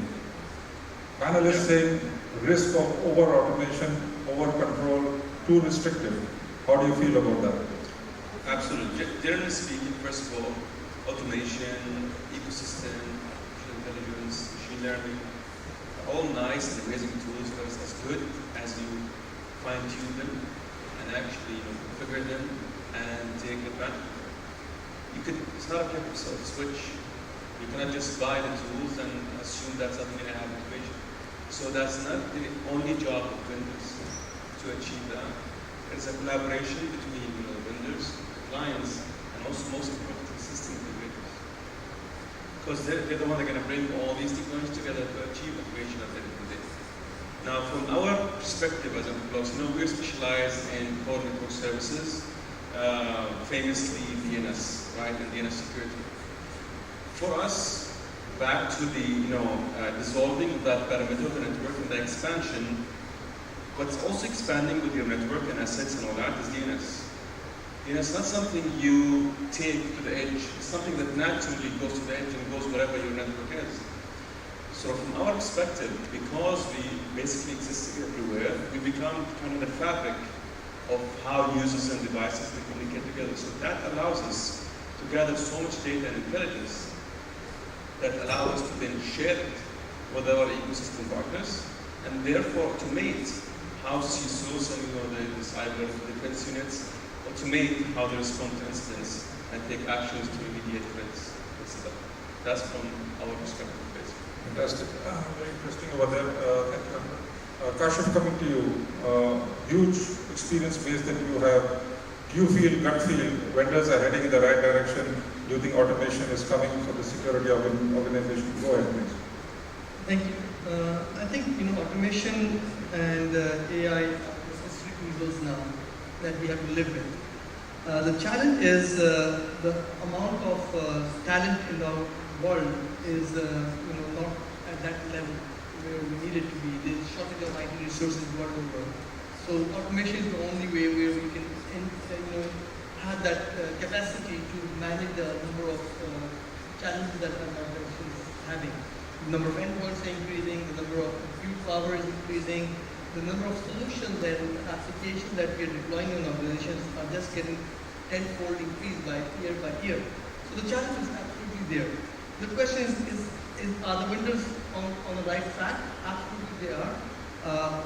But I feel that there is a promise versus delivery gap still. When the real AI is still to be explored, to be built, and some of the vendors selling algorithm as AI is not logical yet, and they have to get there. So it's still I feel the gap. So the sell is very high, but the delivery is very low. So I feel the challenge for us to fairly understand which is the right solution for us as the AI mechanism. To manage that is a challenge on the CIE because, like my gentleman on the right side said, we don't have enough time at this moment. So the challenge for us is to find the right solution, implement it, and then have a human factor on it as well to manage the exceptional reporting to understand what's really a false alarm versus a real alarm. So I think that's where we need to focus on, and I think vendors have to really, the challenge in the market is, whenever a new hype becomes out there, and I look at my LinkedIn, everybody's a digital transformation leader, from X to Z. Whoever has touched an app is a digital transformation leader. Similarly, every vendor out there is an AI expert and delivering AI technology. And if you really look at the AI expertise in the market, there are like 100, I'm just giving a number, it could be 1,000, but there's 1,000 programmers, but there are 2,000 companies giving AI. So I don't see the balance there. So there has to be a really effort from both educational side and institutions to build AI talent and then build better solutions going forward. Okay, fantastic answer. I like that point about automation being a necessary evil. But you see that counter over there, it's coming to three zeros, and we know what's outside. Everybody wants to step out. But before we step out, just a lightning 15-second answer. What excites you about any security-related technology coming up in the future, if we can have that quickly? But before we do that, I want to share the information to you about the research supercluster. So the number one use case that Meta is going to use their research supercluster, based on what we have been shared with us, is managing social media analytics. Now, that doesn't sound like a billion-dollar use case, but you can imagine the number of litigations that they have gone through about not bringing down or bringing down posts. So I think that is one anticipation about ensuring that they get out of the litigations and show compliance in terms of managing the posts, so managing social media posts of the billion or people who use Meta is one of the primary use cases. So coming back now, with that sort of landscape of automation and encrypted security of the largest social media continuously encrypted, no chance of anyone saying that data was leaked like we had these things. What excites you? Let's quickly take that. It's all 0-0. Go ahead, sir. Otherwise. Yeah, I think in future, nowadays every company, every organization is a tech company and we are exposed to cyber risk. Okay? So I think the culture development needs to be there, where people understand the value of information security and cyber security in their processes. Rather than, so whenever you talk to any cyber security guy, the normal organization people, they are reluctant to that. No, they make our process complex. So they need to understand in future, that's the only thing which is going to help them in securing their business what they are trying to achieve. Okay, great, fantastic. And Dabir, not every digital transformation expert is as great an expert as you in change management. So I'm quite sure you will stand out as a quite a good digital transformation expert. But your take, go ahead, please. Thank you. Well, what excites me is the awareness. So we are more and more aware, everyone is, the people that our customers, the people that we support, all of us. So this is a great, exciting thing. Another thing that I'm excited by is passwordless. And the third thing that I was excited by, I was recently demoed from a really great startup here locally, and I didn't know this. How we type on the keyboard is unique to all of us, and by how you type, they can tell if this is really you. So I'm excited at all of these opportunities that are ahead of us, and I'm excited to take a part in getting that done, with all of us. Thank you. Fantastic, thank you, Damir. Look, now over to you. What excites you? Any technology, trend, product, innovation, something happening in the background you want to share with us? Go ahead, please. Yes, what excites me is actually to see the connection with people and facilitate and make their life easier if they don't want to go to the office and they want to move to hybrid. Give people this choice in using secured solution to do it. And we can imagine what will be the impact when you use the AI that can recognize your face, that can say exactly you are the right person in this Zoom meeting or Microsoft meeting or any video collaboration that you are using.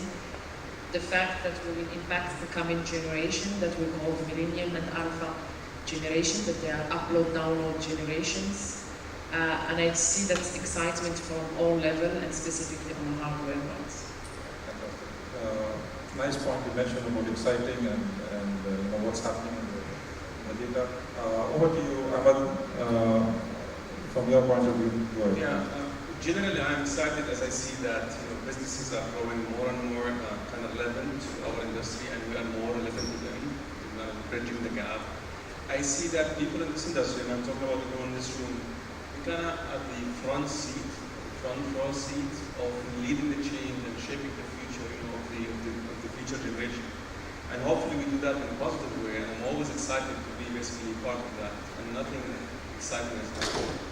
Infoblox is probably sitting on one of the most exciting amount of data in terms of all the websites and the hyperscalers and every possible DNS and IP in the world is somewhere in the Infoblox. I think you are the only vendor, right, which is generating or managing. We're basically holding almost 54% of the world market share. But it's good to share with everybody in the room that everybody lives in this country is using Infoblox technology in a way or another. Whether that's through traveling or service providers. So we're basically touching everyone's life every day. Fantastic. Very interesting. And Kaushik, last from you, and we are at negative minus 2 minutes, so go ahead, please. So I think what excites me is that every time you look at technologies and changing landscape, it's a constant battle to deliver better to businesses, solve challenges, and automate things. And it's a constant, every year we meet, there's a new technology that's coming out. AI is the latest thing. And I think the beauty will be one day that we'll have Logitech meetings happening where I can tell my mentors that manage the meeting, I'm going out. So that's where I'm hoping that will be in the next couple of years. That's when I would say AI has really made an impact. So I'm looking at that metaverse in the future. Intuitive automation, so we call it autonomous, right? That's the word which is going around. Autonomous knows what you're doing. Matthew, any question you have for the panel? They left so many things open. Okay, anyway, so I thank all the panelists for sticking to the time and answering absolutely out-of-the-box answers, which I had requested them, so thank you very much. And just to let you know, we have another exciting panel in which I put the questions down and made it extraordinarily challenging for the panelists. It's being moderated by Debbie. I'm sure Debbie is going to manage those really, really difficult questions and make it really, really simple for everyone, but it should be interesting. So, Marcel, back to you, and how do we close this session? All right, thank you. Thank you so much for the panelists. Thank you for the moderators.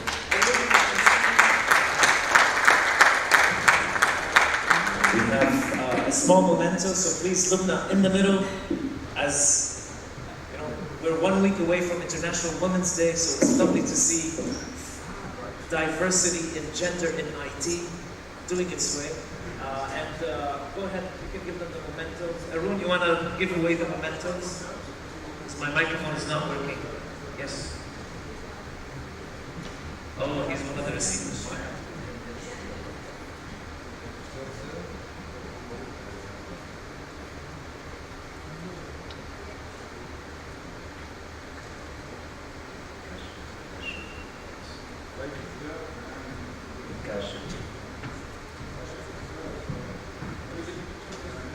Group picture.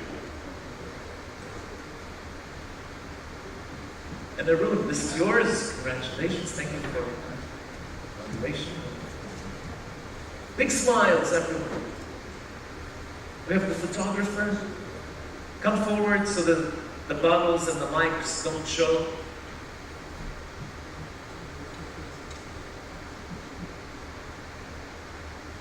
For those of you that have been waiting patiently, hoping that there's a prize draw, I have some good news and some bad news.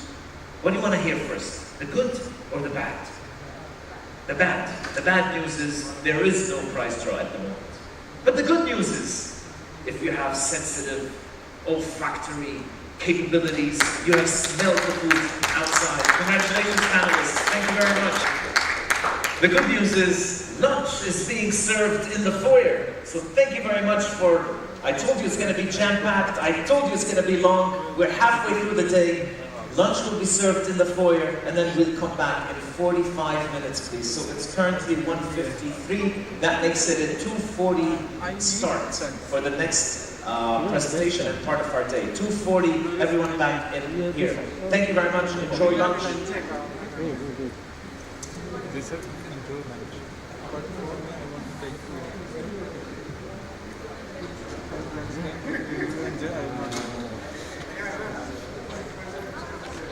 Yeah, just give me that battery and Sharu. Yeah. What should I do? No. Oh, you remove that. Okay. What?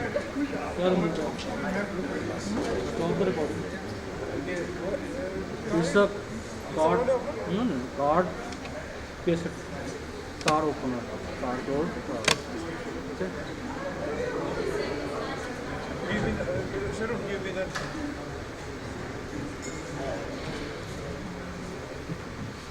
Sharu, give me that battery. I'm coming with you. I want to take you. Oh, wow.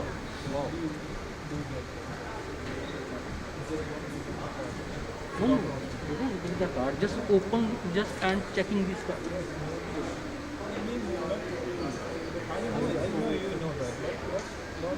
Okay.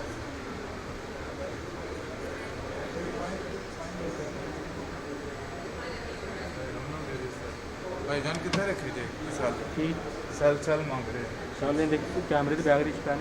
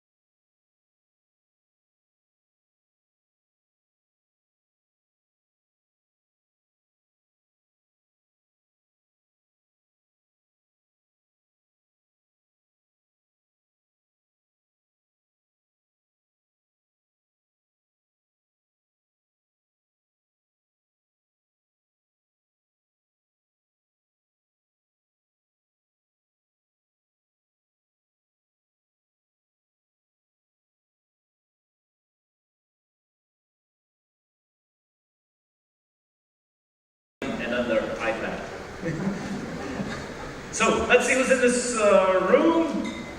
Do we have, this would be an easy name to read. Oh, pretty easy. From Tips and Tools, Hemant Shetty.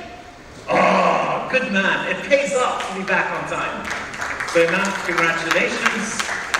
You have won the last of the 3 items of today's activities.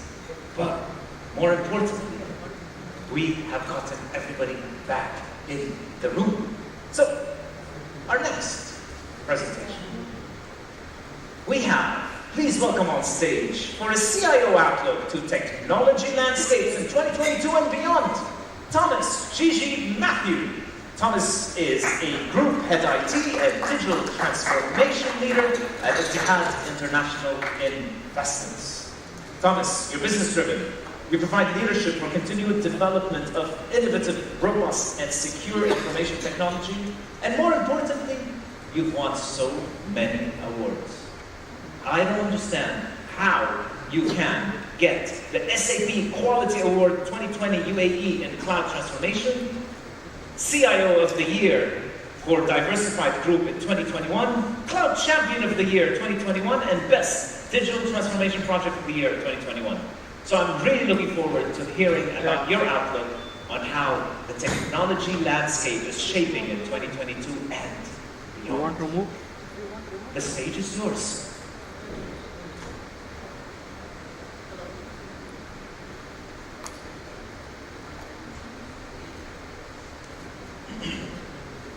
I hope I'm audible. First of all, thank you everyone. It's nice to see a full house after lunch. The soft music was putting everyone, rather me, a little drowsy after a nice heavy meal. I'd like to talk today about future of possibilities. The topic CIO outlook to technology landscape in 22 seems a bit, long. So future of possibilities. I'm in a room filled with technologists, people who have been implementing so many different transformation initiatives in the last many years. Can I see a show of hands of how many people are having ongoing transformation projects? That's nice. Can I see a show of hands who feel that they are done with their transformation projects? Okay, great. So there is a lot ongoing and there are people who want to do a lot more. So I'm just going to touch base on that, and before I step into it, I just want to give a quick introduction of Etihad and what we do. We are Etihad International Investments, and we are a group holding conglomerate company. These are some of the brands that we own. We are mainly into manufacturing, trading, healthcare, into contracting, into consulting, waste management, etc. Without further ado, I'll move into my subject. So, some of the top trends that we've been seeing, and this is not new for anyone. The last 2 years we've been in pandemic. So locationless organizations, pretty much almost everybody over here would have had at some point of time in the last 2 years been working out from home or is still fortunate enough to work from home. Technology has enabled us to do that, and this is going to be the new norm. We're going to see this to be happen more and more, and organizations are really looking forward to operate without a physical facility, and this is pretty prevalent in many of the countries abroad, already happening. I did have a colleague mention at the start of the day, the Internet of Behaviors. So this is something new, if not already many people are observing trends of how their users behave within their network, of how their users or their customers are behaving when it comes to e-commerce, when it comes to purchases, when it comes to fraud and fraud handling. So the Internet of Behaviors is picking up a lot of cases. A lot of banking institutions, financial institutions are already on the bandwagon with that. Distributed cloud, we've been bombarded with hybrid cloud. Everybody's on public or private. Pretty much everybody is on some version of it. We ourselves, we are on a hybrid cloud model. We have different SaaS solutions as well as the private cloud with our ERP hosted. And I guess this is going forward as more and more vendors, especially in the ERP and the other domains, try to convince businesses to move away from the on-prem model onto the cloud model, and with the new regulations coming through, we are going to see this more and more prevalent.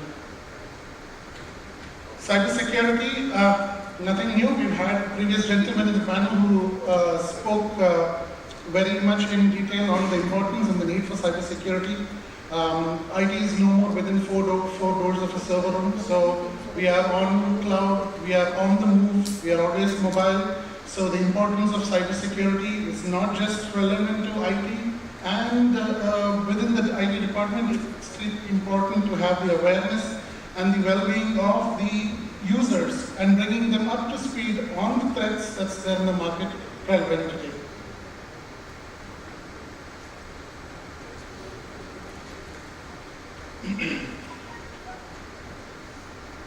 We were told, or we heard today, that there is severe shortage of IT employees and resources in the market today. The audience over here agree with that statement. Skilled resources are in shortage. Yeah? I have faced this. Severe. When it comes to functional consultants, when it comes to security experts, when it comes to niche technologies, you just don't have enough resources in the market. So retention is a challenge. Getting them upskilled. So I would recommend that companies embark on a journey to invest in their own employees, invest in hiring fresh graduates, and embark on a journey of training them and qualifying them with certifications to have better retention. And eventually, this is going to be a new trend which I see picking up. It's already picking up for 2022 and beyond. Artificial intelligence. We've been hearing a lot of artificial intelligence. I wanted to give some nice use cases on what we've been toying around with within the group. So we've had cases where we are using the different facial and image recognitions within our existing camera network. For example, if a vehicle is parked in a location where this vehicle is not supposed to be, this sends an alert. This sends a trigger to the HSC department stating that we have a potential risk. If it spots that there are people walking around without helmets or a PPE in an area where they're supposed to be, this gives us proactive alert. So there are numerous instances where we are able to utilize artificial intelligence and for the benefit. A lot of people feel that this is going to replace, robots are going to come and take over, and I'll keep that for a separate discussion. Low code, no code, new buzzword. So there is a lot of solutions. This is in line with shortage of development or developer resources in the market. So there is this new concept of citizen developers that is really picking up pace, where organizations having business skilled people being given the capability to develop simple applications using low code, no code technologies. There are many solutions out there in the market, and this is picking up a lot of pace. I really believe that we're going to see a lot more of low code, no code in the coming months and years. AR, VR. A lot of the kids, I mean, many parents here, many children, we all have the PlayStations and the VR kits at home. But this is entering into our commercial space now. We've been revolving with the idea of how can we bring in augmented reality to, for example, the maintenance department. So there are, I have many manufacturing firms in the portfolio. There could be other companies, maybe in the aviation industry and other high expensive maintenance where training the skills is itself an expensive affair. So I see a lot of potential where augmented reality would come, where you could use this virtual world to train people and to get them used to troubleshooting these kind of expensive equipment without the actual having need of sparing time and booking in schedules on the actual equipment. It minimizes the effort.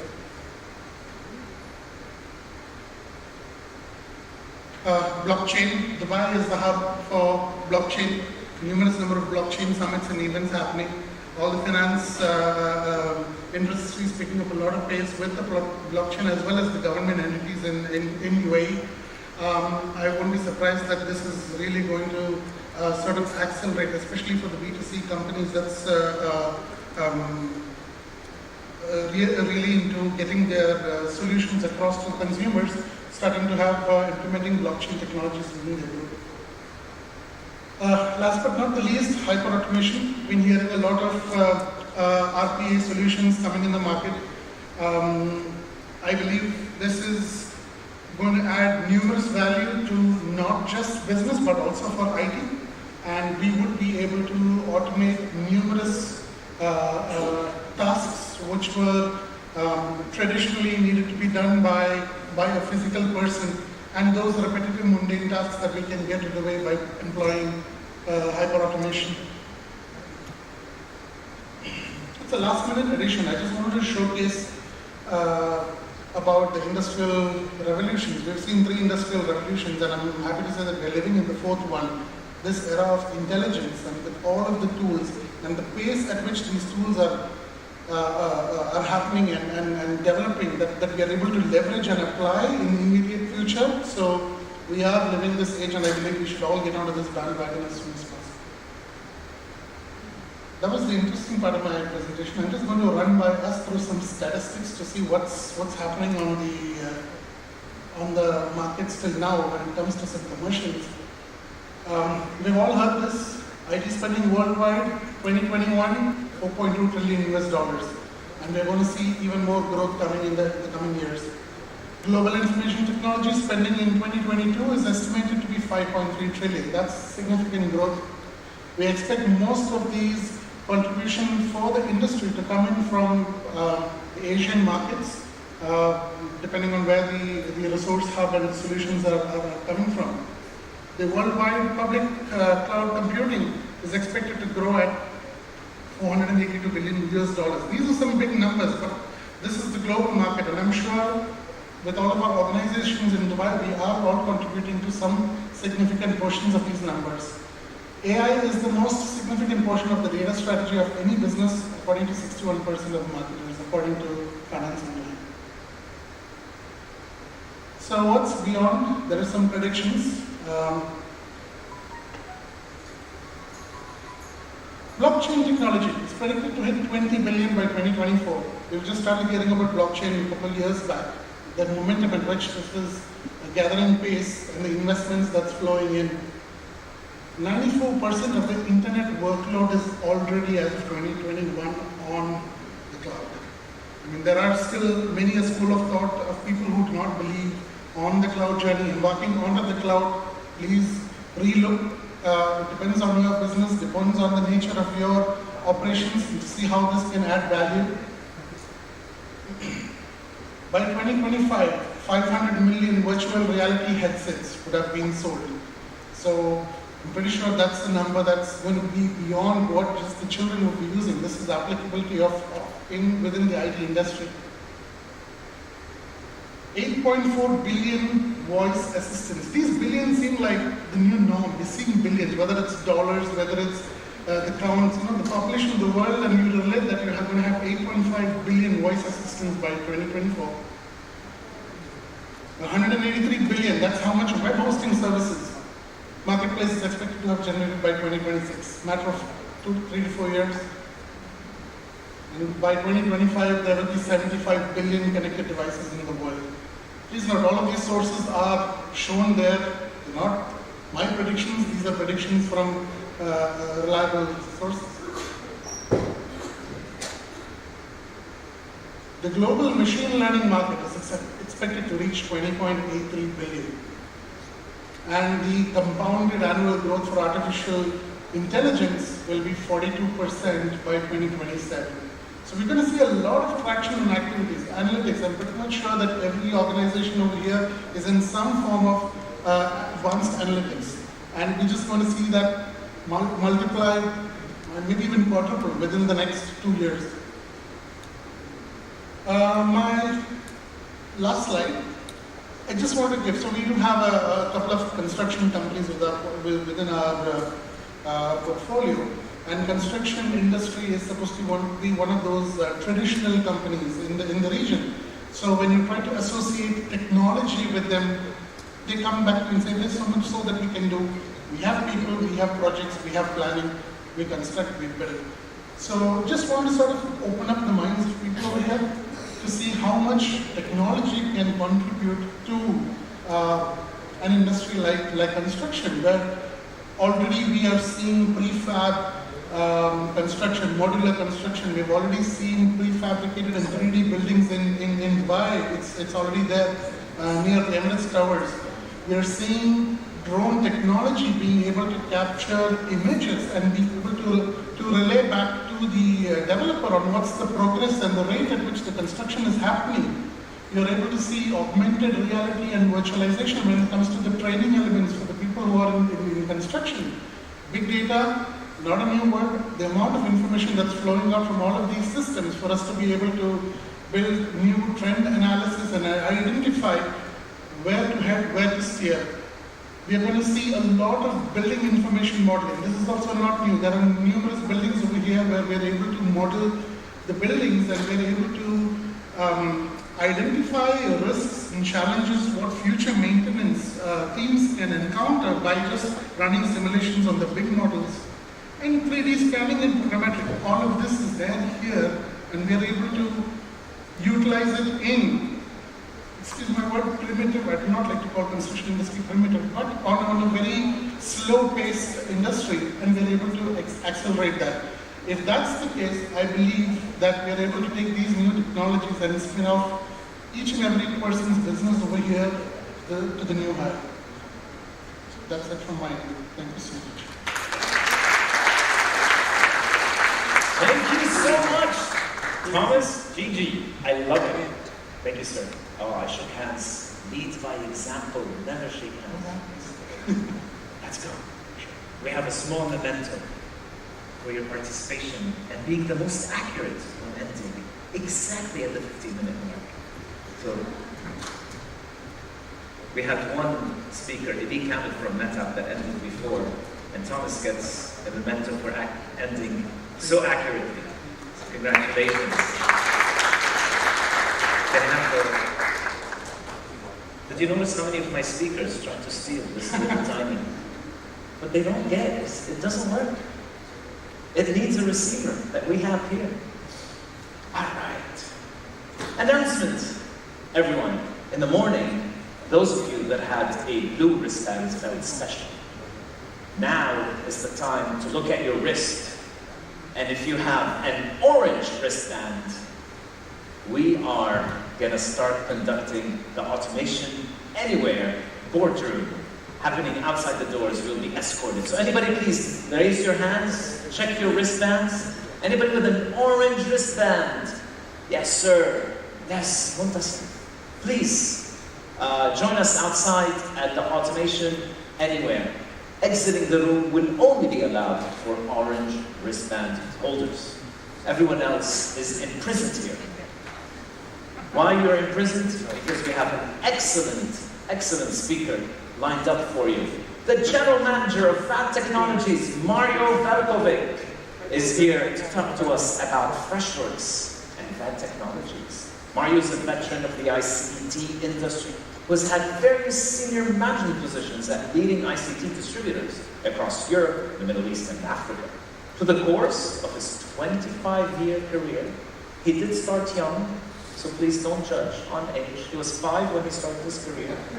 Mario has been building and executing strategies that have helped transform organizations he has worked with, from traditional ICT distributors to value-added distribution, as well as founded a distribution business that is focused on next-gen and disruptive technologies.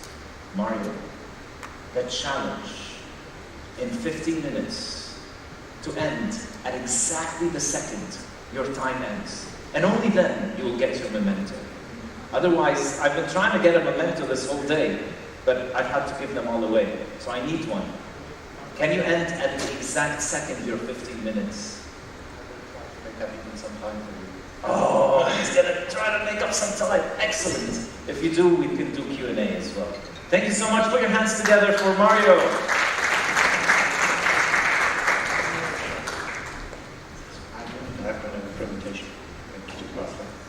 Hello everyone, and really spectacular to see so many people even staying here beyond the lunch time, because that's normally most of the challenge in such big events, in order to make sure that everybody stays on till the last minute, especially today where we had, let's say, 15-minute slots for so many speakers and so many input which we have actually received, which is fantastic.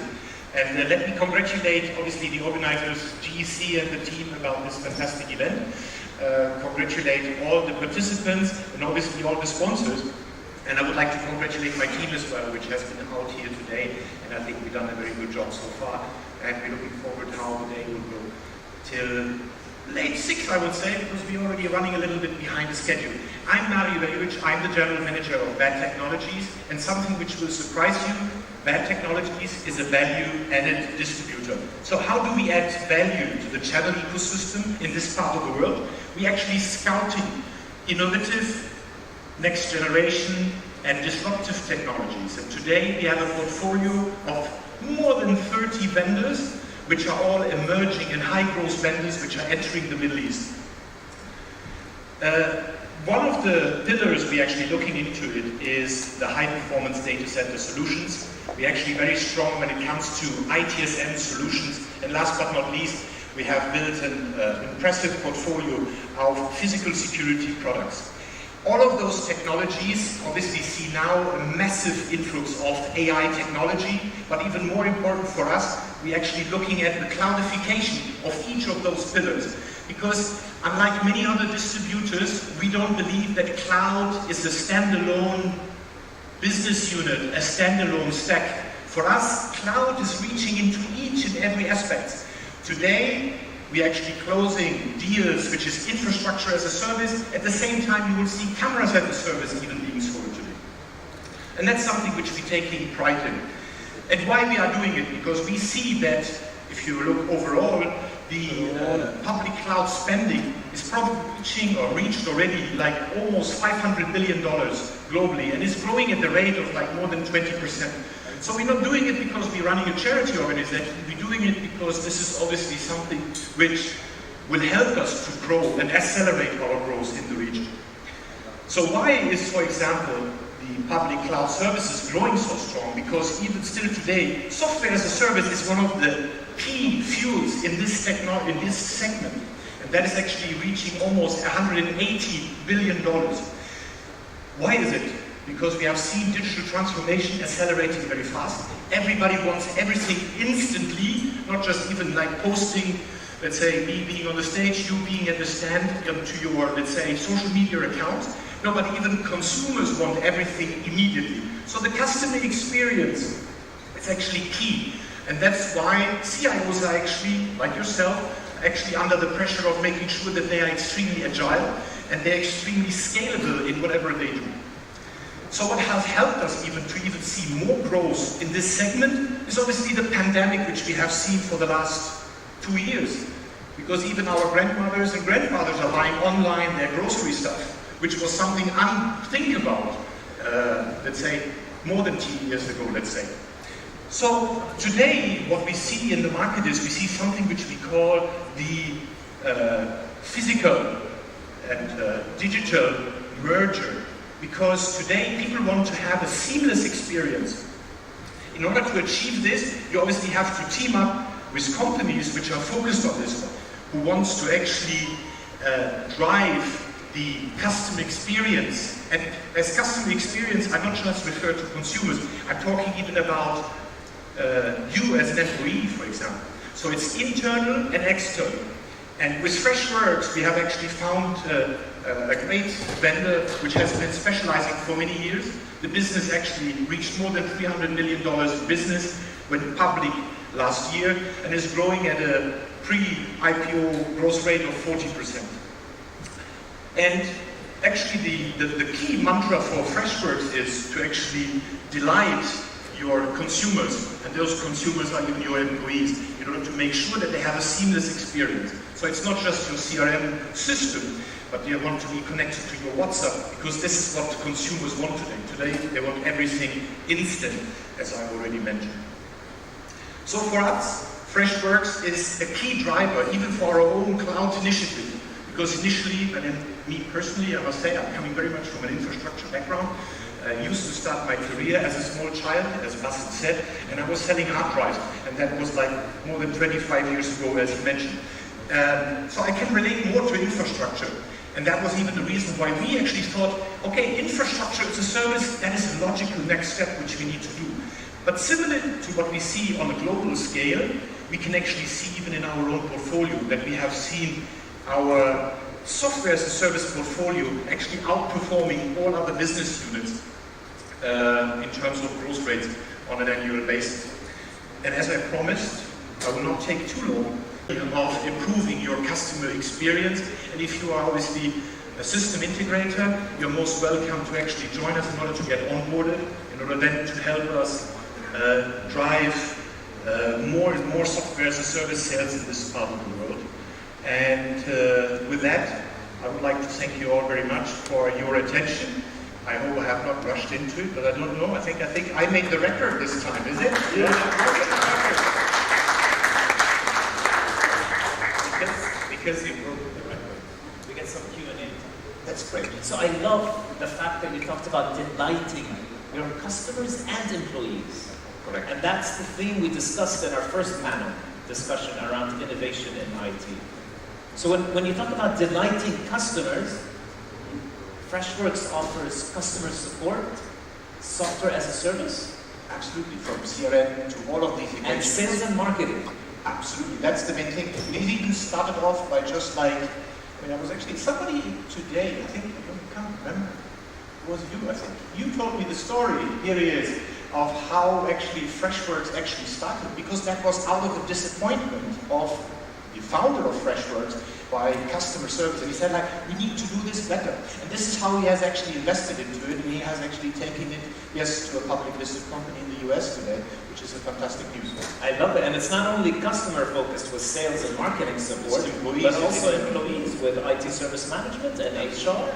So you offer 4 solutions, all running on the cloud, built on a consumption basis.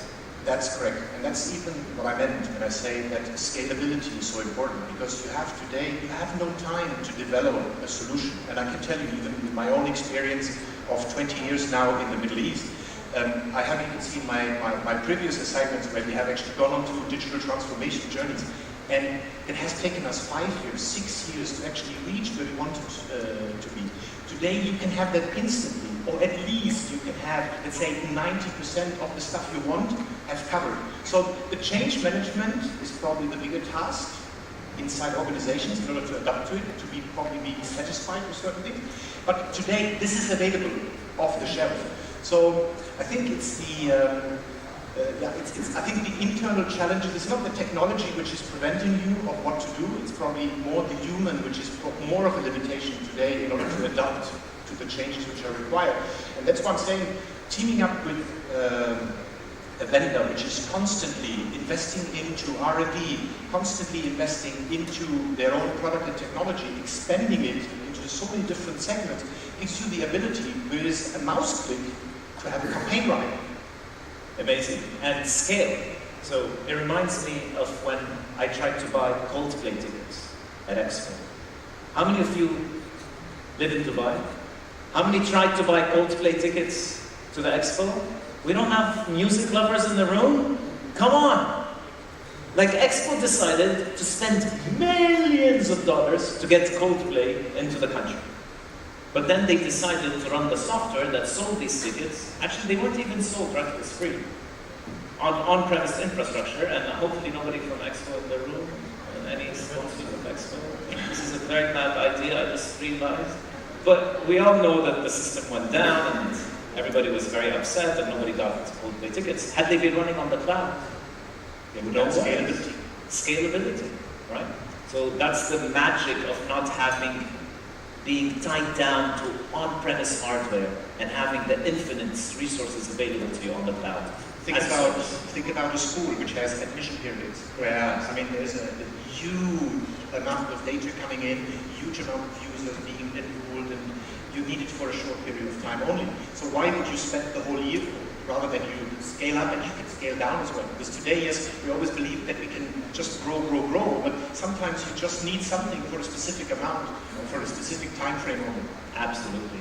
I love when I talk to ministries of education, they all complain. End of the year, final results come out. Did I pass? Did I get accepted to university? Every single student, today we heard from Ihab at ESC, 300,000 students he has to manage. So does he build the infrastructure to handle 300,000? Or does he build an infrastructure to handle 1,000, which are usually the ones logging in on a daily basis, but only scale that last day of the year onto the cloud? So thank you very much, Mario.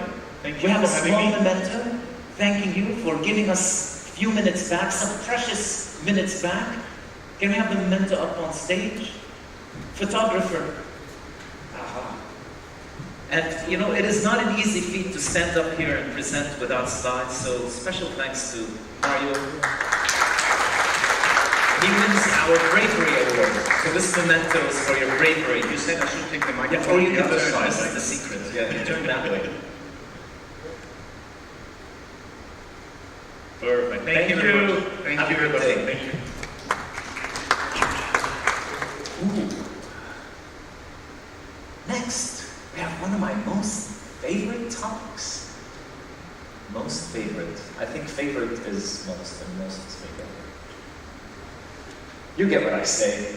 Our next and last panel discussion of the day is around the benefits and challenges of integrating IT in an entrepreneurial strategy.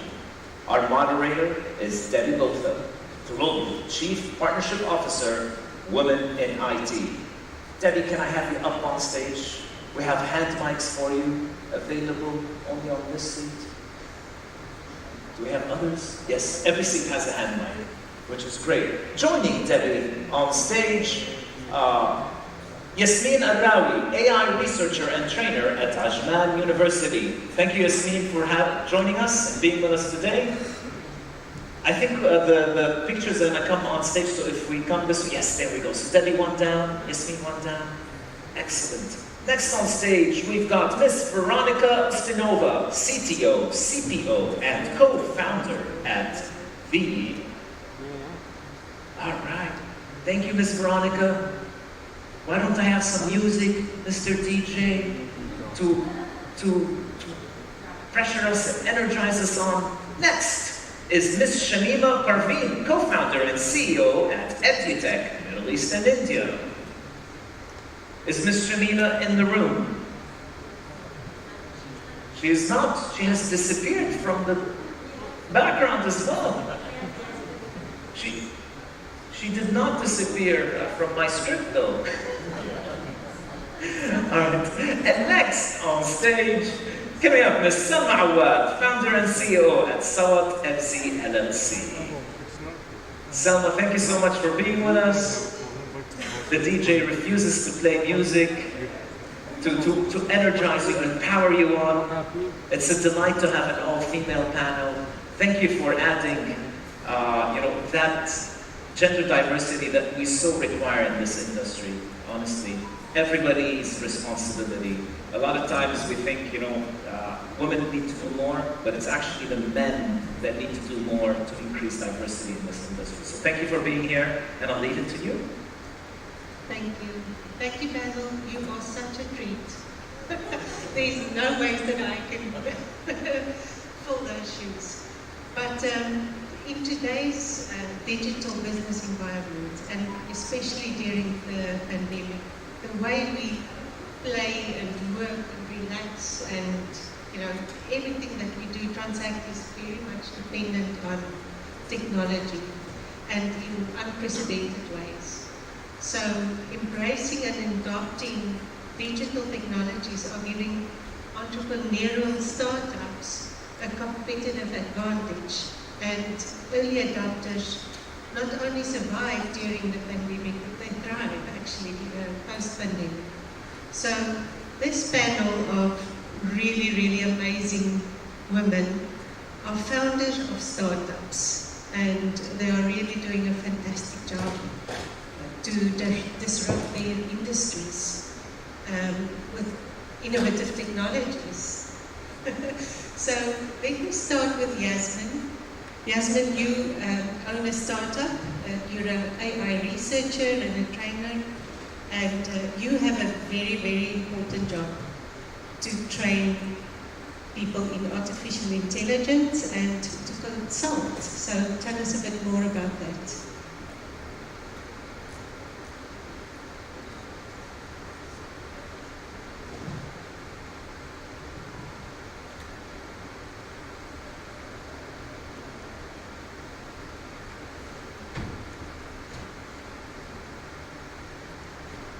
Hello everyone and good evening. Thank you for inviting me.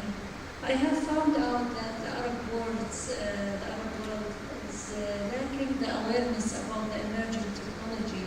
And my passion started 2018 when I saw Sophia, the artificial intelligence, the smartest robot, and she was granted a human identity.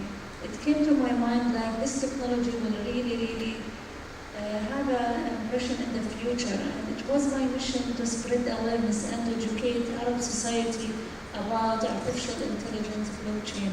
So I started to actually research, go to many courses, translate them, and conduct courses specialized in Arabic.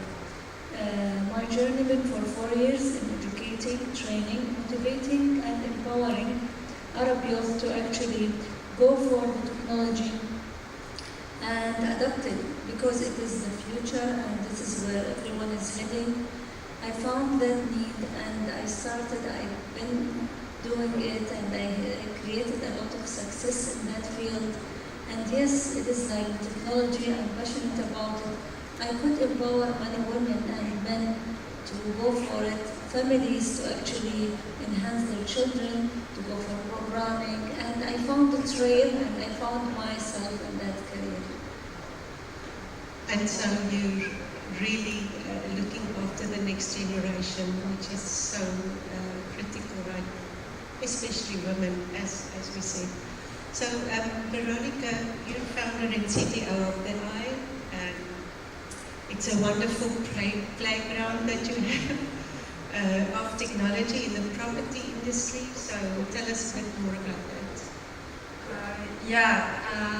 I have experience 8 years in IT. I was lead programmer in a big company in Russia, Gazprom. And of course now I'm CTO and CPO. I have a big team in my company. And of course we are a marketplace of real-time living for real estate. For example, client from anywhere in the world can watch real estate live in just 30 seconds. It's very easy way for search property, and I can say that we accelerate all real estate market. Of course, because the first one, this is about viewers, and in this year we will have 1 million users on our marketplace. Because we have partner Google, and Google selected our company as one of 5 high potential companies in MEA region. We have very great team from Google, and 6 persons from Google will helping us to create absolutely new market of real-time viewing for real estate. I can say that, of course, real estate market, the largest market in the world, $350 trillion, and last one without technologies. And I don't know why, because why, for example, this is about real estate, and why don't have technology about real estate. And we start here in UAE, and the first one, it will be 3 markets, Saudi Arabia, UAE, and Qatar. And we will launch in 1 month here in Dubai. Yeah. Well, to launch in 1 month, we will really be there for you guys and help root for this momentous occasion. So, Salma, you're the founder of Sawat Fashion, founder and CEO, and you have this awesome innovation converging fashion and gaming industries. So tell us more about that. I'm relatively, actually listening to everybody here, I'm relatively a newbie in the IT industry. My background is in fashion, and I've entered this world so I could amplify my ability to bring back the playful side of the fashion industry. So we created a virtual fashion hybrid with video gaming, and it's called Sawad, and now it's become a whole universe. It's called the Queendom of Sawad. So we have characters and chapters. If you think of like Game of Thrones and Harry Potter coming together and having a baby here in the Middle East. So we have virtual lands, everything in the metaverse, and people can buy the clothes in real life, which is all technologically infused, as well as online. So it's a very unique concept worldwide, and initially when we started pitching it, people didn't really understand why would people go shopping online in a video game to dress up their avatars, but now you can see that as a global movement, and with high-end fashion brands, Louis Vuitton is doing it, but we don't have, let's say, their 200-year heritage. So what can we do to connect with the customer on a way that really allows them to delve deep in the brand identity? So we find that video gaming, storytelling, animation is the way to go. Awesome, and I'm really looking forward to the time when we can have these avatars across metaverses, that I can have my avatar in the Queendom and then in the Woman in AI metaverse. That is exactly the direction it's going. Here. Yeah, absolutely. And in fashion and entertainment, it's really a shock when you look at the numbers, because you see that the video gaming industry is by far dwarfs every other entertainment industry. So this is the direction of the future. So the revenue of the gaming industry in 2020 was 115 billion versus, let's say, TV streaming, which was 50 billion, which is less than even half. And then you have filming, movies was 42, and music was even smaller at 23. So, and women are 48% of that.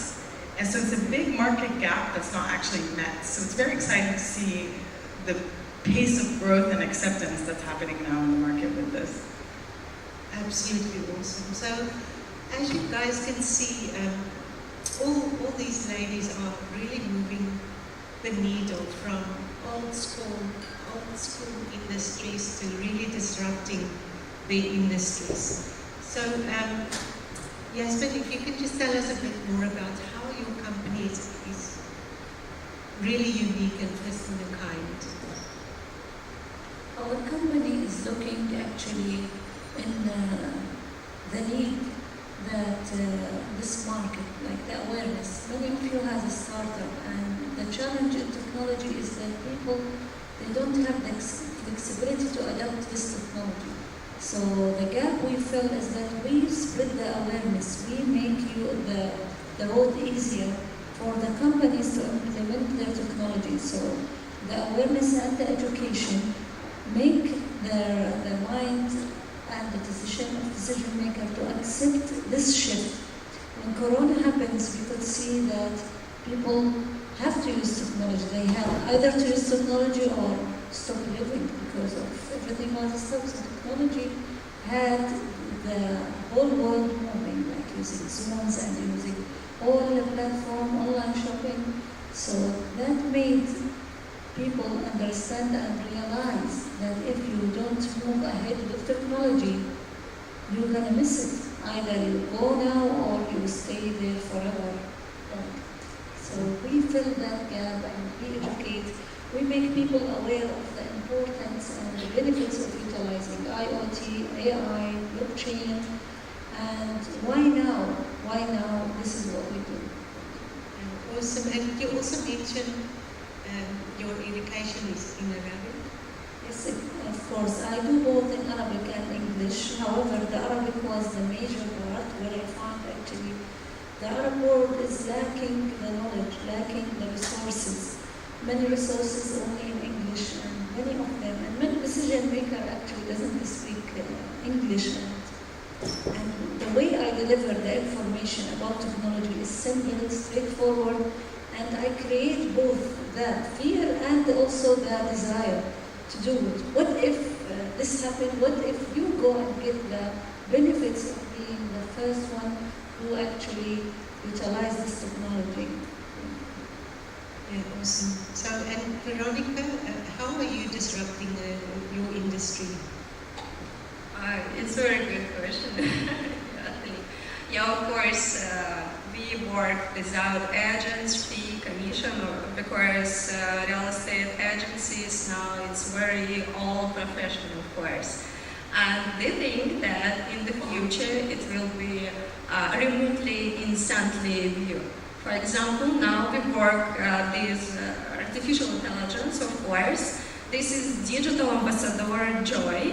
And now Joy has face, she can speaking about real estate in the world. For example, Joy now about real estate market in UAE. And now Joy can understand voice messages and can speak with our customers in different messengers like Telegram, WhatsApp, WeChat, and Facebook Messenger. And of course, in the future, Joy can be global real estate agent and know about our real estate market and speaking in live stream with our customers. And I think this is about disruptive for real estate because the first we have viewers, and of course maybe like 5% of this we have deals. And of course in 1 year we want to go to transaction and in different currencies on our marketplace because now we have 168 currencies, 10 languages, we have very user-friendly interface for everyone in the world. Awesome. No, that's really awesome. So then, Selma, you're converging industries, and I'm really interested to know how fashion and gaming, you know, what's your, what makes you unique there? So basically we're catering, Sawad is catering to the younger generation that seems to be leaning more and more towards an online existence. The real world to them is minimized, and the importance of their interactions and how they look and how they carry themselves and their superpowers happens all online. So we're actually the very first fashion-driven brand through characters. So we highlight our characters much more than the actual fashion. So we want to make sure that every single customer that comes in can relate to a specific avatar, carries their full identity with them, and is able to interact as well as be playful with how they convey their image online. So for me, like, this is the only direction that can be the future of fashion. It hasn't changed. It hasn't changed since the 1920s. That's like almost a century since Charles Worth did the very first fashion show. And that was it. This template was not changed. And that's the template we've been repeating over and over and over again. But now we have this opportunity to make it completely digital, bring it all online, and see what is the opportunity for us to grow and diversify. We're really at the infancy stages of this. So it is a global movement, and we're all really experimenting with how to grow. Yeah, no, absolutely first movers there. Sure. So Yasmin, when it comes to a first mover, what were your challenges that you encountered? Well, I was lucky because the UAE strategy was about transformation and going to 2031 UAE strategy to be artificial intelligence. Maybe actually connecting my challenges in this field, I found the door open. We are in a place that people want to know more about what are the robotics, what is the artificial intelligence.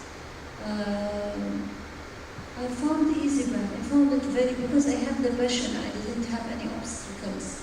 It only empowered me whenever, because I am uniquely an Arab woman talking about such technology. It was like the concept is new and everyone was encouraging. Honestly, I made lots of success on it and I did it from my heart. So I find value when I find like I did many lectures in public and they were listening. And I find everywhere is like giving awareness in English. I have a good English, so to transfer it to Arabic, I didn't find many obstacles. Yeah, that's wonderful. And I must say, this is something about United Arab Emirates that's truly something unique, and it's something that we can thank them for, is the way they treat women and really give women equal opportunities. So, just quickly, Veronica, tell us about your challenges that you have and maybe successes. Yeah, of course, we have.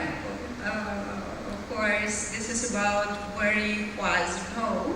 And I can say that in the past, every startup had like very hard way about being unicorn. For example, maybe 10 years, 15 years. But now, this is very easy way for to be unicorn, like for 2 years. But of course, in 6 months, we want to scaling to 107 countries.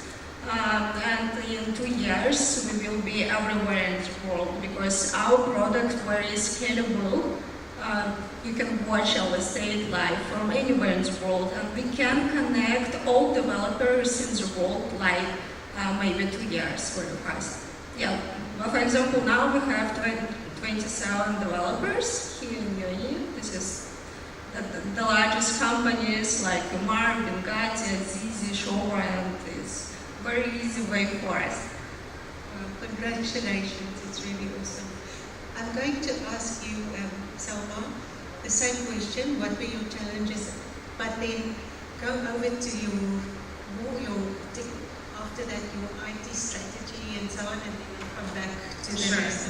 Sounds good. Yeah, good. So, challenges first.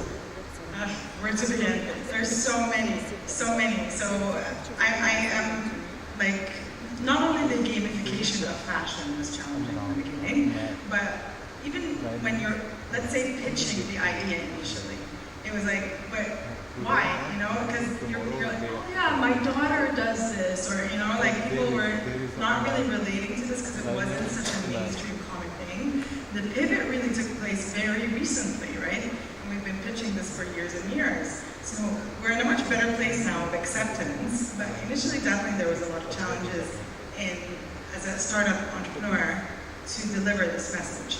But even because, let's say, we do real life products also, we don't just do the digital products. So in order to integrate technology in real life products, so let's say this collection is all 3D printed elements inside the leather artisanal craftsmanship. So you go to the fashion people and tell them, okay, now I want to integrate these elements in my designer bag. And they're like, this is not the way it's done. So if I can like count the ways that I was told this is not the way it's done, I would have quit a very long time ago. But I think the most important thing as a startup entrepreneur that's really trying to be a change maker and a disruptor is to believe in your vision and keep going at it until you get the response that you want. So it's really good that we're finally at this place, and I still think there's a very long way to go. So now, let's say our new challenge is what we're doing with the NFTs. So I think every single milestone is going to have its unique challenges. It's never really going to end, but that's the story and the evolution of technology. This is something that everybody has to embrace. And is NFTs part of your IT strategy? How are you, Web3, all those things? Yes, how are you thinking about that? So basically we're just entering this now. So we started building the community and getting coverage and making sure that we understand what the community wants with regards to the NFTs, what characteristics they want. So initially we want to just put out mint the original characters, very much identifiable and unique. So it's a long-term strategy that makes sure that whoever comes on board as our community knows that what they're buying will increase in value over time. It's not just a one-off piece. Sounds fantastic. And you, Veronica, what do you have in terms of your IT strategy going forward? About IT strategy, yeah, of course, we have a strategy about technology technologies in our product, and of course every day we develop new features on our marketplace.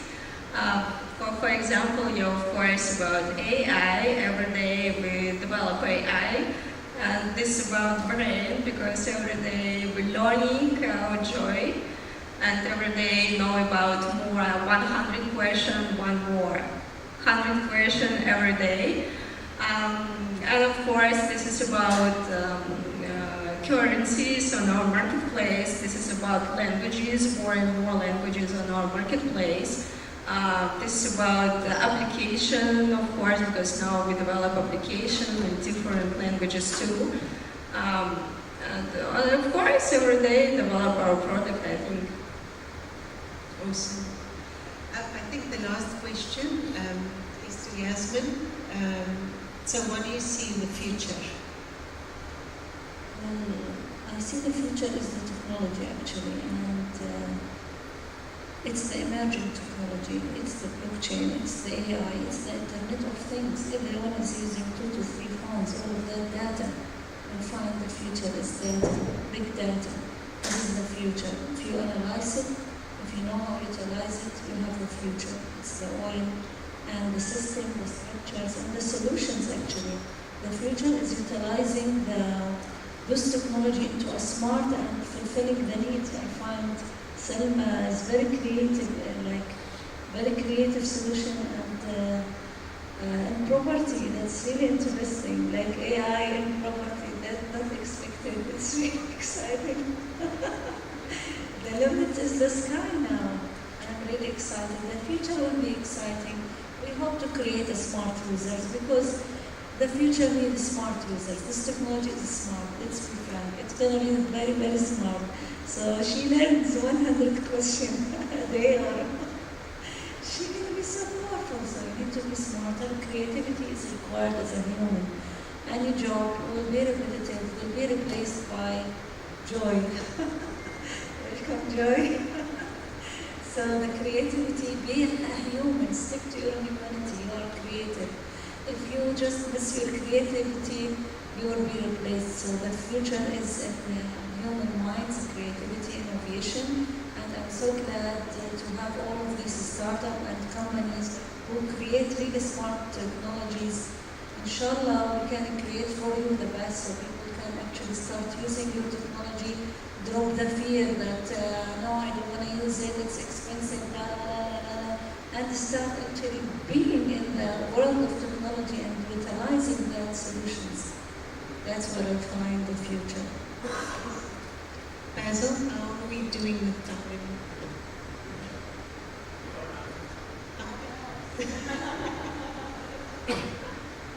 That's it, thank you so much.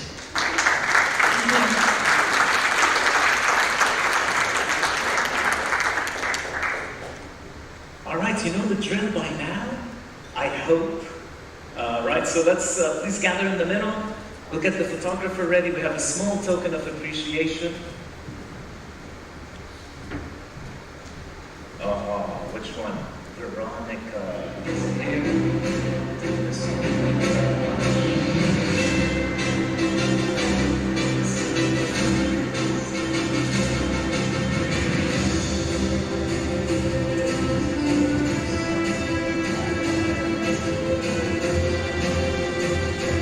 Stand in the middle for the picture.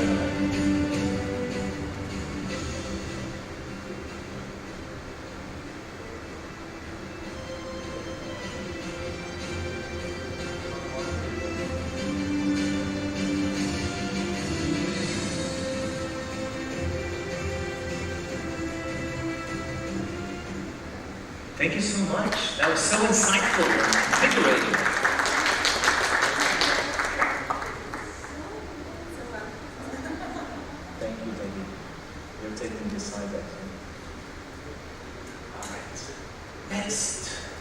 Guess what we have?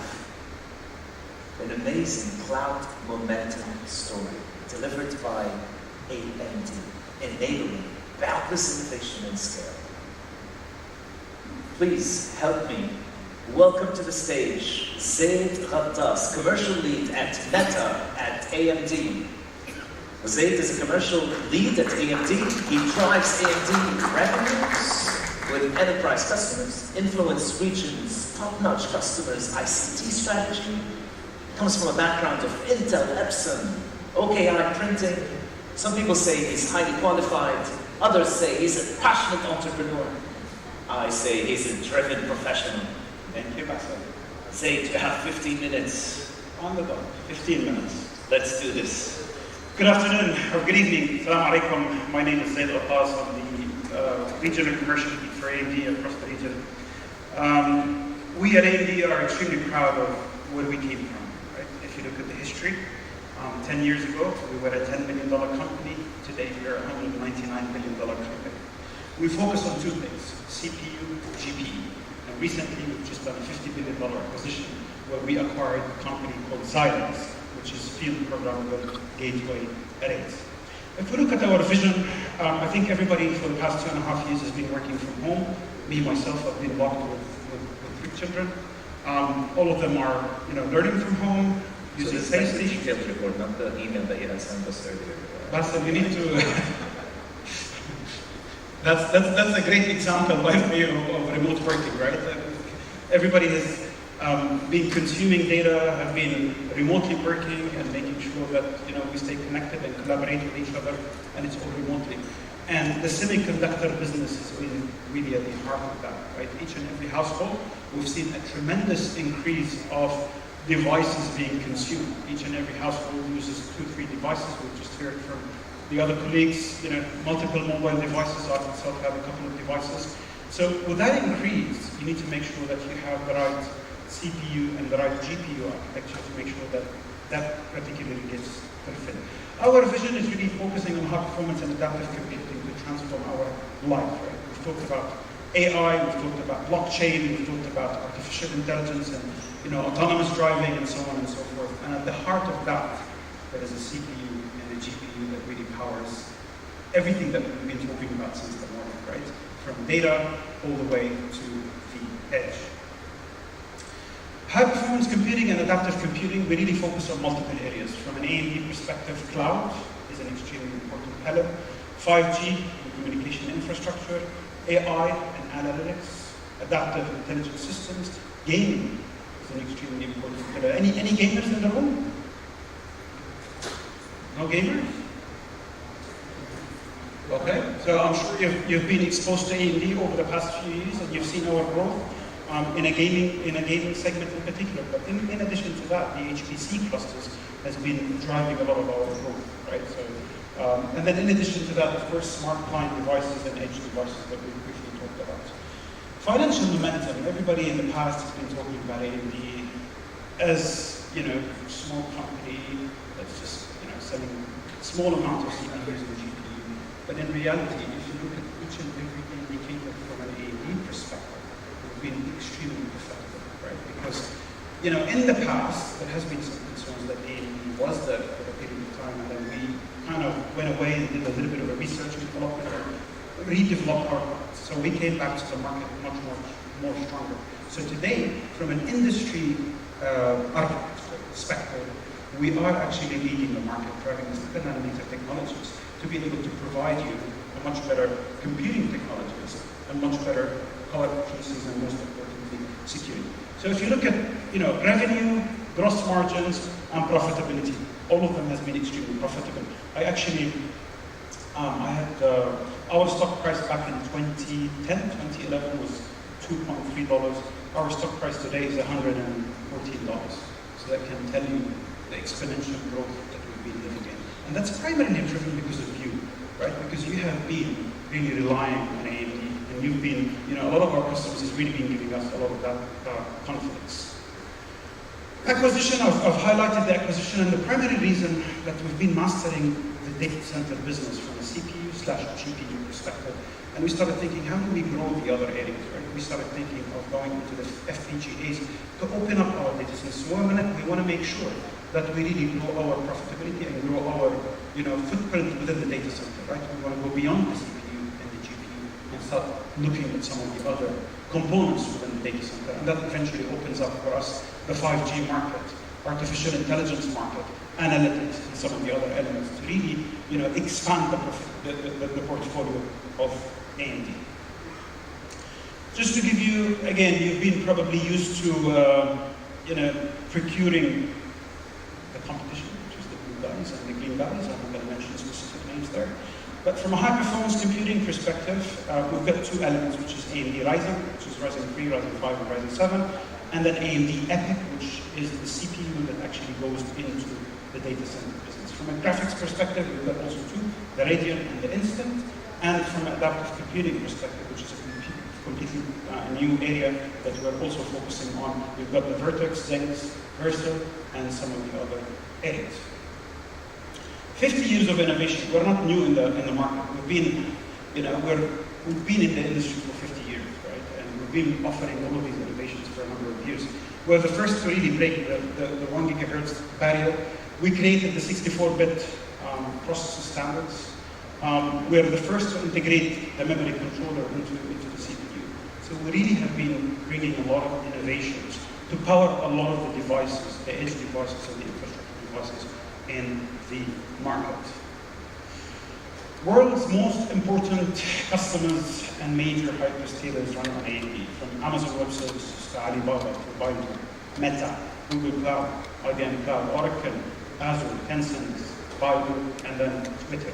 And the primary reason for that is that we give them the performance, we give them the security, which is an extremely important element with digital computing, right? And then the TCO. We're not cheaper, but we give you better value for your money, right? When you start looking at 4 sockets, replacing 4 sockets in service into 1 and 2 sockets, that's where the value starts, changing. We're the first to really provide a 64-core processor in the market, right? And we are still up until now. So we've got a lot of trust in the market that's been built. Again, cloud services, we've talked about Twitter, Zoom, Microsoft Office 365 runs on AMD. A lot of our enterprise customers have already started transitioning, regardless of the workload, have already started that transition into AMD. And you will have that question, can I mix and match between the other guys and AMD? Yes, you can. Please speak to your AMD representative. We can have a conversation, and we really can provide that value for your investments. And then most importantly, PCs, notebooks, desktops, and so on and so forth, or edge devices and end devices are, AMD is at the heart of that. Why did I ask about gaming? You probably know PlayStation 5 and Xbox are powered by AMD. Tesla, you probably heard about the recent announcement. The entertainment system is also running on AMD, and Exynos Samsung mobile phones are also running on AMD. From cloud to edge is all AMD. So the point really is a lot of confidence that is being built towards AMD. Right? Cloud has never been more important to the world. We've talked about remote working, we've talked about remote gaming, our digital or virtual life has been for the past 2.5 years.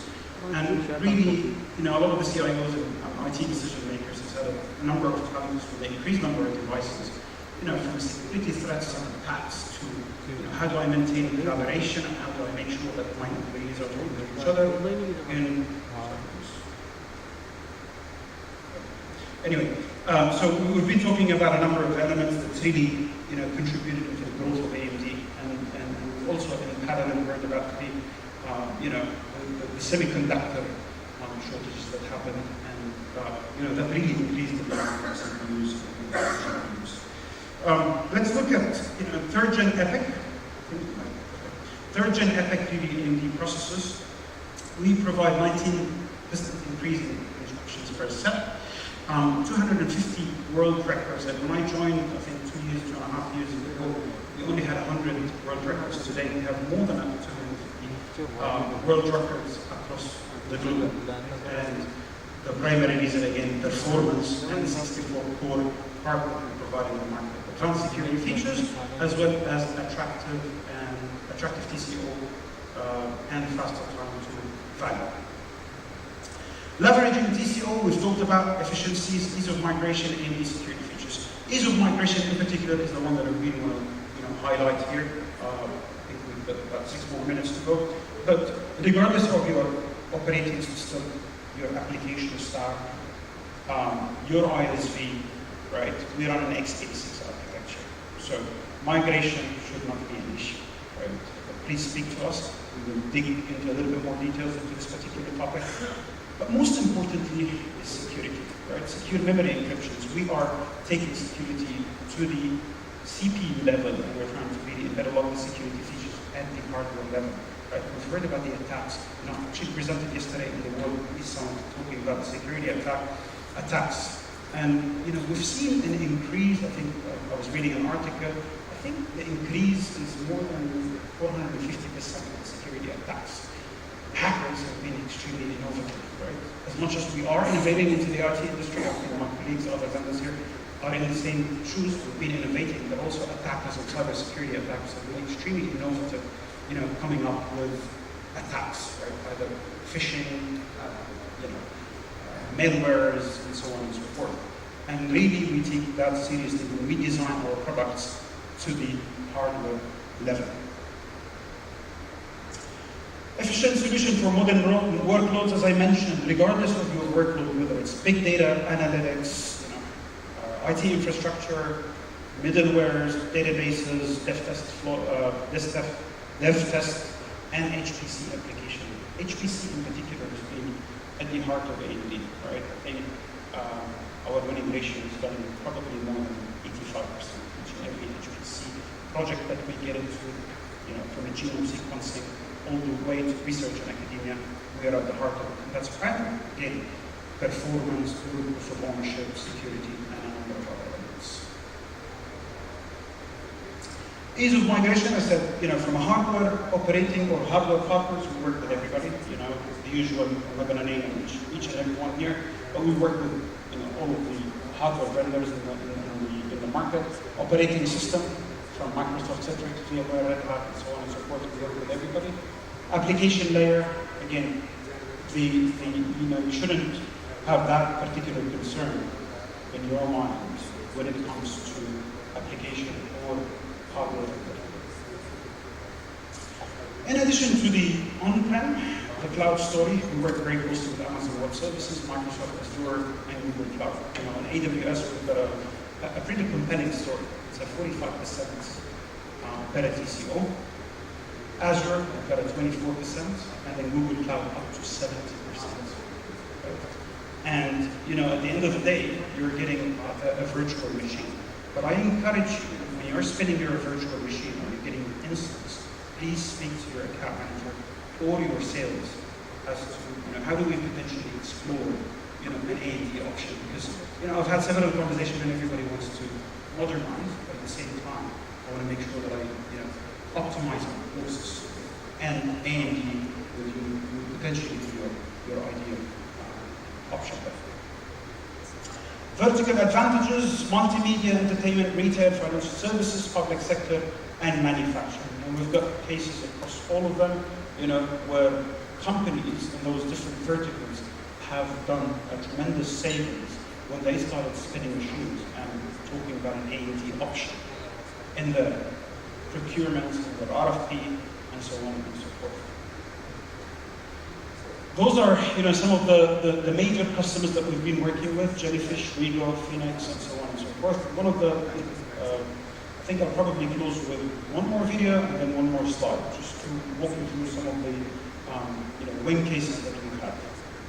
Can you just raise volume, please? Volume?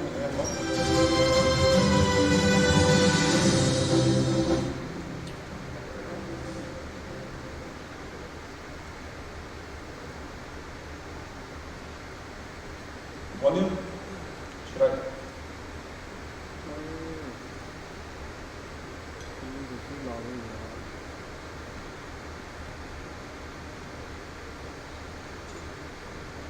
Is volume gonna work?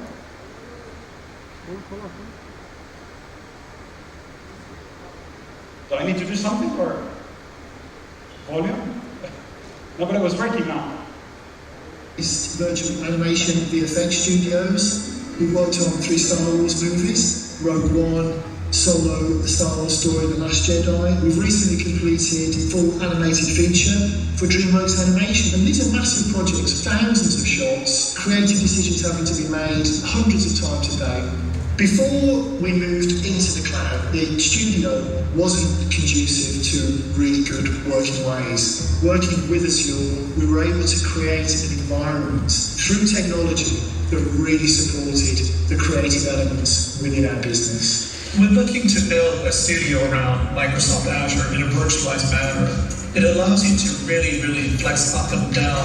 One of the great advantages with using the cloud is that you always get the latest hardware. When we recently finished our last project, we used the HP120s and the HP60 VMs used, powered by the newest AMD Epic processors that we use for rendering. The performance that we got out of these chips was absolutely colossal. By leveraging cloud services via Azure, we're able to have a lot of agility and a lot of flexibility.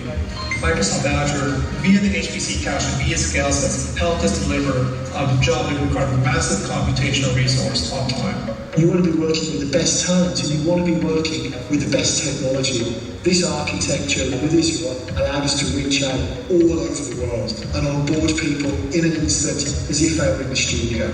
Any leaks or any breaches can be catastrophic to a project and to a business as well. So it's really important that we're able to demonstrate to our clients that when they hand over their first passes of visual effects work, actors' performances, everything that goes into filmmaking, which is a huge amount of really important data, really sensitive data, that's absolutely locked down and cannot be exposed in any way. And that's something that we're able to demonstrate through the way that we work with Azure. The future for the VFX and animation studio, I mean, it's already happening now. We've just taken down all the barriers and all the walls to how we work, and we will continue to work and embrace this global working environment.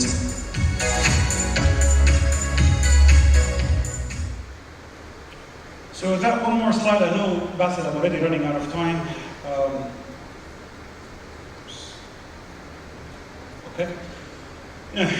At AMD, really changing the economies of the virtualized medicine. Please speak to us, whether it's on-prem, whether it's off-prem, on cloud, whether it's CPU or GPU workloads, please speak to us.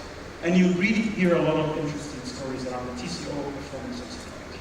And with that, I'd like to thank you so much.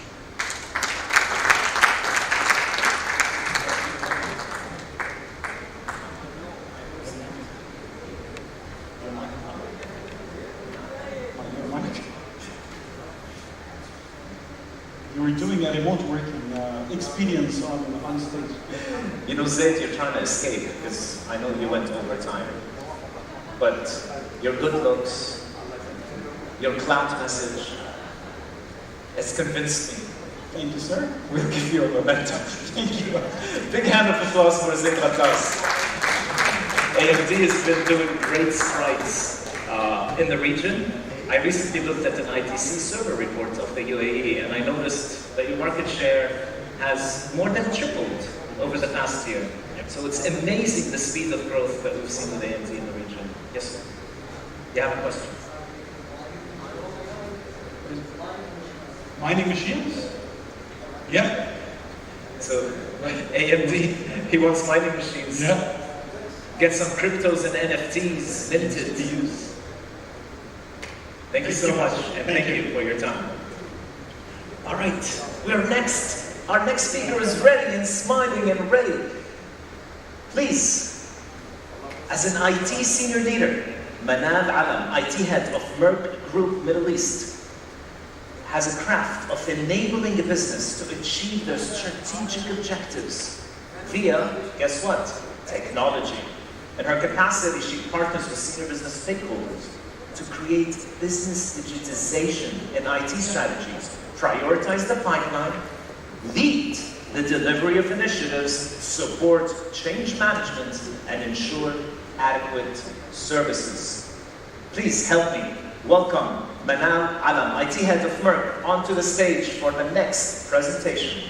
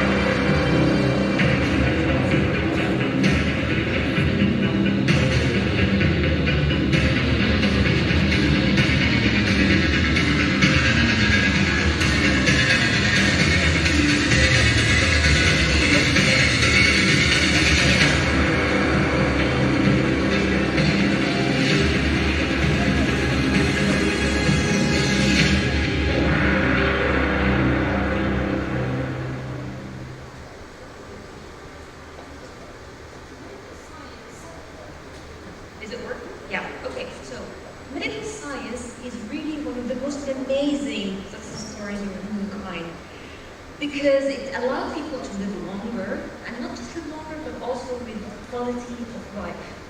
So that's the thing, but now healthcare providers, they are facing some challenges because of the increased population that they will have to serve, and as well the increased sophistication and complexity of the needs and expectations of people. We talked earlier, a couple of presentations ago, about the billions and the trillions of solutions and devices and downloads, so that's really going to be a big challenge for them. And that's why medicine and healthcare in general, it needs really to change the philosophy to be more around prevention, long-term care management. So it is a little bit different than just being reactive and solve the problems when they occur. I am Manal. I lead the Middle East IT in the healthcare business vertical in Merck, which is a science and technology company.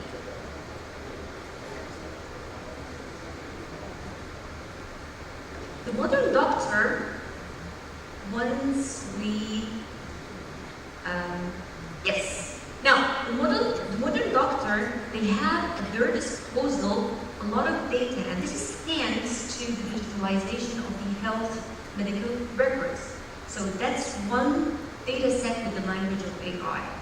Now, let's combine other data sets like the genome database, like clinical researches and medical studies, like social media, like movements of people using the GPS and the CCTV. So really this is a massive amount of data, and it's absolutely impossible for one person or one brain really to process all of that, let alone generate any kind of meaningful insights out of it. I would argue that the role of technology nowadays really is, yes, to automate, but also to informate. Because now there is a lot, and we really need to do something about it. Let me introduce some friends, okay, who are going to accompany us until the end of the presentation. So, Basil, if you're here, I don't want you to complain anymore that you're the one who's presenting people and introducing them, because I'm going to do that. Let me introduce to you Jane. She's the mother of 2 beautiful children, but she's unaware that she had a gene mutation for breast cancer. Next, I give you Mahinder. He's the head of a big family, and he's a hard working person, and he is unaware that he has been infected recently with TB, which is a dangerous respiratory disease. India is one of the leading countries in the world in the prevalence of TB. Now we have Yang. He suffers from psychotic episodes where sometimes he's confused about what's real and what's not. And his doctor, because he is swamped with a lot of work and he doesn't have a lot of tools available for him. Uwe, she is a young lady who really is leading an active lifestyle, and she's suffering from multiple sclerosis. That's a neurological degenerative disease. And unfortunately, there is no treatment for it. The only way really is to manage the disease and prevent it from progressing. Her problem is that she gets episodes, and sometimes because she's leading an active life, then there is nobody who can take care of her when she's having those seizure episodes. Each one of those people really represents a stage in the patient journey, and these are the touch points where medicine really interacts with our patients. So, ideally, number one, we would like to prevent disease from happening, to start with. Our Chinese philosophers, they tell us that the most victorious battle is the one that is not fought. So this is what we aspire to do. Next, if we couldn't do that, and the disease already happened, at least let's try to detect it as early as possible. There is a saying in the cancer survivors community that good life after cancer is possible, and early detection isn't. Next, there's going to be a diagnosis journey. We're going to ask the patient to do blood work, and scans, and maybe biopsies, and so on. So we would like the diagnosis to be accurate and as quick as possible, cost effective, and as well, we don't want the patient to go through a lot of hassles during the treatment. We are trying, it's not, the objective is not to really treat the disease, but to treat the patient who has the disease. And finally, we hope that we can eliminate the disease, but if we can't do that, then we need to have some solutions in order to live with the disease in some human dignity. So, each one of our friends now have one objective. They present a patient profile. So, Jane would like to prevent breast cancer. Mohinder would like to detect TB as soon as possible so that he can go back to his life. Yang would like really to receive a proper diagnosis so that he can extract the tumor and go on and pursue his career aspirations. And Mabuba wants to have a solution such that one of her emergency contacts can come to her rescue whenever she needs that. Let's start with Jane. So the genome is the overall genetic instructions that really represents all the information of all the cells of all the organs in a particular living organism. And genome sequencing is the process of getting this information, and thanks to the supercomputers.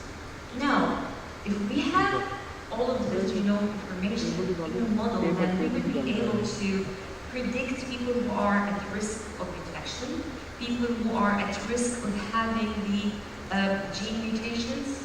We can also predict the antibiotic resistance. That's a big really threat to humanity nowadays.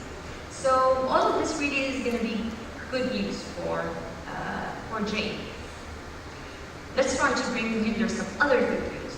So in order to know what's happening inside the body of the person, we do a scan, whether it's X-ray or MRI or CT. Usually what happens if the disease is in the early stage, which is actually what we want to really detect before things get worse. So if it's in the early stage, sometimes the physician is unable to detect and decipher this from the scan. He's doing this visually. So if we incorporate machine learning and image processing, then here the AI will be able to alert the doctor that there are some things that he needs, or some area or some strange cells that he needs to take care of. And if we are able to detect the disease from the beginning, because now the AI is going to be accurate, then maybe we will not need to ask the patient to do a biopsy. So here they will be able to expedite the diagnosis process. And of course, we will be able to expand the medical care for regions in the world that are unfortunately medically underserved. So there are regions where we don't have a lot of doctors who can interpret the scan. Now the AI can do this for them and detect the diseases as early as possible. Now, Yang really is my favorite character. Not because he wants to study computer science or anything. There is no bias here. But I really wish that he can treat this brain tumor as soon as possible so that he can really progress with his life. So AI, if we can incorporate in an AI model the genome database, medical records of Yang, medical records of other patients in other hospitals or other countries, why not? Then definitely the AI will be able to alert that those psychotic episodes, they can have multiple reasons. And the doctor doesn't really need to jump into the most obvious reason or obvious explanation for the symptoms. And before we move into Mahbub, okay, how many of us, they have smartwatch? Okay, a lot. I would argue really that maybe in a year time or a couple of years that everybody's going to have a smart device, whether it's a watch or a mobile phone, that gathers health data on the go, like heartbeats, the number of steps that we walk. So here are some examples. So this watch, this is something that Mahboubi can wear because it can detect the seizure, and then coupled with the Internet of Medical Things technology, then someone might be alerted and come to the rescue. Same thing with the pacemaker. So if something goes wrong with the pacemaker itself, malfunctions because it's implanted inside the person's body, or if there's some unusual fluctuation in the heart rhythm, then someone can be alerted. Here we have a closed loop system for diabetes management. So the device can sense the blood sugar level and release the medication based on the schedule that this patient has. And there's integration also with an app where the person can monitor the blood sugar and the different activities. And then finally here, this is a device that aids people who are visually impaired. And here it incorporates machine learning and of course advanced image processing, so it can tell him, yeah, move left, move right. So we're trying to bring him as much as possible closer to normal life. Like we have the 4 P's of marketing, we have the 4 P's of medicine. So we need medicine to be predictive, preventive, personalized, and participatory. And this is something very important. It means that the patient is going to be part of the solution. He's not going to be just sitting down and the doctor is mandating do 1, 2, 3. These devices, on top of being able to contact the emergency contacts, it can also help with the patient adherence of the medication or of whatever lifestyle is advised. And not only those guys are going to benefit from AI, but the brain-computer interface is an amazing technology. People always in the past, they were thinking that it's science fiction or mythology that people can move things with their brain. Until the 18th century, by accident, it was discovered that the brain releases electronic signals. As long as it's electronic signals, then it means we can connect it to our digital devices, and we can code it, and then process it, and then send instructions to the artificial limb. Healthcare-associated infections. These are infections that are related to whenever I get admitted to a hospital, and then let's say they're going to do some intubation, or they're going to attach a central line, so the body is vulnerable, and that's why it is more receiving or receptible for infection. So here we can do a lot of simulation, and we can even deep learn. So many reasons really can cause the infection. It could be the way the doctor is sterilizing themselves before the procedure. It could be the furrion, the type of furrion that we are using. It's possible that it allows bacteria to grow and reproduce. So that's another use case. In clinical researches and understanding diseases, it is also the same thing, that here the AI can create this causal model such that it can associate the molecular and clinical drivers that really lead to recovery. And that's how we can discover new drugs and also understand more about the diseases. Here we do have Franco. He was hospitalized in Italy because he had COVID, and he was surprised really to see a lot of AI nurses. So Tommy really is an AI nurse who has been working in some of the hospitals in Italy, and this is because they wanted to minimize the interaction of the healthcare providers and the patients, obviously to try to control the infections. And the other really are other existing AI nurses. One of them is to move patients from one place to the other, and the other two, they just help to do some of the mundane activities of the nurses. The AI can also help with people who suffer from depression or from post-traumatic stress disorder, because when people start feeling fear or anxiety, this is really a physiological thing. So the AI can detect it, and maybe if it's really a wearable or a brain-computer interface, it can really start making counseling or maybe call an emergency contact. The same can as well be done for people who have terminal diseases, and in palliative care, that's what we call it, and seniors who don't have people really who can take care of them. During the pandemic, there are websites like Blue Dot and Health Map. They were able to detect the outbreak of, not the outbreak really, but detect that something is serious in December 2019. And they did this through the analysis of the unstructured data in social media. So, yeah, it's amazing to be working in technology at this point in time of human history. But there are some challenges, really. Some of the challenges are related to the data governance, because we have a lot of data, and really now big data is going to play a big role. Obviously, we do have data privacy and ethical concerns, because now all my life is on the internet and it's exposed to everybody. Does this mean that I don't have the right to have my own private life? So here this is a debate.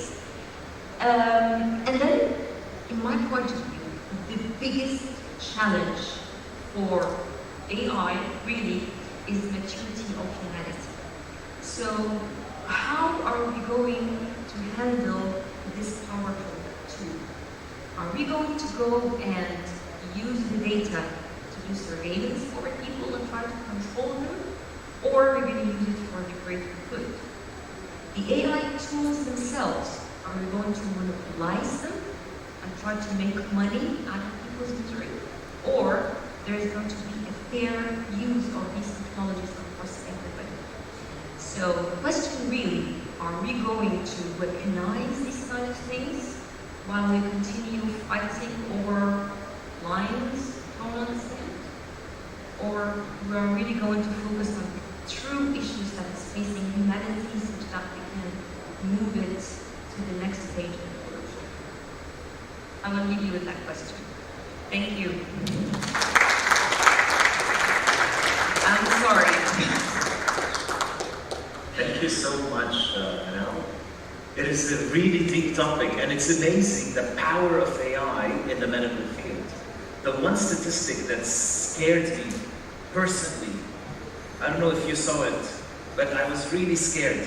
10% of all US deaths are a result of misdiagnosis or error. Wow.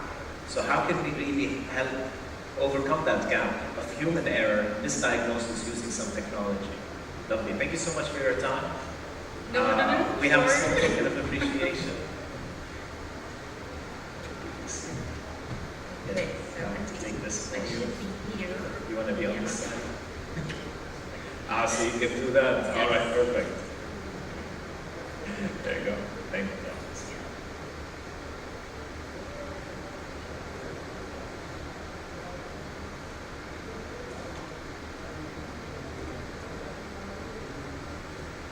All right, perfect. Thank you.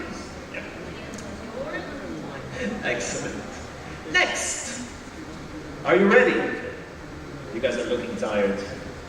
I'm unimpressed. We need some energizers. What percent of US deaths are caused by misdiagnosis and medical error? 10. Wow. Crazy, if you think about it. All right, to talk about pitfalls You know, building on the negative and scary, death, pitfalls. Talking about the pitfalls of adopting and moving to cloud computing. 5 pitfalls. Please welcome on stage Adil Kuntab, founder and CEO of 0 and 1. Ali is a seasoned entrepreneur and cloud technology expert. He's the founder and CEO of 0 and 1. 0 and 1 are a cloud-native service provider and native AWS, Amazon Web Services consulting partner that leads complex technology projects across the Middle East and North Africa. Ali, thank you so much for your time. Here's your clicker. You got your 15 minutes on the clock. This is forward, and that's back. Thank you for your time. So, let's imagine this kind of situation. You heard about cloud, you were very interested, and you decided to move forward with your journey. Then you go into your peers, and then they are in, get the executive sponsorship. Let's jump in and migrate to the cloud. Okay? So then, some of your team members will gonna be like more or less excited, others might be worried, but that will happen, right? So it's just another IT project. And then you start with all this enthusiasm and you jump, you start moving. Suddenly, you start having those roadblocks that nobody saw before. It was just an IT project, right? And then you're like somewhere in the middle, like you cannot move forward for these roadblocks. You're running parallel environments, and all those promises of saving, agility, innovation, nothing happens. Now, despite the fact that this was like just an example, but trust me, this is the real case happening with most businesses trying to adapt to cloud. We hear a lot, we see a lot. So, if you wanna make sure your journey to the cloud gonna be like smooth, so I'm going to share some of the pitfalls that you will avoid and how to avoid them. So please relax and enjoy the last show today. So thank you so much again. Let me give you just a brief intro. Maybe the intro was fast. 0 and 1 is an AWS advanced consulting partner with all these kind of competencies, migration, organization, DevOps, and stuff. We've been focusing highly and only on AWS. So most of what you're gonna see is based on our collaboration and approach with AWS in general and the learnings that we had. So we've been awarded the Partner of the Year for the MENA region in 2021 and the Migration Partner in 2021. That's just about us. So organizations, when they adopt this journey to the cloud, they're just like interested to catch the trend, but they always forget to bridge the gap between technical and business goals. And this leads to kind of unclear organization objectives. So cloud adoption as a strategy is not good if it didn't serve the real business objectives. So in the midst of this excitement, like you getting out of your data centers, I mean, the need for a success metric, unfortunately, is always ignored. Cloud itself is just a tool that to reap the benefit, you really need to set it right. And bad cloud deployment will always lead to very bad returns.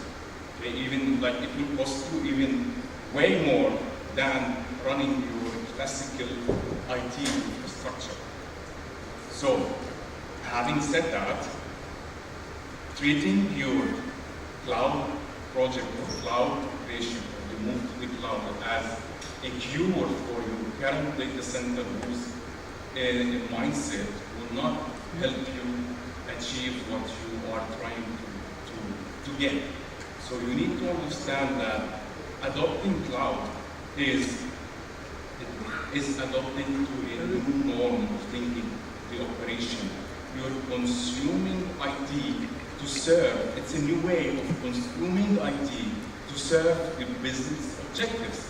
So if your organization is not ready to adapt to self-service, metered, elastic way of doing things, then going to the cloud will just add extra harm rather than benefit. Now, this was the first pitfall. Now, most of the enterprise migration projects get stalled at 25% of the journey. And that's when the lift and shift work is the easy one, like it's done, right? And then we're just like, because we are just running and we will move, there is a mindset of we will build it and they will come. But you still have those monolithic applications, big ones that need to be broken before you move them for a proper operation, right? So, and those will hinder your progress. So that's why to get stuck. And to really refactor, you need to think, should I invest all this money to factor this application to the cloud? Is it worth it to do the same functionality as we're still paying all this money? It might make sense, but this should be aligned with the business, because business initiatives have their own timelines. And then what was a sprint, supposed to be a sprint, will become just a marathon. Now, the cloud needs a new mindset of capabilities and different type of mindset. So you need to have this cloud thinking. You need to assess your workloads when you are trying to move in your cloud assessment phase. So you just don't go with an as-is mindset, right? Think of re-platforming, refactoring, think of repurchasing. You need to select the right strategy in your migration, and that will give you the best return on investment when you execute your migration. Having a factory mindset where you recreate patterns for repeatable patterns for certain workloads will always boost the return on investment at a later stage. Now, according to research done by Accenture, 2/3 of enterprises are not happy or they didn't achieve what they were promised from the cloud migration. And the main reason, according to the same paper, was because there was no cloud strategy in place. And they didn't have a continuity or a plan about how to utilize the cloud as a platform for innovation. So, the moral of this, I mean, the cloud is not a big bang thing and we just move there. It will give you a little to no added value and will not put you ahead of your competitors if you just move. So the moral is, before you set out on this journey, you really need to know where you are going. That should be drafted initially with your cloud strategy before initiating that. So the last pitfall that I want to mention is, it is a journey, guys. So it's not just a project. So post-migration planning is being success. So if you haven't built your operation model, if you don't know what are you going to do next, then why move to the cloud? It's just not yet another hosting platform. So, and there are huge financial risks. We've seen this everywhere. My spends, you know? So think of cost. So I showed you 5 pitfalls, right? I'm not leaving you hanging, right? So how to avoid these pitfalls? So we've been doing this with AWS, and they have been doing it globally, like defining framework, which is based on 6 pillars. The first pillar is the AWS investment.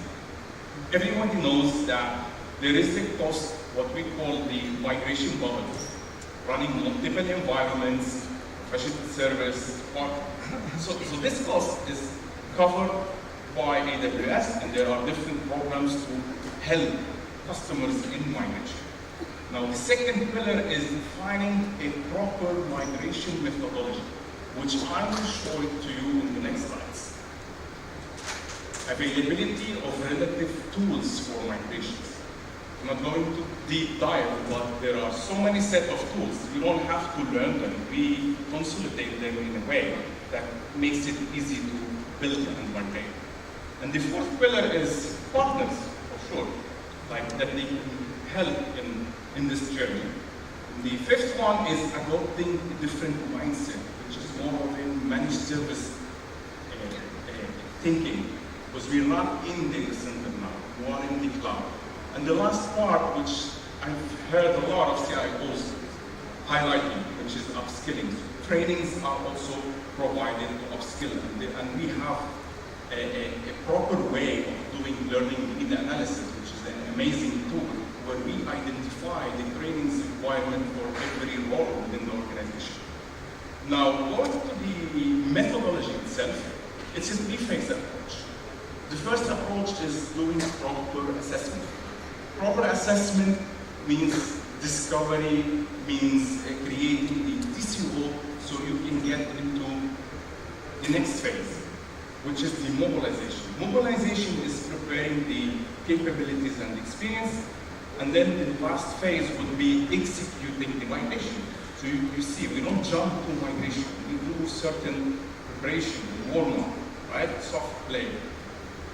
So back to the assess, rapid discovery, building the TCO. So the idea is getting out of how ready is your organization. It's more of digging into your organization, teams, units, finance, HR. It's not only tech people. This is the last worry we worry about. We worry about all other business units, right? They need to be aligned. We need to understand if this organization is ready, right?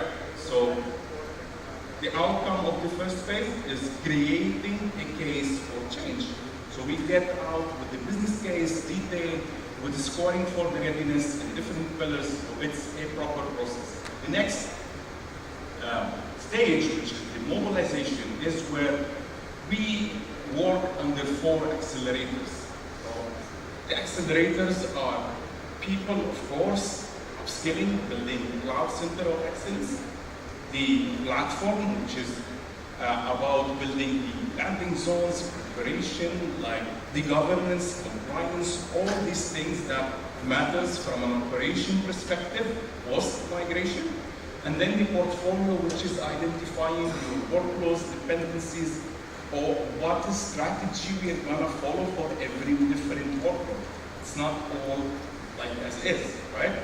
So the outcome at this stage is building the readiness through experience. Because we go through POCs, we build pilots, we support the customer team to get more comfortable in cloud so they are ready. Now the last stage would be just accelerating this migration through the migration factory, through all the standard operational procedures, through all the testing and learning we have done in previous phases. So, the last slide, I will be the fastest one, I need +1. Now, why work with migration and modernization competency partner? Look, there are 2 answers for this. I'll be very honest, we need to make a living, right? So, but technically, growing capabilities, faster delivery, that was a joke, man, but it's true, right? So, knowledge transfer, access to funds and tools, because all of these funding and supporting the migration bubble that I mentioned are provided to partners. That's why. And of course, the partner can help you during and post. So that's what we do. So that's the end of my session, and I would like to thank you so much. And yeah, that's it. Thank you. So, I understand from the 5 pitfalls. Yes. Cloud computing is not magic. No. It's not going to take away my data center woes. It's not going to be a big bang and solve all my problems. No, it's a different mindset, right? It is a different mindset, absolutely. You gotta plan it and look at the post-migration metrics and tools. No, I really love that. Thanks so much. We have a small memento. Thank you for your time and your presence. Aha, proactively returning the clicker. Now that's the best practice. Of course, heard that? Thank you so You much. will.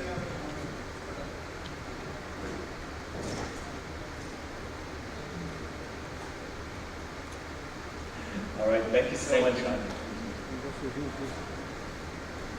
All right, we are powering on this afternoon. I see some tired, distressed faces, but trust me, we're only at the beginning. There's so much more coming.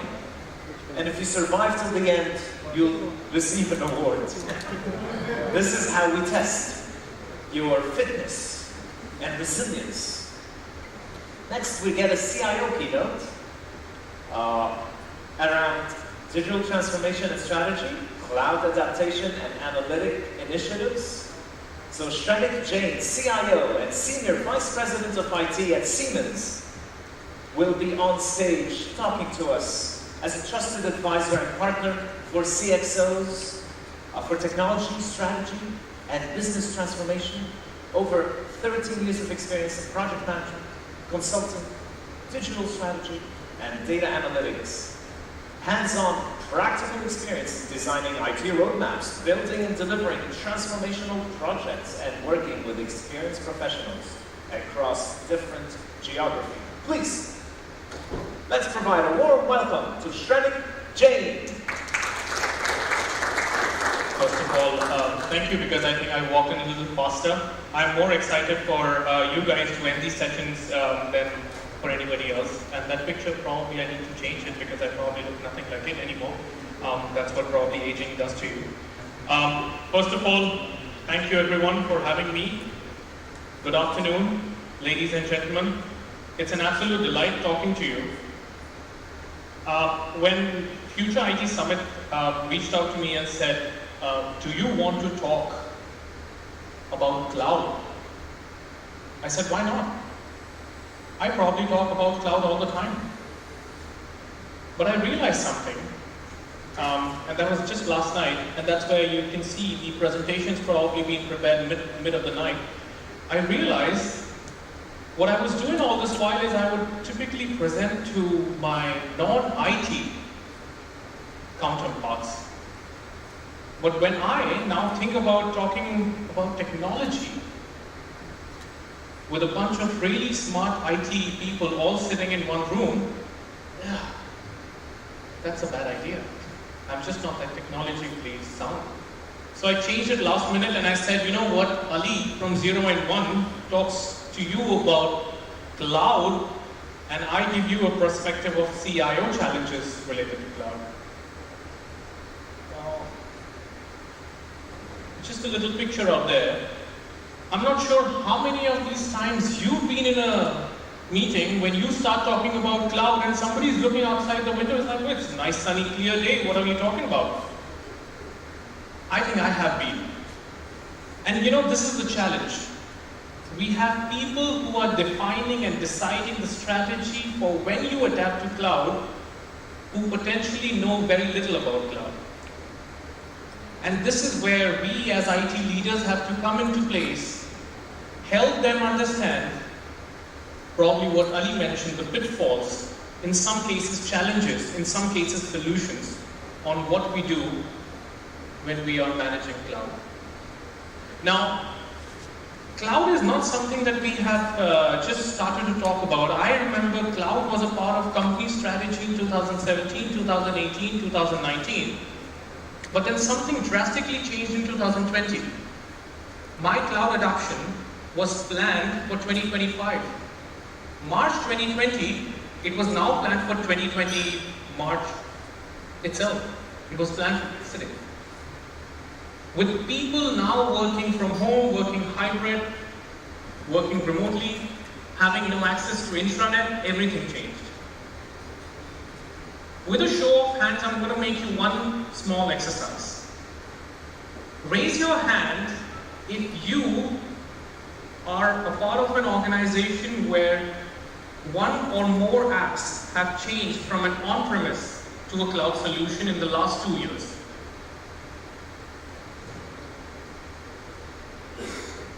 Looking around, I see quite a few hands. And that's reflective of the industry standard. More than 40% new companies are moving to cloud which did not have a part of their strategy to move to cloud before March 2020.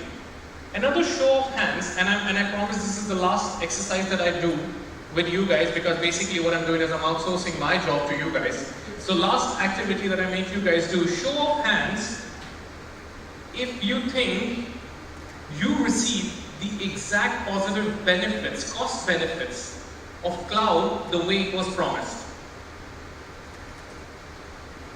I see no hands, probably some, which is also reflective of what industry studies prove. What we are doing is we are designing and building business cases for cloud, which is unrealistic. And then 2 years down the line, we look at this cloud solution and it's like, that's just not how it was supposed to be. Why did it not work out? Somebody's questioning the technical expertise of the one who designed the cloud solution. That's just not it. What we really, really need to do is we fall into the trap of moving to cloud really, really fast. Unfortunately, in some cases, we didn't have an option. But now, when we are planning for the future, why not look at just 4 simple W's and just see how we can plan? I'll start with the first one on this, when. I truly feel all IT decisions are basically budget decisions. Everything that we do is closely related to the cost. Moving from an on-premise solution to the cloud, let's ask ourselves, what are we doing?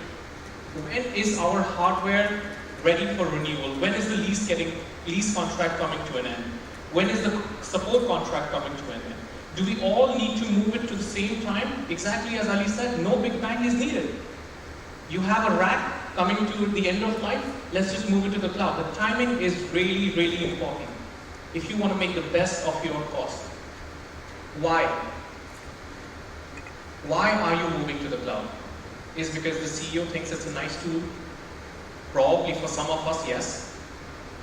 But perhaps we really need to understand, where does the cloud migration fit into our company strategy? And exactly as many of us have spoken about, is it a simple drag and shift? Potentially, yes. There is an app which may not just be requiring to scale up. Why do we have to make it more complicated? Why invest the time in refactor, re-architecture for apps that are not needed? Question, what? What are we moving to the cloud? When I asked this question for the first time to somebody in the team, they picked up the data which was sitting there in servers for the last 20 years, and it's like, all right, you know what, we will need this in storage. Like, seriously? Do we really store all that data to the cloud? Do we want to spend maybe some time clearing up? Every little extra terabyte that you are buying on that cloud is going to cost you money.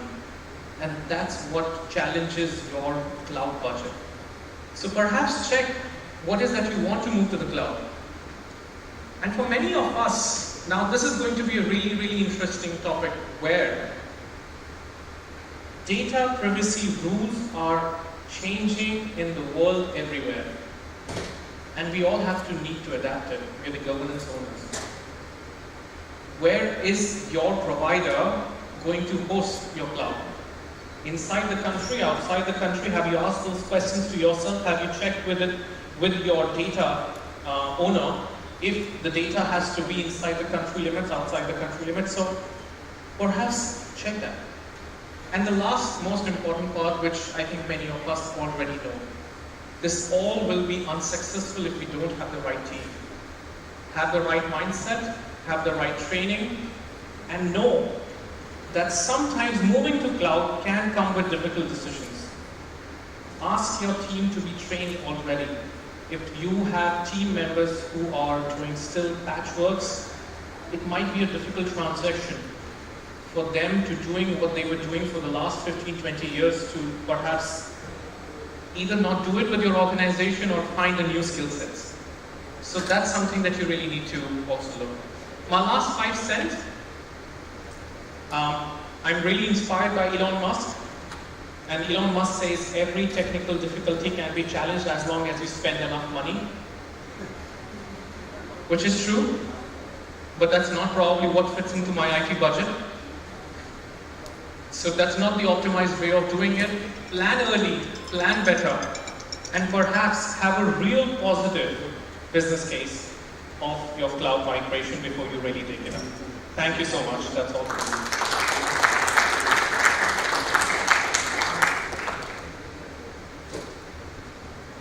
Thank you, Shrenik. So I see a common trend planned earlier. Yep. That was very similar to Ali's message, right? Around the pitfall of clouds. So it seems the age-old wisdom of spending 80% of your time planning. Yeah. Then you can execute it 20% of the time. Absolutely. But what usually happens, we plan for 20%, we rush in, and then delays, and scope creep, and deadlines get pushed back, and challenges are increased. So thank you so much. He's also proactively returning. See, after I make a message, now everybody's returning it. Thank you. We have a small memento. Shrenik, thank you so much for being not only early on time, but delight to listen to. Thank you. We want to go in the middle, under Shrenik's giant face.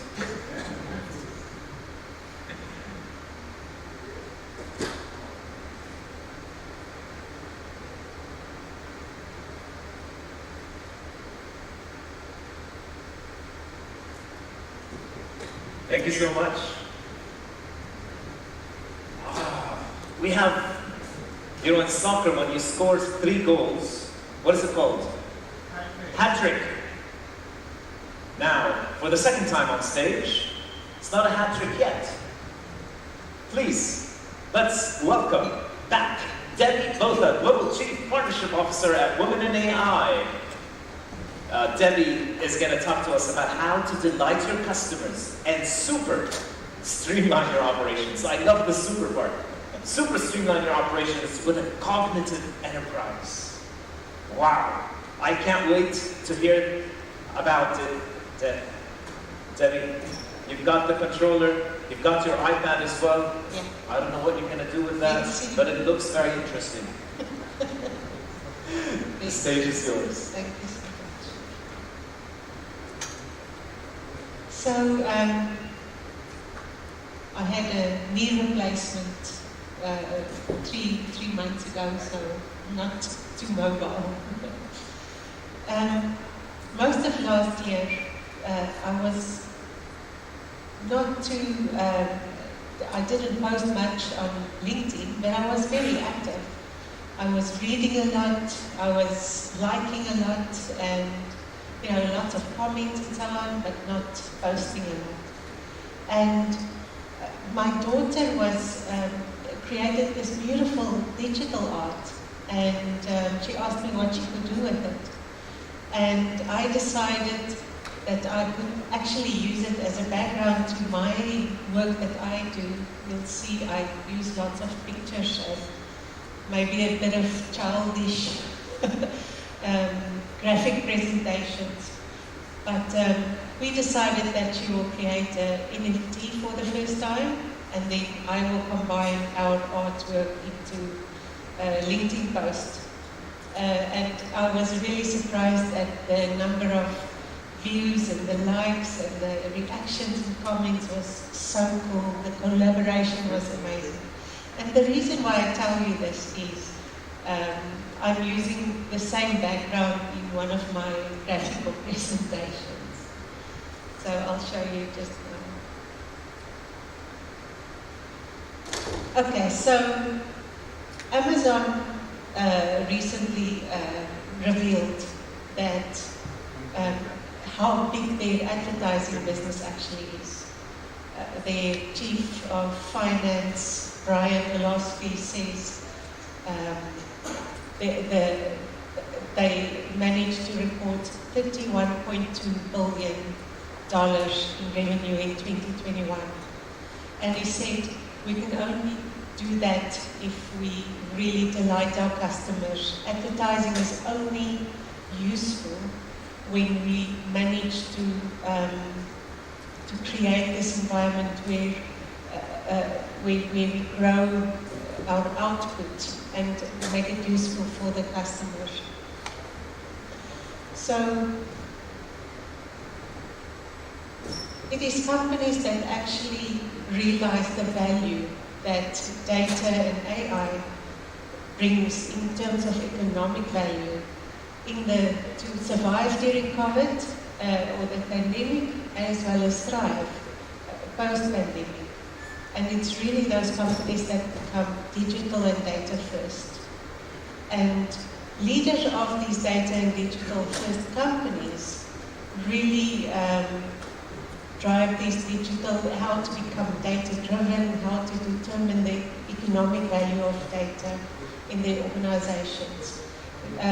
Companies like Netflix and Spotify and Amazon really managed to survive during COVID because they were already digital and data first. In his book, The Economics of Data, Analytics and AI, the author Bill Schmarrau says, if you want to change the game, change the frame.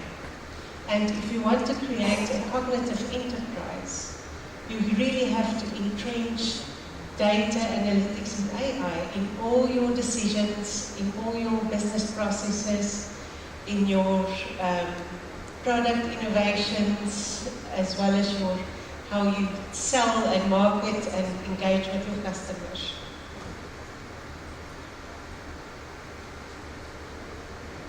So this is the picture that I was mentioning to you, my daughter's beautiful background, and how I see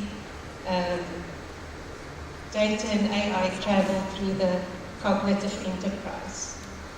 So I show there you have the system of engagement where you engage with your customers and your stakeholders. It's where you have this conversational, omni-channel environment where you collaborate and communicate and interact with your customers and other stakeholders.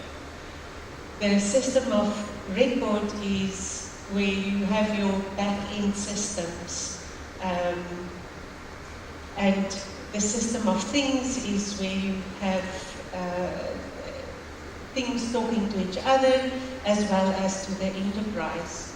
And system of insights is where you collect data from various data repositories into a set of collected data, as well as then you organize it and you analyze it for common decisions, as well as then push it back to the various systems to improve your processes and your applications, the machine learning models, the data science models, and those. So then you have your system of ecosystems, which is more the ecosystems to which your organization belongs. And examples there are the blockchains, the Internet of Things, the supply chains, your business-to-business exchanges, digital marketplaces that are in the metaverse these days, as well as data marketplaces.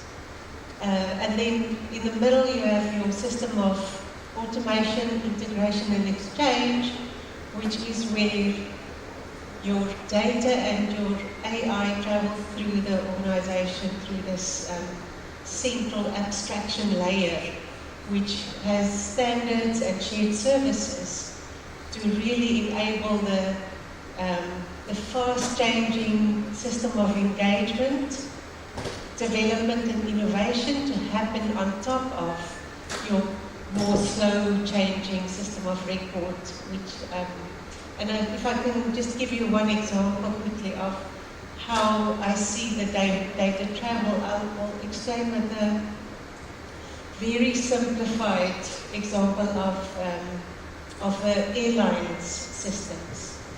And if you take the system of engagement, that is where the company where the airline will, for example, send me via email a next best offer through automated marketing. And I would like what I see, and I would go and purchase the ticket on their website.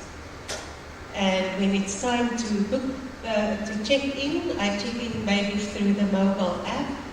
And once my trip is complete, the airline sends me a conversational WhatsApp survey where I can provide input relating to my trip.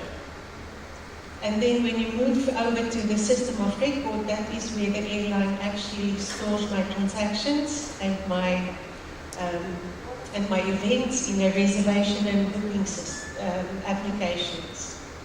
The system of things is where possibly my bags are tagged and they can track and trace my bags throughout my entire journey.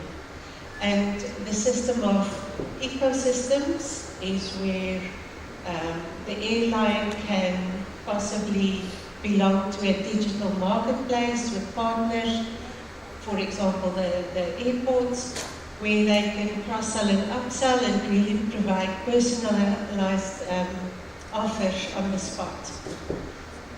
So, and then the system of insights is, to me, my soft spot. It's where, for example, the airline can really predict the passengers that will travel through a particular airport so that the airport can then go and schedule staff for the airport at a certain time. It's also where the airline will collect all my transactions, all my events, all my behaviors and my preferences relating to my trip, and also then be able to provide a next best offer and to provide the proper way of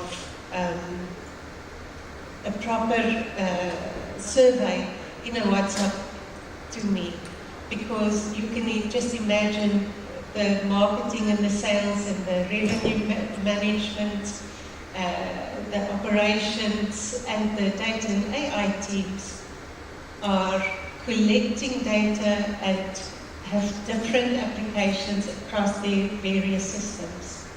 And what we have here is a way to communicate why it's so important for domains to have visibility across their various systems and their data, to have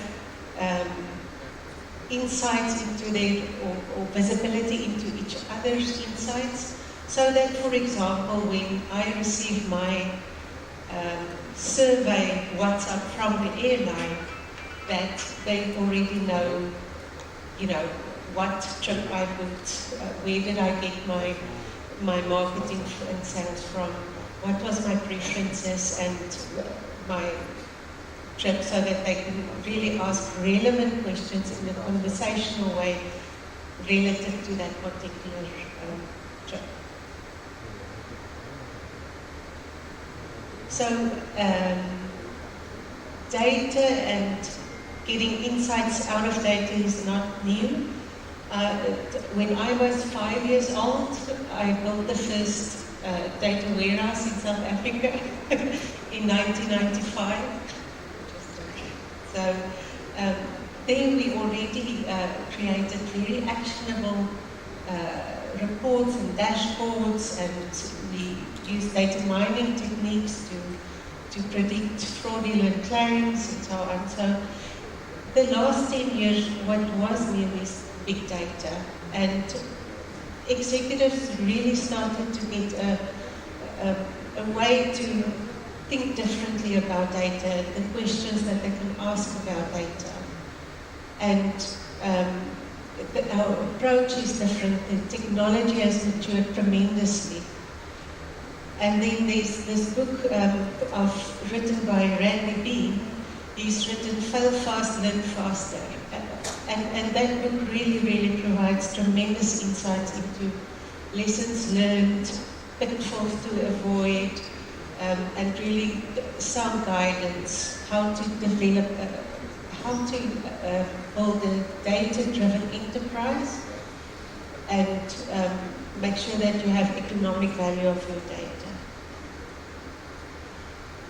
So how did Amazon manage to get the $31 billion of revenue in 2021 for the advertising business?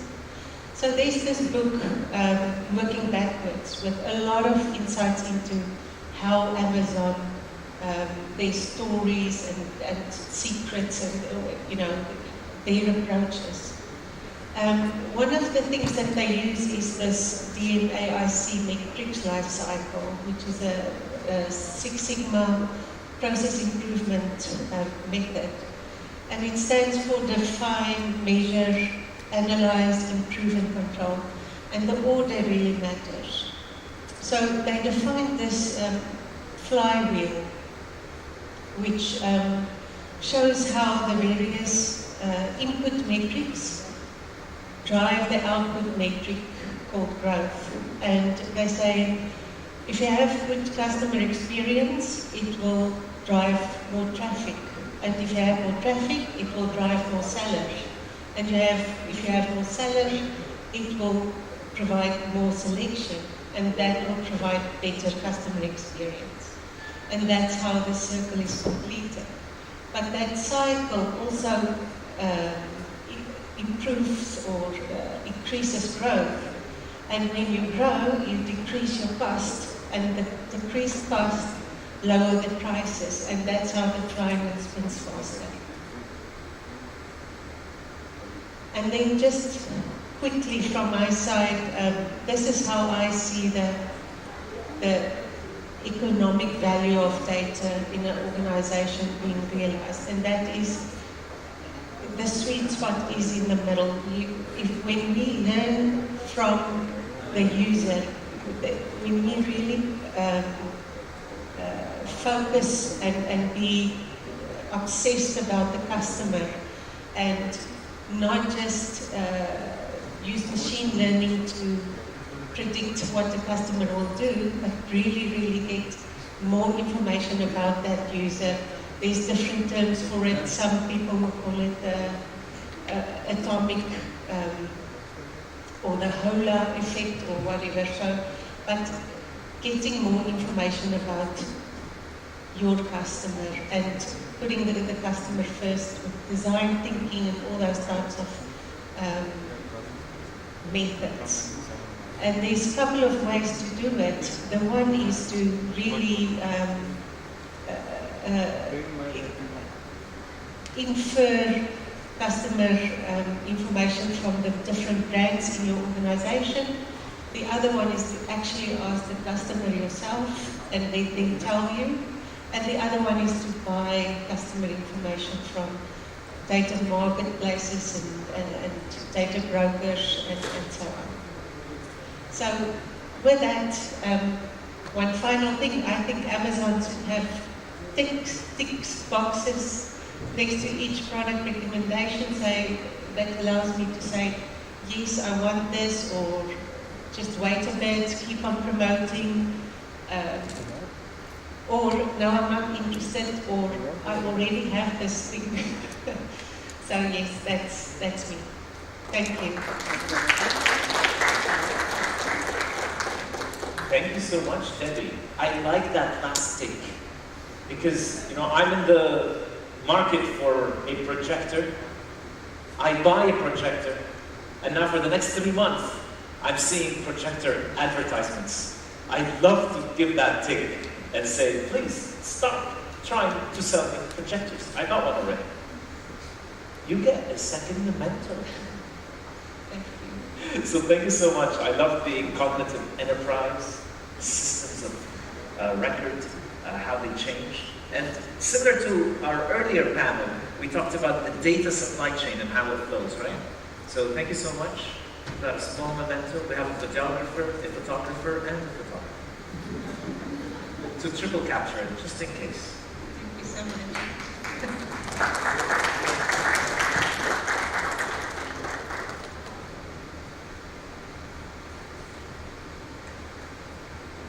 Perfect.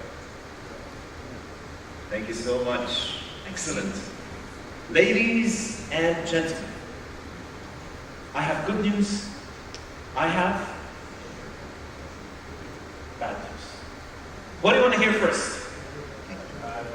The bad news. Actually, there is no bad news. We have finished the presentations of today. We are one step away from the Catalyst Awards. So we have a small aspect that we need to do around the launch that we spoke about this morning. So Global CIO Manufacturing Forum is going to be launched by none other than Ronak Samantarai, CEO of GEC Media.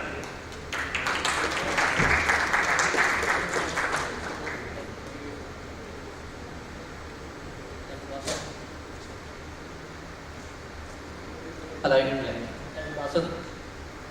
a warm good evening to everyone. I know it's been a long day, but I promise I won't keep you much before the awards start, right? So yes, as we all know, GEC Media Group has always been leading, and we started that journey with the Global CIO Forum, and which we launched back in the US, and we thought, okay, you know, why not to make it today? And especially with the CIO community, and be a single voice for the industry. And it's not about the vendors, not the partners, it's the customer's voice, which is very, very important in front of the vendors, partners, and the distributors, right? So taking that journey ahead, today we are launching the Global CIO Manufacturing Forum. But before that, I would like to tell you a little bit. I would like to go 2 years back when the CIO Manufacturing Forum actually started back in India. And for 2 years, it's been a great, great journey. And then we thought, why not to take it to a global platform as the Global CIO Manufacturing Forum.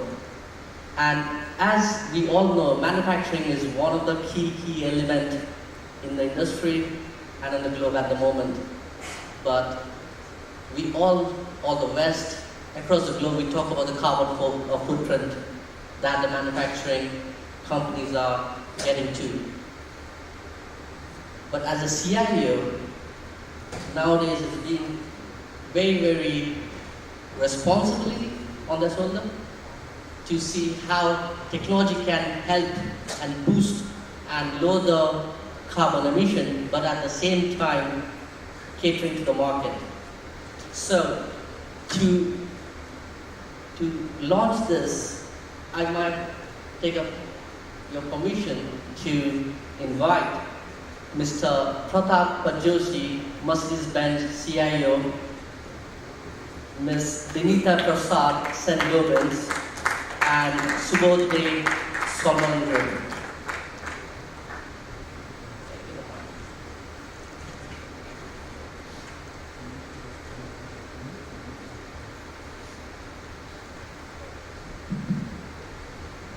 So Pratap, just a quick question, you know, like why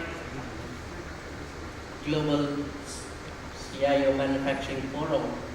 Like, we know there's a lot of forums across the globe, but why Global Manufacturing Forum? Good evening to everyone. Ronak, I think you have the right question. Because in every forum, whenever across the globe we go, manufacturing is one of the topics across the forums, the topic. Today morning, if you see the proceedings starting in the morning, the Dell technology started, that now the IA invention, how they reduced the production or maintenance of the engine from 16 minutes to 0 minutes, followed by the industry evolution 1.0 to 4.0 today, and how actually it is helping the industries. And today, last week, to talk about how the machine is helping in the medicines. Okay? The rise of machine in the medicines, right? That was the discussion we had. So in every forum, manufacturing is integral part. But we thought that why not to create one forum where we talk exclusively about the manufacturing only. Manufacturing doesn't mean that only the manufacturing industries. It could be automobile, pharmaceuticals, automobile ancillaries, in the constructions, and everybody, those who are actually participating in the entire ecosystem of the manufacturing are the part of this organization. So we have created this CMF now. In India, we have started this around 2 years back. That is CIO Manufacturing Forum. Now we are launching it as a global CIO Manufacturing Forum. As rightly said that we don't want to reinvent the wheel again and again. Whatever is there, we have a mammoth knowledge resides with us, with the manufacturing people. They have the knowledge, they have the strength to implement it. And now, with this strength, GSTFO, I think we can launch it and go ahead. Yeah, sure. Thank you. Thank you for that. So, before the launch, can I ask on stage from the manufacturing industry, Ms. Samin Jha from Electric? Yes, please. And can I have Mr. Kasib Rana? And can I have Umesh Mulchandani? Mustazir Aziz? Arnav Debroy? And Mohamed Hinawi? And can I have the brochure, please?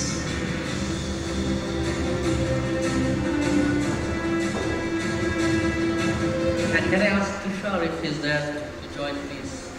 Tushar?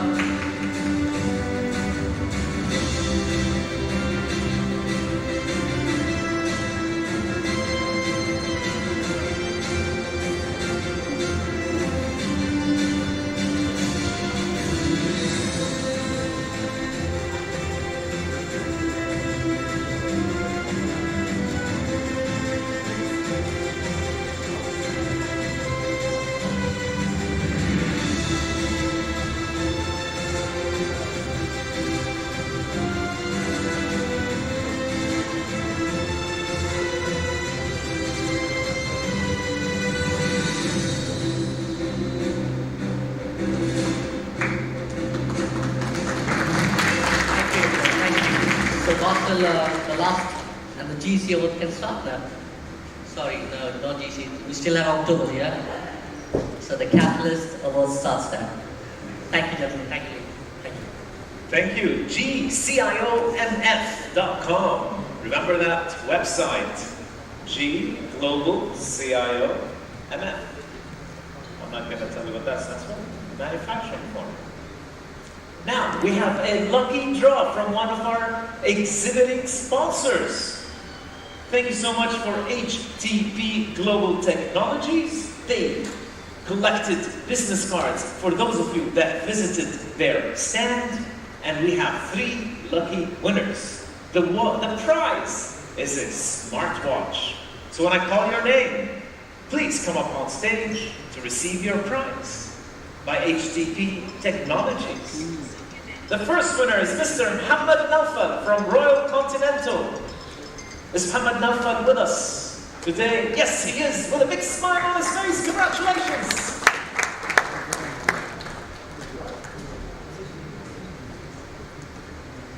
Muhammad, you have won a smartwatch.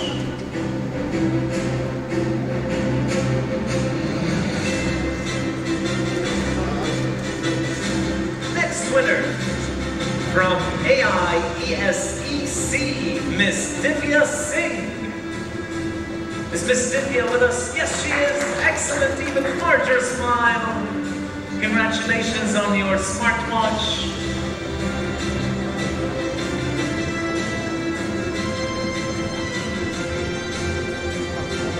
And our third and last winner in this batch from HTP Global Technologies. Thank you for visiting the stand and dropping your business card, Mr. Joseph Foster from Megabyte IT Solutions. Mr. Joseph, are you in the room? Where's Mr. Joseph? Do you want to pick another winner or want to keep it for Mr. Joseph? Oh, you are so kind. He's going to send it across. Much kinder than I am. Clearly. Thank you so much for your sponsorship. Thank you so much. And now, we have a short video from our one of our sponsors, SecureNet, a short video to introduce, and then we will go into the Catalyst Awards.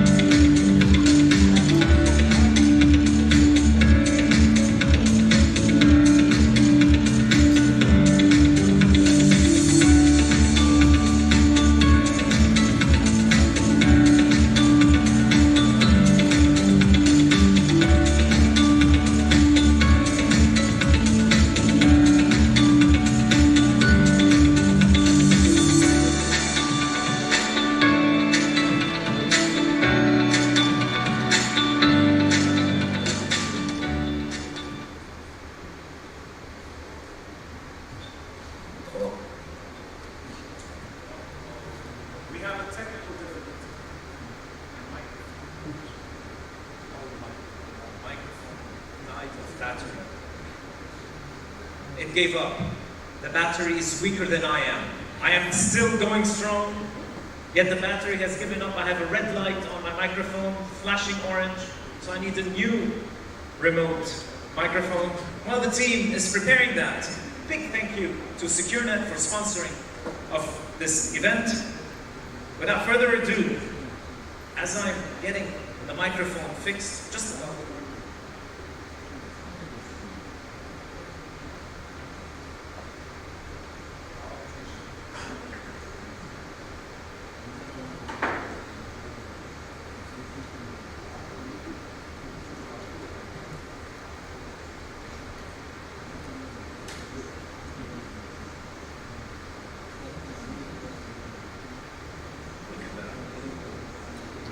I didn't even need to change the microphone. I can just change the battery.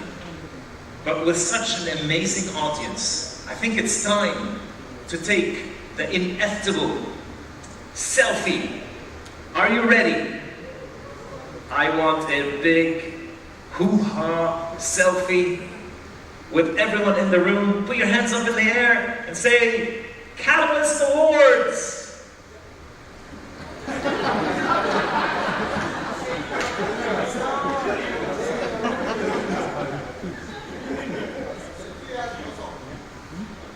We're going to do a video, because clearly pictures are not your thing. We live in a TikTok generation. I am young, I am hip, I'm all about YouTube shorts, and Instagram, not the posts. Those are for the babies, the reels. That's for the new generation, right? Alright, so let's do a quick video, but this time, on the count of 3, if you do not scream Catalyst Awards, you will not receive your award. Is that clear? I've got a camera. I will be referring back to it. All right, let's start this. 1, 2, 3. Amazing. Thank you so much. And with that, we can start the Catalyst Awards for today. Now we've saved the best for last. I can say that. I can be honest. Industry's most coveted title. And my favorite award ceremony is all set to recognize and honor the trailblazers in the industry who have been uplifting the brand, the reputation of their respective organizations. It has been difficult times, lots of cost-cutting initiatives, but platform and market penetration continues to increase, and those winners are truly acting as catalysts in the ever-changing market landscape. Today we have 3 main categories. We will start with the Catalyst CIO. This is to recognize the leaders in IT, in the commercial and public sector. And then, we don't forget the vendors. We will have the Catalyst Vendor Awards and then the Catalyst Channel Awards. So, without further ado, can I have Ronak Samantarai back on stage? Yeah. And the ladies are ready with the first two awards. Our first winner, congratulations to Arul Joseph Fidgen from DIFC Courts.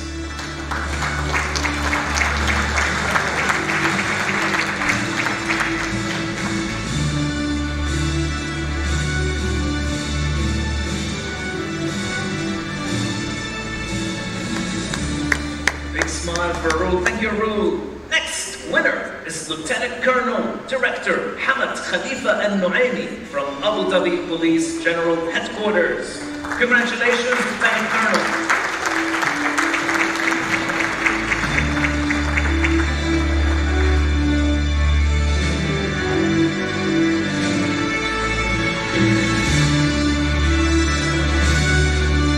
Our next winner from the Mohammed bin Rashid Space Center, the CIO, Abdullah Al-Ahli. Alf Mabruk. Abdullah doesn't seem to be with us today, so thank you. I can take that award, if you may. We will make sure to safely deliver it to him in one piece, please. One piece. Next winner, Abdullah Ali, Dubai Multi-Commodities Center, IT Director. Is Abdullah Ali with us today? Oh, he must be meeting with Abdullah Ahli. They're having an Abdullah meeting that we were not invited to, unfortunately. So he's not with us. Thank you so much, Saman Tarai, Ronak. Next on stage, can I have Anushri Dixit, Global Head of GEC Media Group. Anushri's first purview on stage today. Thank you. And our first winner from Oman Insurance Company, Sridhar Saraguni. Congratulations, Sridhar.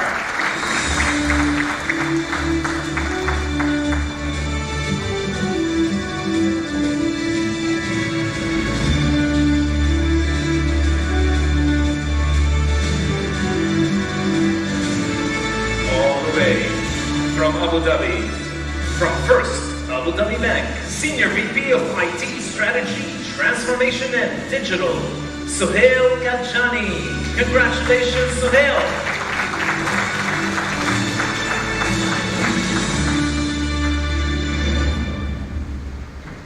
Oh, a break in the music while the DJ presses restart. We are restarted, yes. Our next winner, from Emirates Development Bank, the Chief Operating Officer and Chief Information Officer, Hakam Abu Zarrour. Alf Mabruk, Hakam.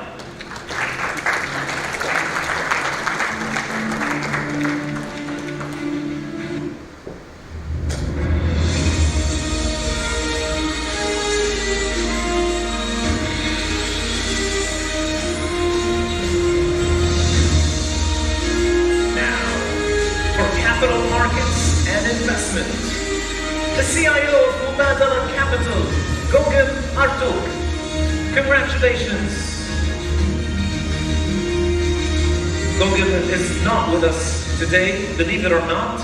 A full room like this, standing space only, but we will make sure to deliver his trophy to him. Next, in investment management category, the winner, EVP of Group Head of Information Technology at Al-Rams Corporation, Iyad Kashkash. And accepting the award on his behalf, we have Hamad. Is he in the room? Yes, Hamad is here. Thank you, Hamad.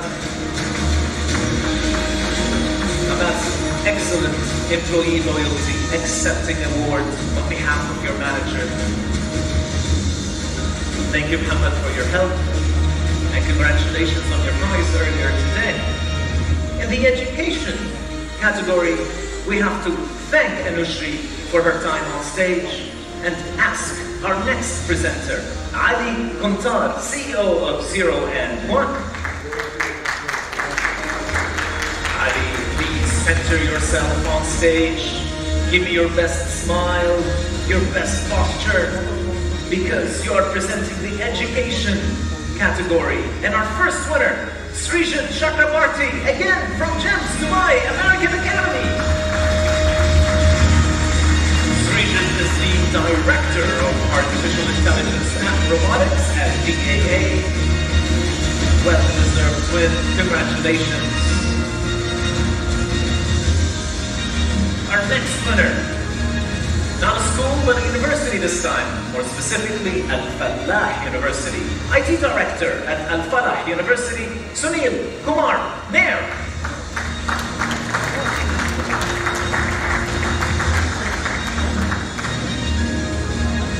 Congratulations, Sunil. Big smiles. I don't see teeth. I need to see teeth. Yes. Sunil, teeth. No? No teeth. Okay.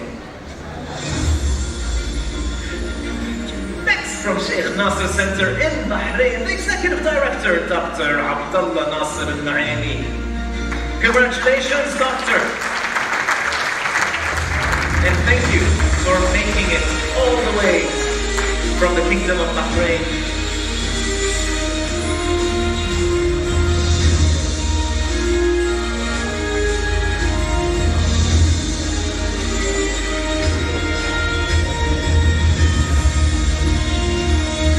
And with that, I'd really like to thank Ali for your time.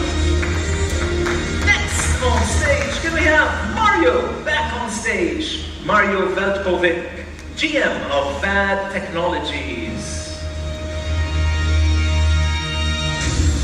Mario had to use the restrooms, but I am sure somebody brave will stand in his place on his behalf. Who can I have? Any volunteers? Ronak, come on up here, come on. Ronak, I never have to really help tell him, show me teeth. His teeth are plastered on his face 24 hours, 7 days a week. You can ask his wife. He sleeps with his teeth smiling. Ronak, you're gonna give the facility management category. And the winner, head of ICT at Emerald Services. Please put your hands together for Hussein Saifuddin.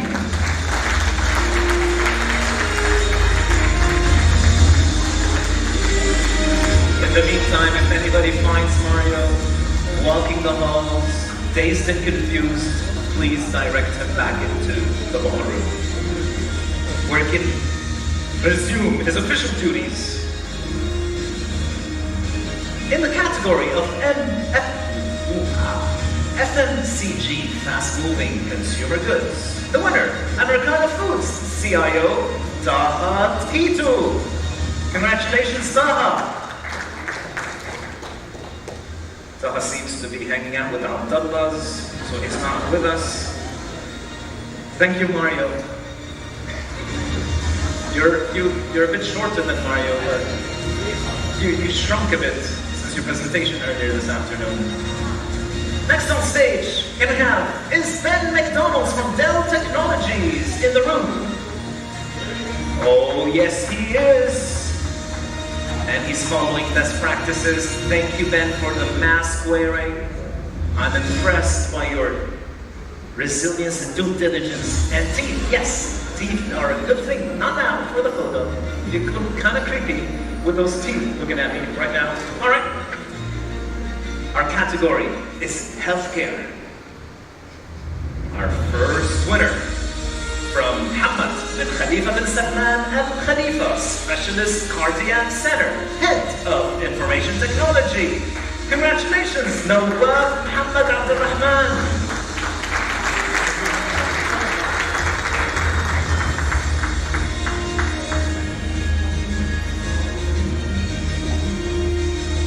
Our next winner from Prime Healthcare Group, Director of IT and Prime Digital, Jalil Rahman.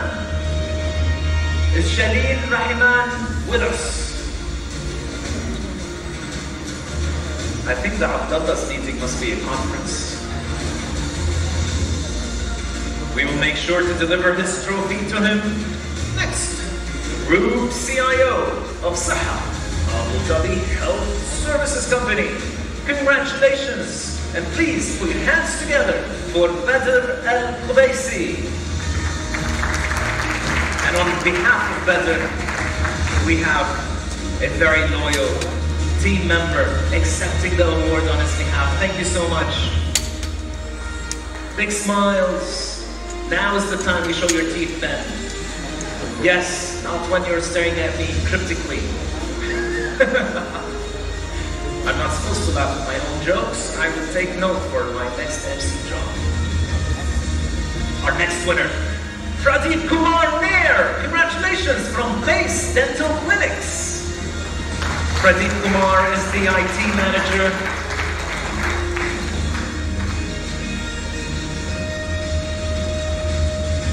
Big smiles.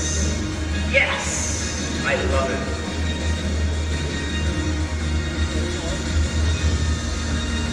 Our next winner, from Merck Group. Again, for the second trip on stage, Manal Alam, Middle East IT head and business partner. Congratulations, Manal.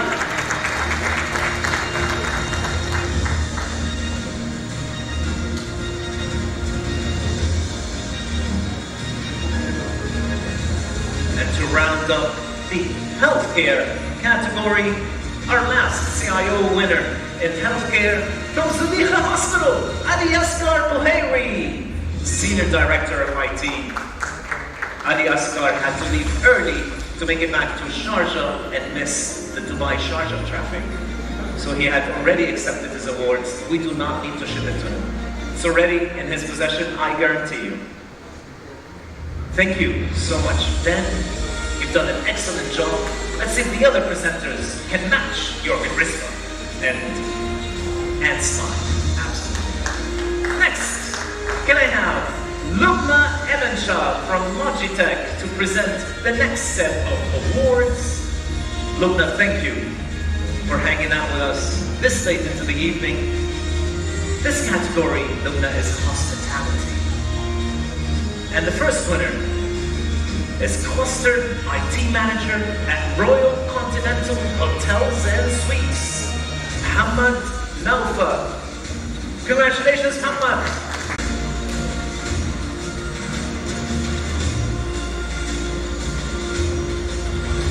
What are the chances? Our next winner is also a Cluster IT Manager, but this time at Class Hotel Apartments. Please, warm welcome and congratulations to Savin Subramanian. I know it's hard, I know it's hard. I will lead my example. We can clap.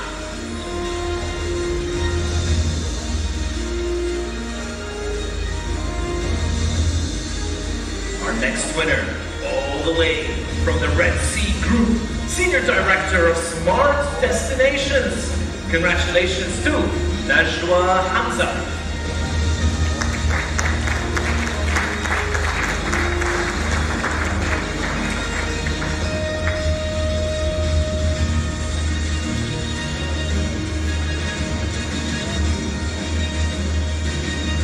Congratulations, Najwa. Did you make it here all the way from the Red Sea? Thank you. Welcome to the Arabian Sea. It's on the other side of the peninsula. Our next winner, Director of Information Technology at Skidmore Group, Anish T. Varghese. Congratulations, Anish. And I hope my pronunciation this time was up to your standards. Yes, I'm good.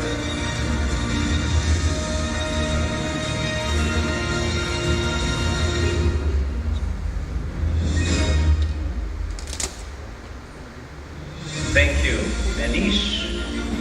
Thank you, Lubna. For the next category, any guesses what category that is? Manufacturing. The subject matter of our recently launched Global CIO 200 Manufacturing Forum, presented by Dinesh Kumar from Automation Anywhere.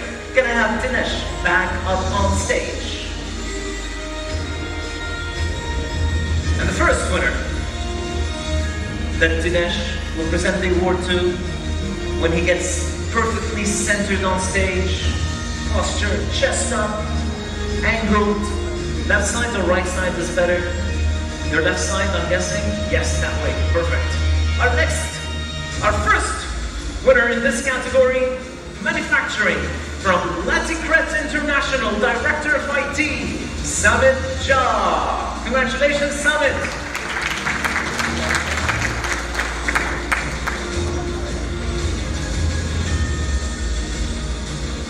It was a highly competitive category. Next on stage, from HSA Group, Head of IT, Kashif Rana. Can we have you back on stage, Kashif? Congratulations.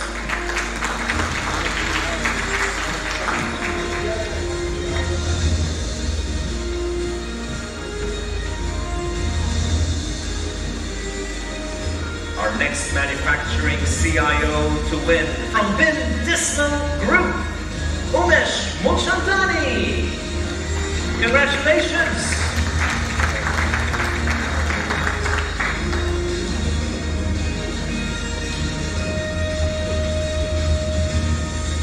Do you like the pace I'm going through this awards with? I think the hostesses are hating me, but it's good exercise. Our next winner from NAFCO, Group IT Manager, Muhammad Hannawi. Muhammad, congratulations.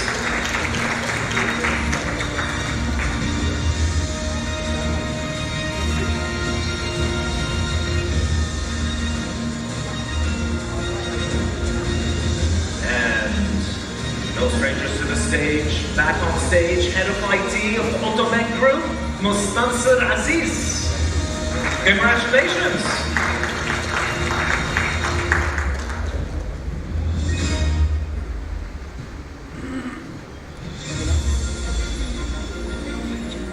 And wrapping up this category in manufacturing, the Information Systems Manager at Medita Overseas Limited.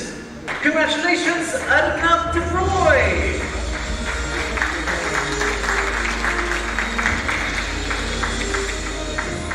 Arnab is making his way to the stage with a smile on his face after winning the coveted CIO and Manufacturing Award.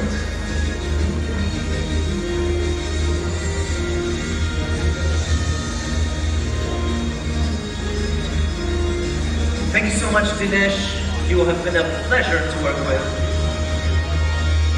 Next category, oil and gas. Presented by Samer Simran from Pure Storage. Samer has to get off his phone and focus on the proceedings of today's award ceremony. Thank you, Samer, for your help. Thanks to Pure Storage for your sponsorship.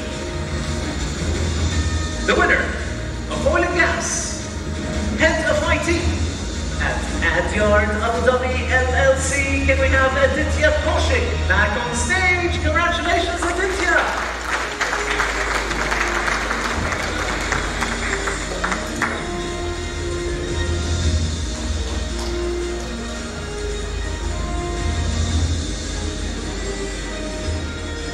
Our next category is real estate. And don't worry, Samer, you're gonna stay for the 3 awards in real estate. The first award goes to Bloom Holding, Director of IT, Mubarak Hussain. Congratulations. Mubarak is not here with us, so we will make sure. Will you deliver the award, or should I? You will do it. One piece, Samer, please. We don't want it to be broken. All right, our next winner in the real estate category, the CIO of Nahid, Ahmad Al-Ahmad. Congratulations, Ahmad.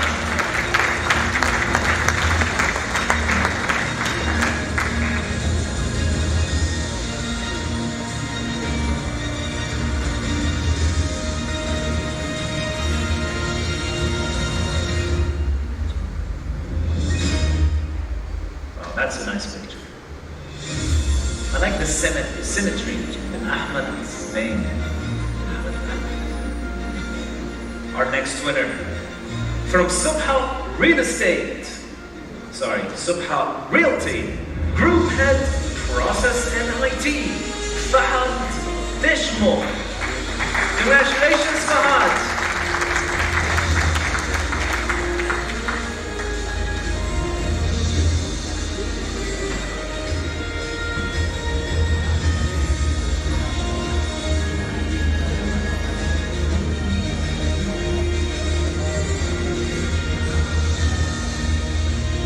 And with that, we wrap up the real estate category. Thank you so much, Samer. I know it was difficult work, but you did great. Our next set of awards from another sponsor. Big hand of applause to Zaid Khattas, Commercial Lead, Meta at AMD. Zaid, don't give me that look. I'm sure you can pull this off. Perfectly centered, posture, give me that angle. You see so much in the Instagram fields, that's the one. Absolutely. All right, our next category is in the real estate. CIO of KEO International Consultants, Damir Jaksik. Damir, thank you for your participation earlier today as a panelist, and congratulations of winning CIO in Real Estate and Construction for KEO International Consultants. Next winner, can we have Shayish Maganlal, Damat Property CIO, back on stage.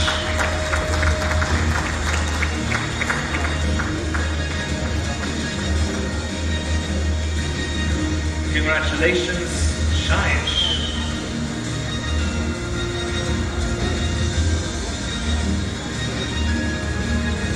Our next winner, Dinesh Kumar, IT Manager at Driven Properties. Is Dinesh with us this evening? He is not with us this evening, but don't worry, you know the drill. What are we gonna do? Send it to him. In how many pieces? One piece. I need to develop that joke a bit longer now. Next winner, Senior IT Manager at Al Masoud National General Contracting, Ayman Daka. Congratulations, Ayman. I saw you earlier today. Wait, are you in the room? He's not in the room. Zaid, can I trust you? You will deliver the award to Ayman. Excellent. Thank you so much, Zaid, for your time, efforts, and most importantly, your sponsorship. Without sponsorship, this event would not have been possible. Next, can I have Sridhar Rajakapo from Epicor to present the next category of awards? Sridhar, are you in the room? Going once, going twice, gone. Do I have anybody from Epicor to present the awards on behalf of Sridhar? Oh yes, we do. A brave soul volunteering. Thank you for representing Epicor, one of our great sponsors today. Our first winner, Group IT Director, Al Yusuf Group, Fayaz Ahmad Badubay. Congratulations, Fayaz Ahmad.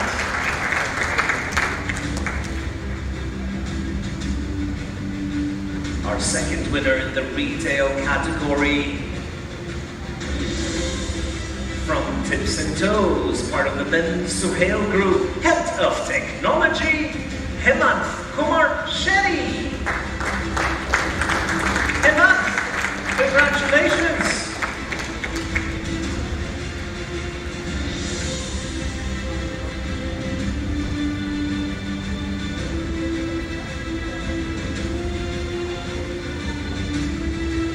Our next winner, from Truebell Group of Companies, Group Head of IT, Kartikeyan Gurusamy. Congratulations, GK.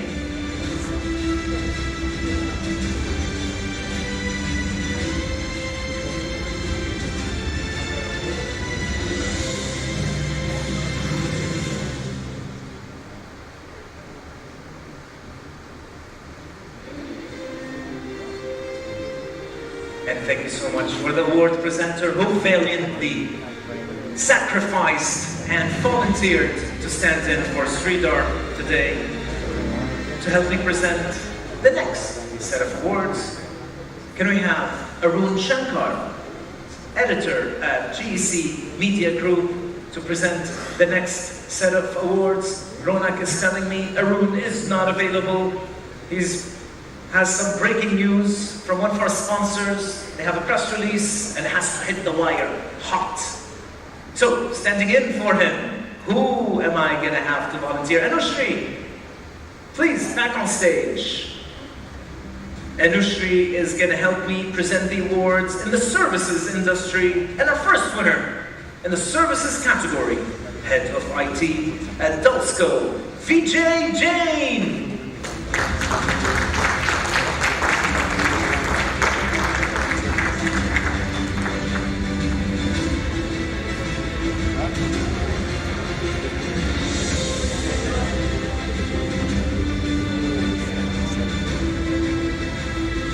Next winner, IT Head at Masjid Al Futtaim Global Solutions.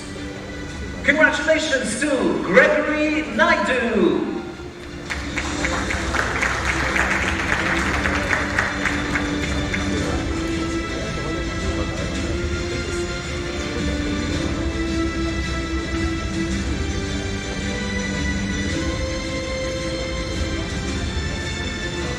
Big smile. The navy blue suit.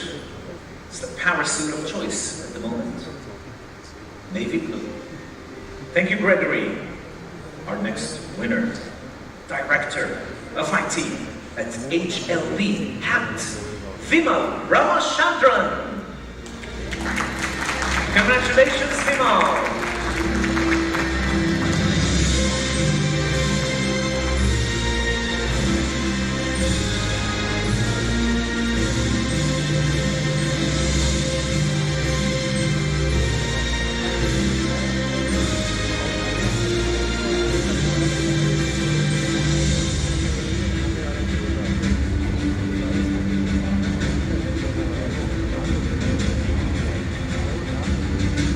Thank you so much, Anushri. You did a great job standing in for everyone. Next on stage, to help me present the next set of awards, Ronak. Samatarai, you're getting your steps in today, I know. We gotta hit that 10,000 step goal. Ronak fails miserably on a daily basis, but today he's gonna make it up for the entire week. 10,000 times 5, 50,000 steps. We're gonna hit that. All right, our category is conglomerates. The next winner, Director of IT at Shirawi Group of Companies, Madhukar Shamarvedi. Congratulations.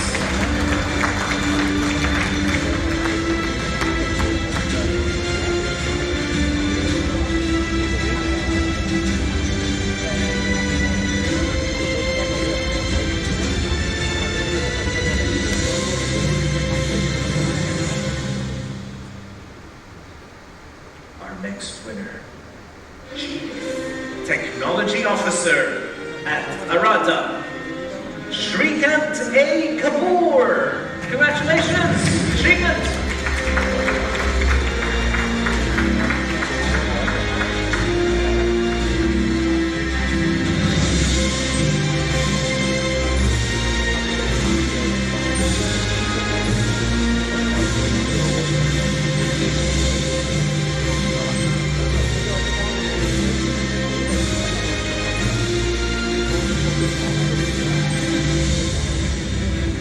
Our next winner, Group CIO at Galadari Brothers, Manish Bindra. Congratulations.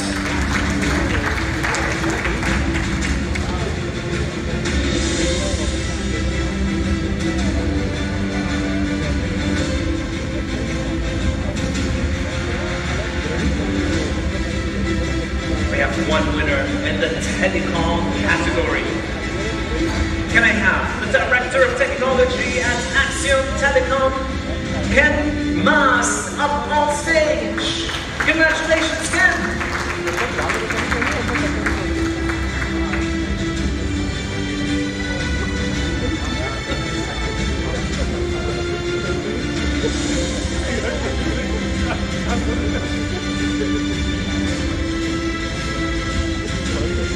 And rounding out the Catalyst CIO Awards, our last award of this category for this evening.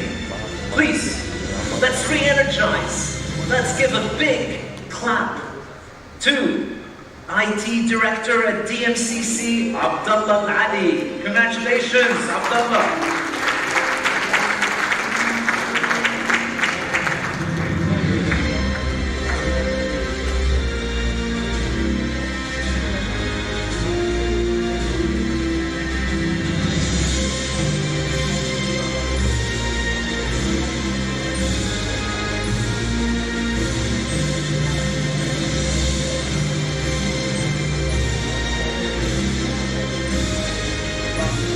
We now have two very special, not special, very special CIO awards. The first award is the Lifetime Achievement Award, which is presented to a CIO who has had a very splendid and inspiring tenure as an IT leader in multiple reputed organizations and has been the torchbearer for many critical and successful IT projects that have transformed not only his companies but had an impact across the industry. With great pleasure, we are conferring the title upon Mario Foster, Group CIO of Nabuta Group Enterprise.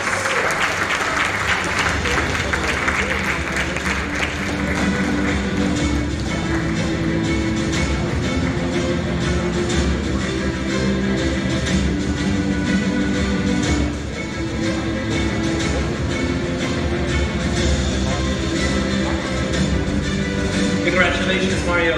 It is no even easy feat to achieve a lifetime of such achievements. Achieve a lifetime of such achievements.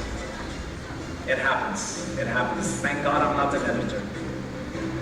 The next special award is for IT Person of the Year. After reviewing 20 contenders for this category, one and only one CIO emerged clearly as the ultimate winner. The selection has been made on criteria of their mammoth projects undertaken in the year 2021 to 2022, the huge cost savings that the project derived, and the sheer complexity of this transformational project, which the CIO successfully managed to sail through with his expertise, smile, and unique choice of times.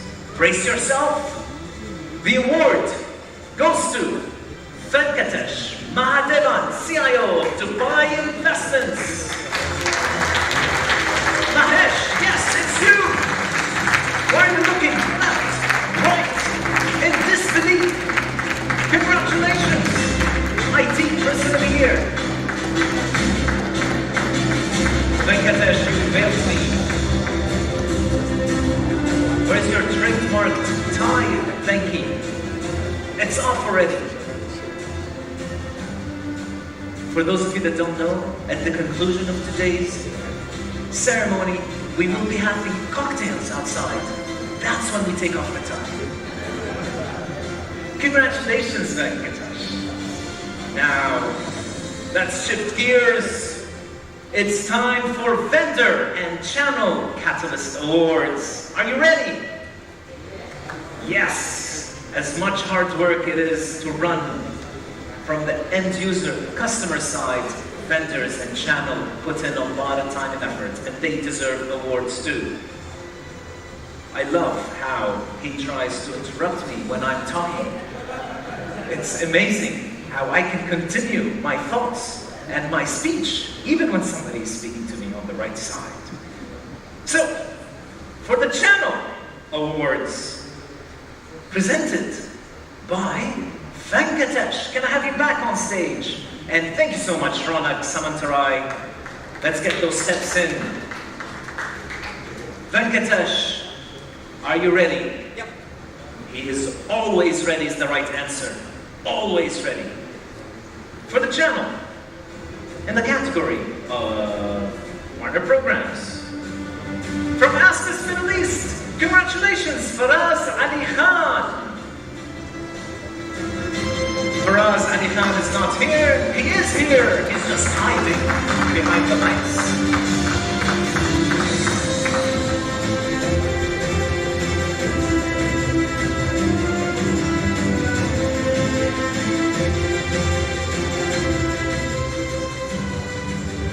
Our next winner, when it comes to growing their partners, growth partner activation from Ingram Micro, Tarannum Sakib, congratulations!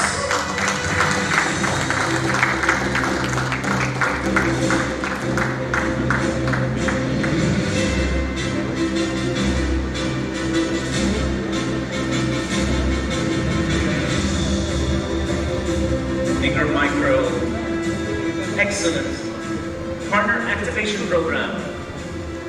Congrats, Tarannum. Big smiles. Don't look at me, look at the camera. That is your name, yes.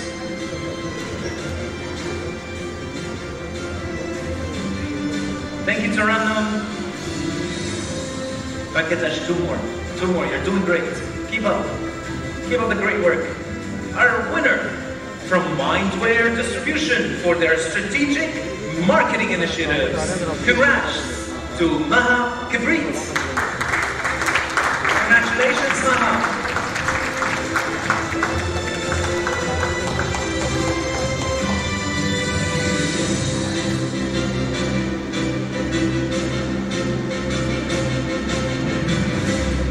I don't need to tell Maha to flash that smile.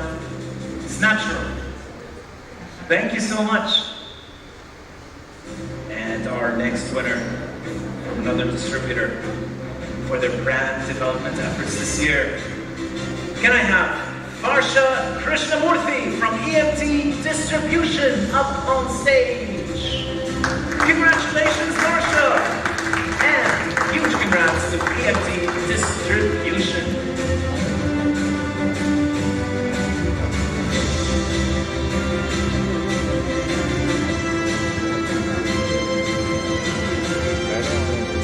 Thank you so much, Venkatesh, IT Person of the Year, giver of awards, presenter, panelist, multi-talented. Thank you, sir. Our next presenter, can I please have Ali Asghar Koheri from Suleha Hospitals back up on stage? You received the award, now it's your time to deliver the award. Ali Asghar is proudly celebrating.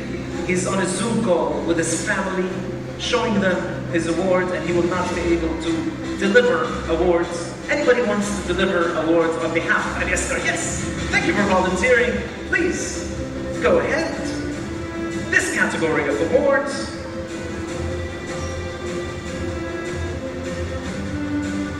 For digital marketing. And the winner is Amitak Enterprise Solutions, Rasha Esteem. Congratulations, Rasha. Your digital marketing skills are unparalleled in the region.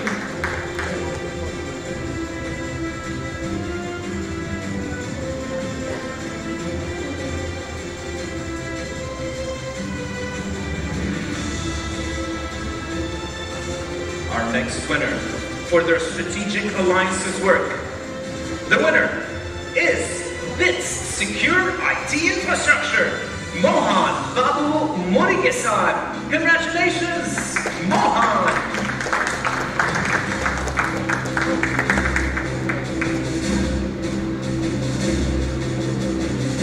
Big smile, Mahu. Mohan, did I massacre your family name? Or Murugesan? son is good enough. All right, perfect. Moving on. The category was highly contested for market penetration strategist. The winner is Avinash Uji from Cloudbox Technologies. Congratulations, Avinash. I'm loving the pink shirt, the blue suit, and the smile.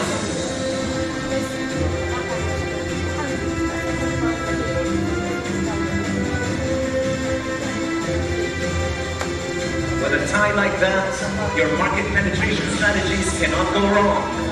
Congratulations, Avinash. And our next winner for their business analysis work, Finesse FC LLC. The winner, Francione Lobo. Congratulations.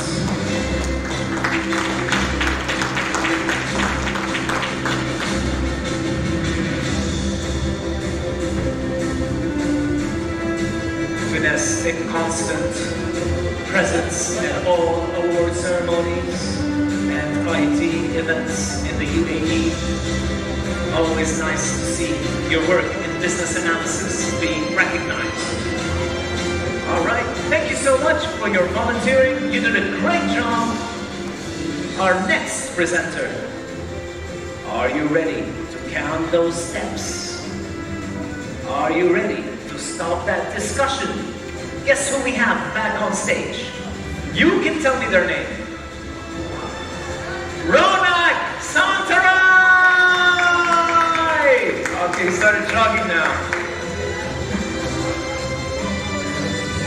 For the most coveted, one of the most amazing awards of today, Marketer of the Year. And I must say, the challenge was high. The competition was fierce. But at the end of the day, we had one winner, and one winner only. From Reddington Golf, congratulations, Aditya Puri, Marketeer of the Year. Aditya works hard.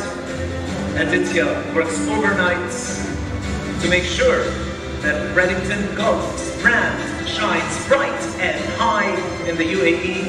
That is why she's currently working on her marketing activities and will not be here to accept her award. But we will make sure to present Aditya, our Marketer of the Year, with her award personally. Our next presenter, can I have our audience thank Ronak for his march up on stage and march back. Our next presentation will be done by Mario Foster, our Lifetime Achievement Award winner today. Mario, please center yourself on stage.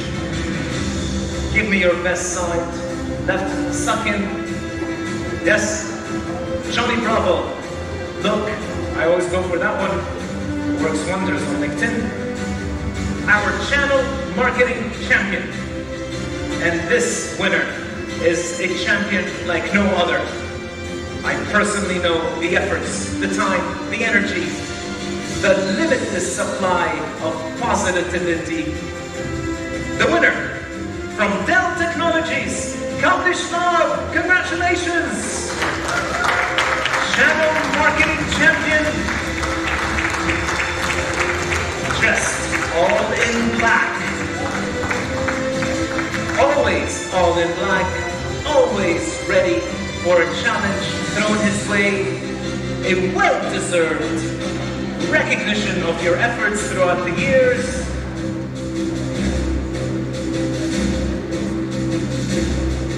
I need a picture with Kamlesh as well. Thank you so much, sir, for your hard-earned awards always. All right, Mario, you're still with me. Are you ready? The next award for competitive marketing from Infoblox, Raheem Abdur.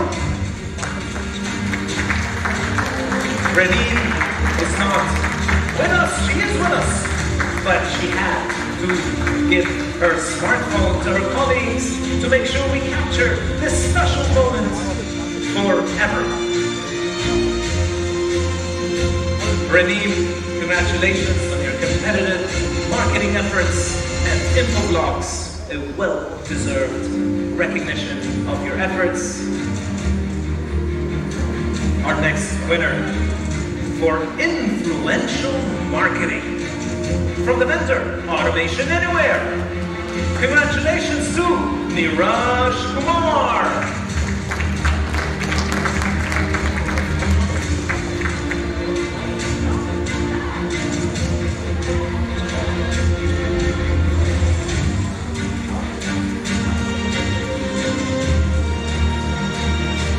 Congrats, Niraj.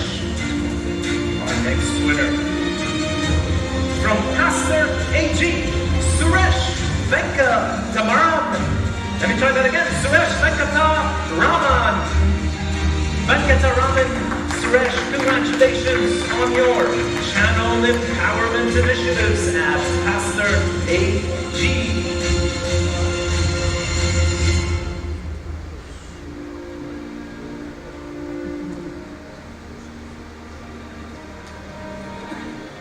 Mr. Venkataraman, congratulations. And big round of applause. Thank you, Mario. Our next set of awards to be delivered by Jayakumar Mohanashandran from Isa Saleh at Pursh Group. Can we have Jayakumar up on stage? Or is he also celebrating his award outside with Ali Asghar Kuhairi? They are good friends and they hang out an awfully big amount of time together. So if Jayakumar is not in the room, who can I have up on stage? Who is going to volunteer? Come on. Come on, you can do it. Ronak is tired. He needs a rest. Anushri, thank you for volunteering. We have a very special Field Marketing Award to be given out today. This was highly contested. Lots of great work in field marketing happening in the Middle East. But one person, one winner, shone through the bunch. Congratulations to Charlene Fahad from Sentinel-1.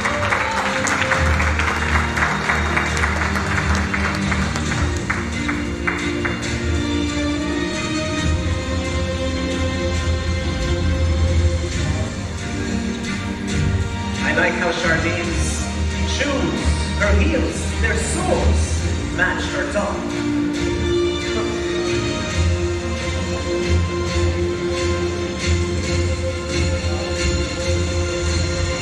Thank you, Charlene. Our next winner, Anushri, it's Dev Mehta from Versac Systems for their market development work. Congratulations, Dev.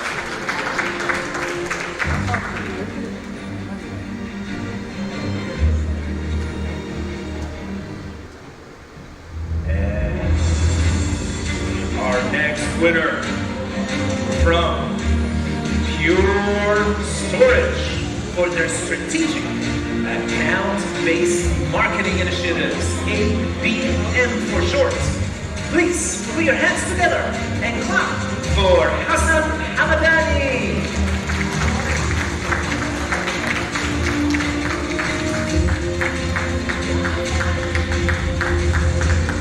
Congratulations, Hassan.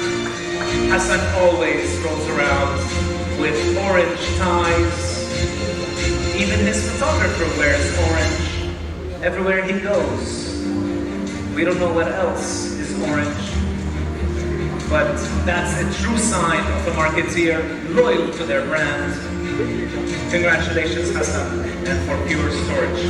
Our next winner for innovative marketing initiatives, our winner is Sandy Isa from Intelligent Security Systems. Congratulations, Sandy.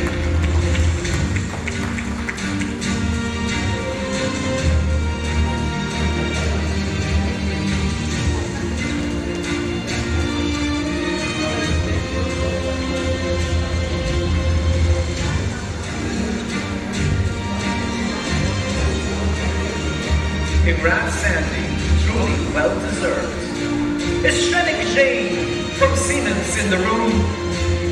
Shrenik is going once, twice, gone. Right to the music. So initially, I would ask you to stay and help me deliver the next set of awards, because Shrenik is already celebrating early. Just make sure the cocktails are not being served out there. Our next winner for the customer marketing programs. Please put your hands together for Epicor, Neetu Hall. Congratulations, Neetu. And thank you for Neetu for volunteering earlier to give me the awards. And a big round of applause for Neetu for wearing green on St. Patrick's Day. Neetu was an accidental, or did you know that it was St. Patrick's Day? Pretend that you knew. Pretend that you knew. Next, a special award in this category for RPA Enabler, Robot Process Automation. The winner is Automation Anywhere, Vishal Dugra. Congratulations, Vishal. Automation Anywhere taking a clean sweep of today's awards, winning left, right, and center. Handling Automation Anywhere.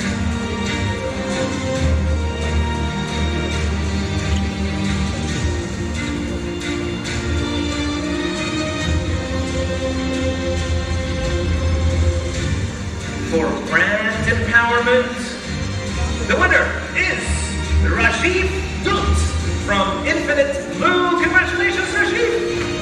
Oh, I love the pink and blue. Infinite blue, pink and blue. You get it? It rhymes.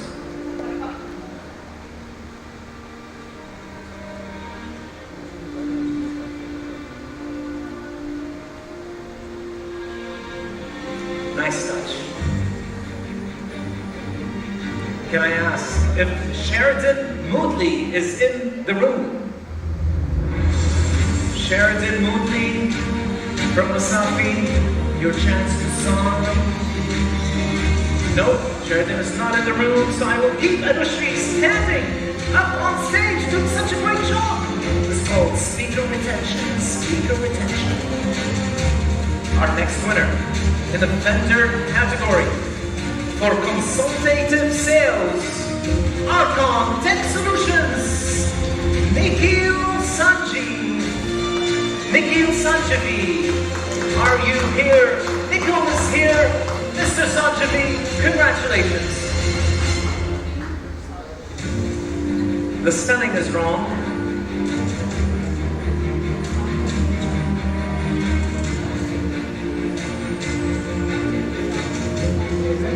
Nikhil, what is the right spelling?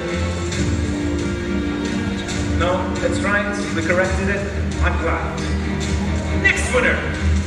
And this award is in capital letters, so I'm guessing it is important. Technology go-to-market strategy leader. This was a tough award to choose. It was highly contested, but there was one clear winner. Please, put your hands together. Let's give a huge applause to Logitech's Lubna Enachal for this award. Congratulations, Lubna. Truly well deserved.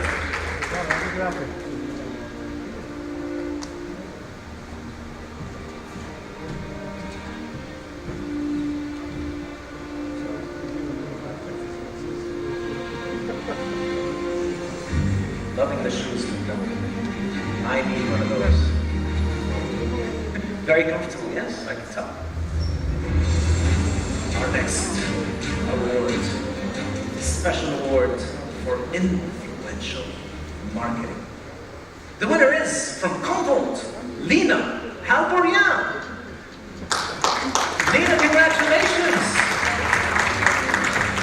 Humboldt has done a tremendous work in reigniting and relaunching the brand in the Middle East, and it is to no small chance that Lena runs and leads their marketing efforts.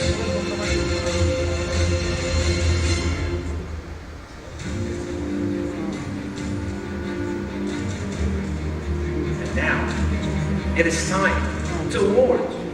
We awarded the Channel Marketer of the Year. Now, it's for the Vendor Marketeer of the Year award.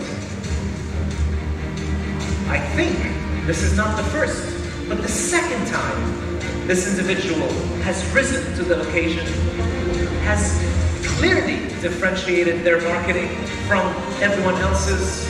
Huge congratulations to Ben McDonald from Dell Technologies. Congratulations, Ben, Marketeer of the Year.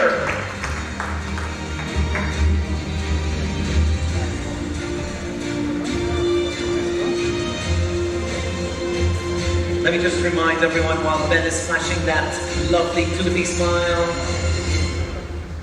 we are almost at the end of our awards. We just have the top 10 IT companies to celebrate. After that, we will be conducting our last draw, our last lucky draw.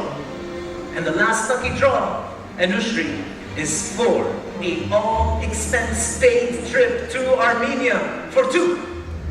So if you don't have a partner, you don't have somebody special in your life, and you want someone to accompany you, entertain you, sing and dance for you while you're enjoying the trip to Armenia, my services are on offer. My name is Vasily Estep on LinkedIn. I will reply instantly to your request. So, can I have empty GEC Media and stage shy, always tries to hide in the background, but I must insist for Tushar Sahu to be up on stage to deliver our next set of awards, the top 10 best IT companies to work for in 2022.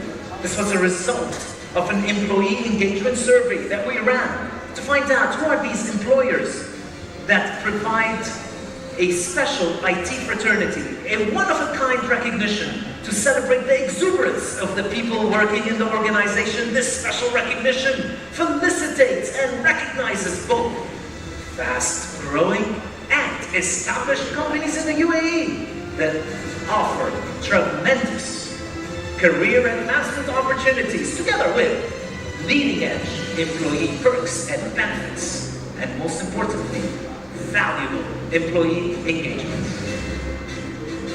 Our first winner, and this is a company win, so please feel free, if there's more than one person from the company, to come on stage and display your employee engagement.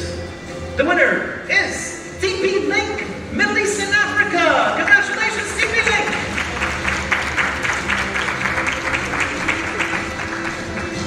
So we send out the survey and we ask the employees, how engaged are you? How happy are you? And TP Link was one of our top 10 employers in the UAE as the best place to work.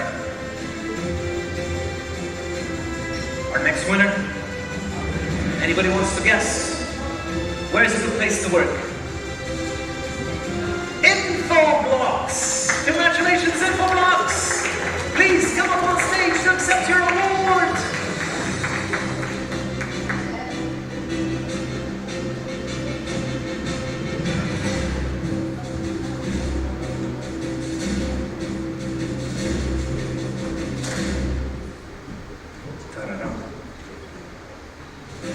Our next winner, Pink and Blue, is the clue to the next winner's name. Can you guess? Who's the next winner? Infinite Blue! That is correct! Congratulations, Infinite Blue!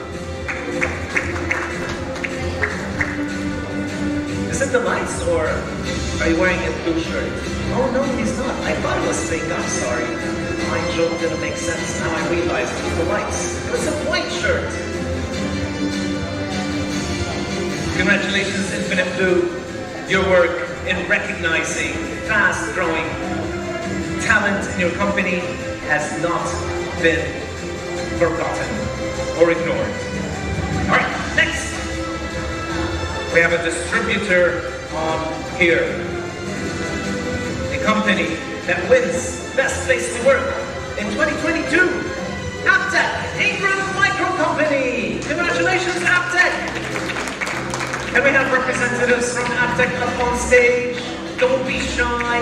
It is a free entrance to the stage. Right after this, we will be choosing the winner of the Armenia trip.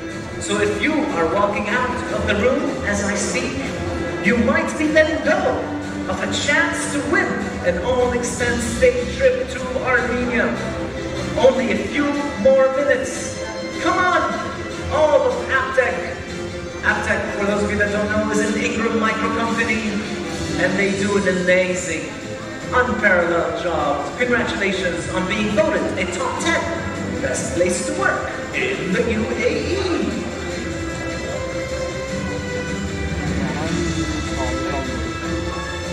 Our next award winner for best top 10 IT companies to work for is Rahmiyat. Can we have the Rahmiyat representatives up on stage? Congratulations, Rahmiyat. Rahmiyat is a leading edge. They have the leading edge when it comes to employee perks and benefits.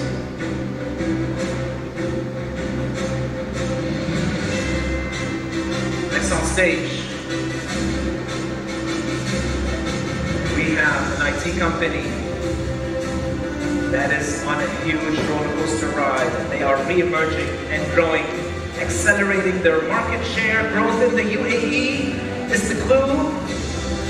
Who has tripled their market share in the UAE in the server segment in the past year? AMD. Congratulations, AMD.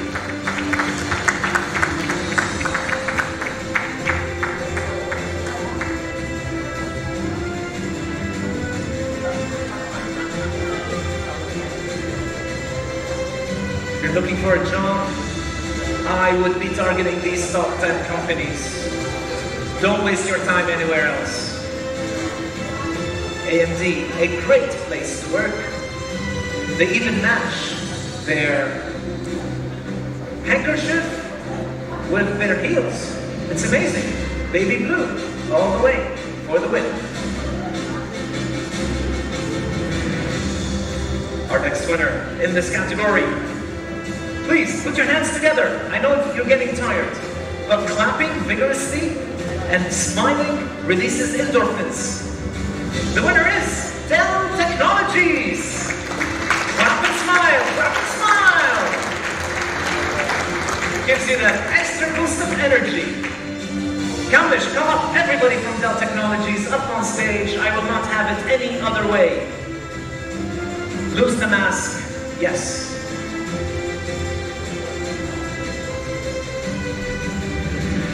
Congratulations, Dell Technologies, another great place to work. Our top 10 finalists.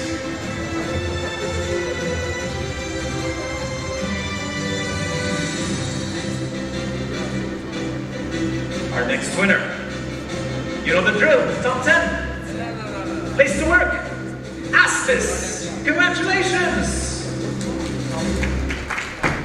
Congratulations, Aspis. Two more awards, and we will make the lucky draw. Can I have the lucky draw goal ready? Two more, only two. I'm not gonna do a third. I am not. Okay, Anushri said please, and I cannot say no. Who is it for? Can I see? Yep, all right, our next top place to work is Meta! Congratulations, Meta!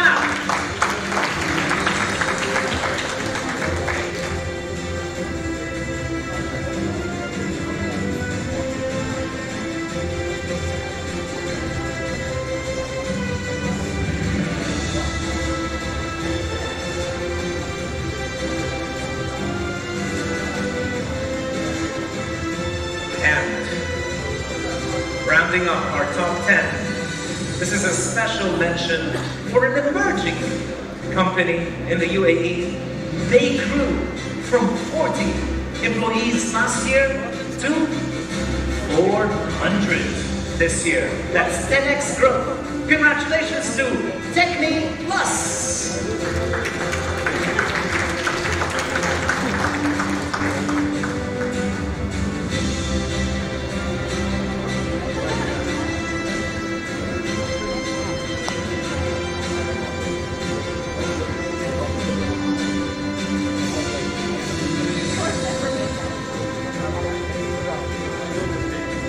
Congratulations, Techni Plus. Unbelievable growth. It's very rare we see a company grow 10x. But when the fundamentals are right, it happens. Congratulations. All right, Tushar, one last. Just because the industry said, please, we have one CIO Catalyst Award to be delivered to Shinoj Sebastian from Royal Technology Solutions at Royal Group. Congratulations, Shinoj!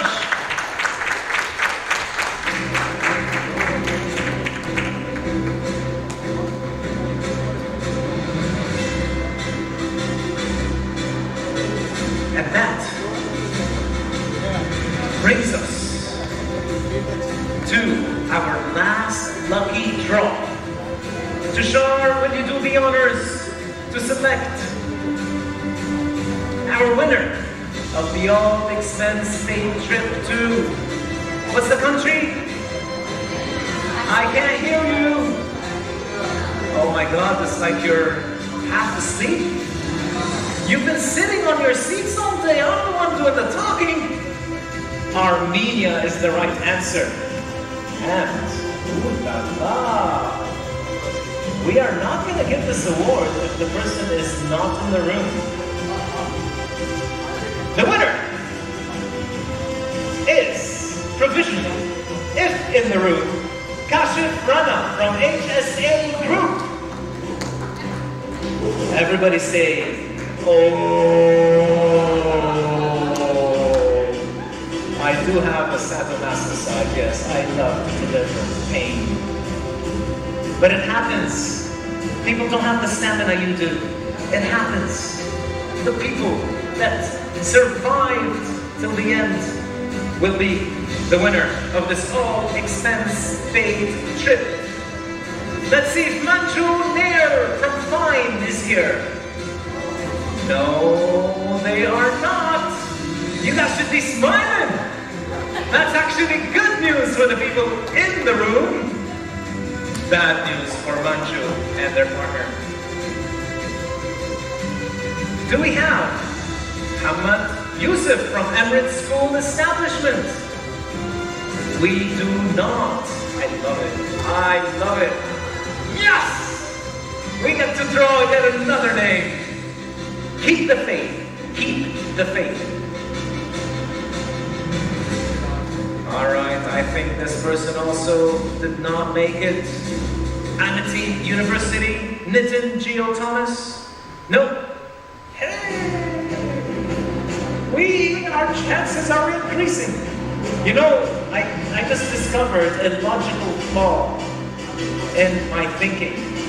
What if all the people that answer the questions correctly, which are in the bowl, are actually the hard-working people that had to leave early to attend to their work, and only the slackers and the people that did not answer correctly remain in the room?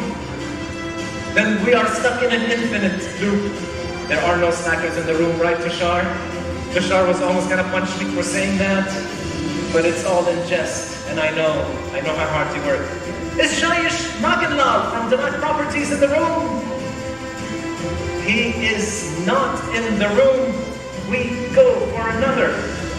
Yes, I love it. Aksa Mariam, University of Wollongong in Dubai.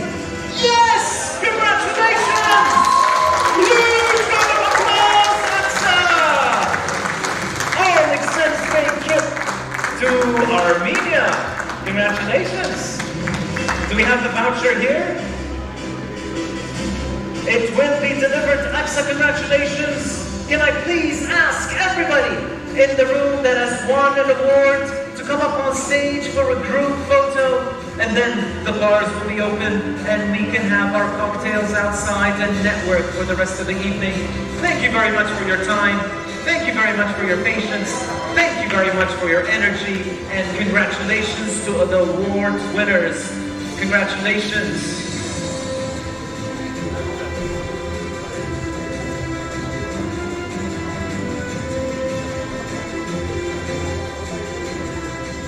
Sharon.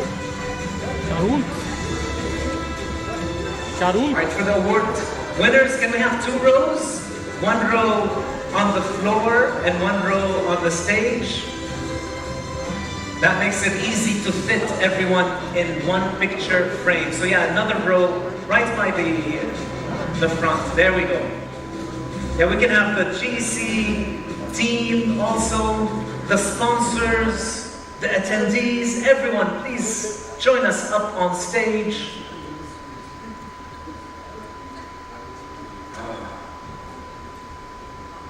Can we have another song? Not the same instrumental one.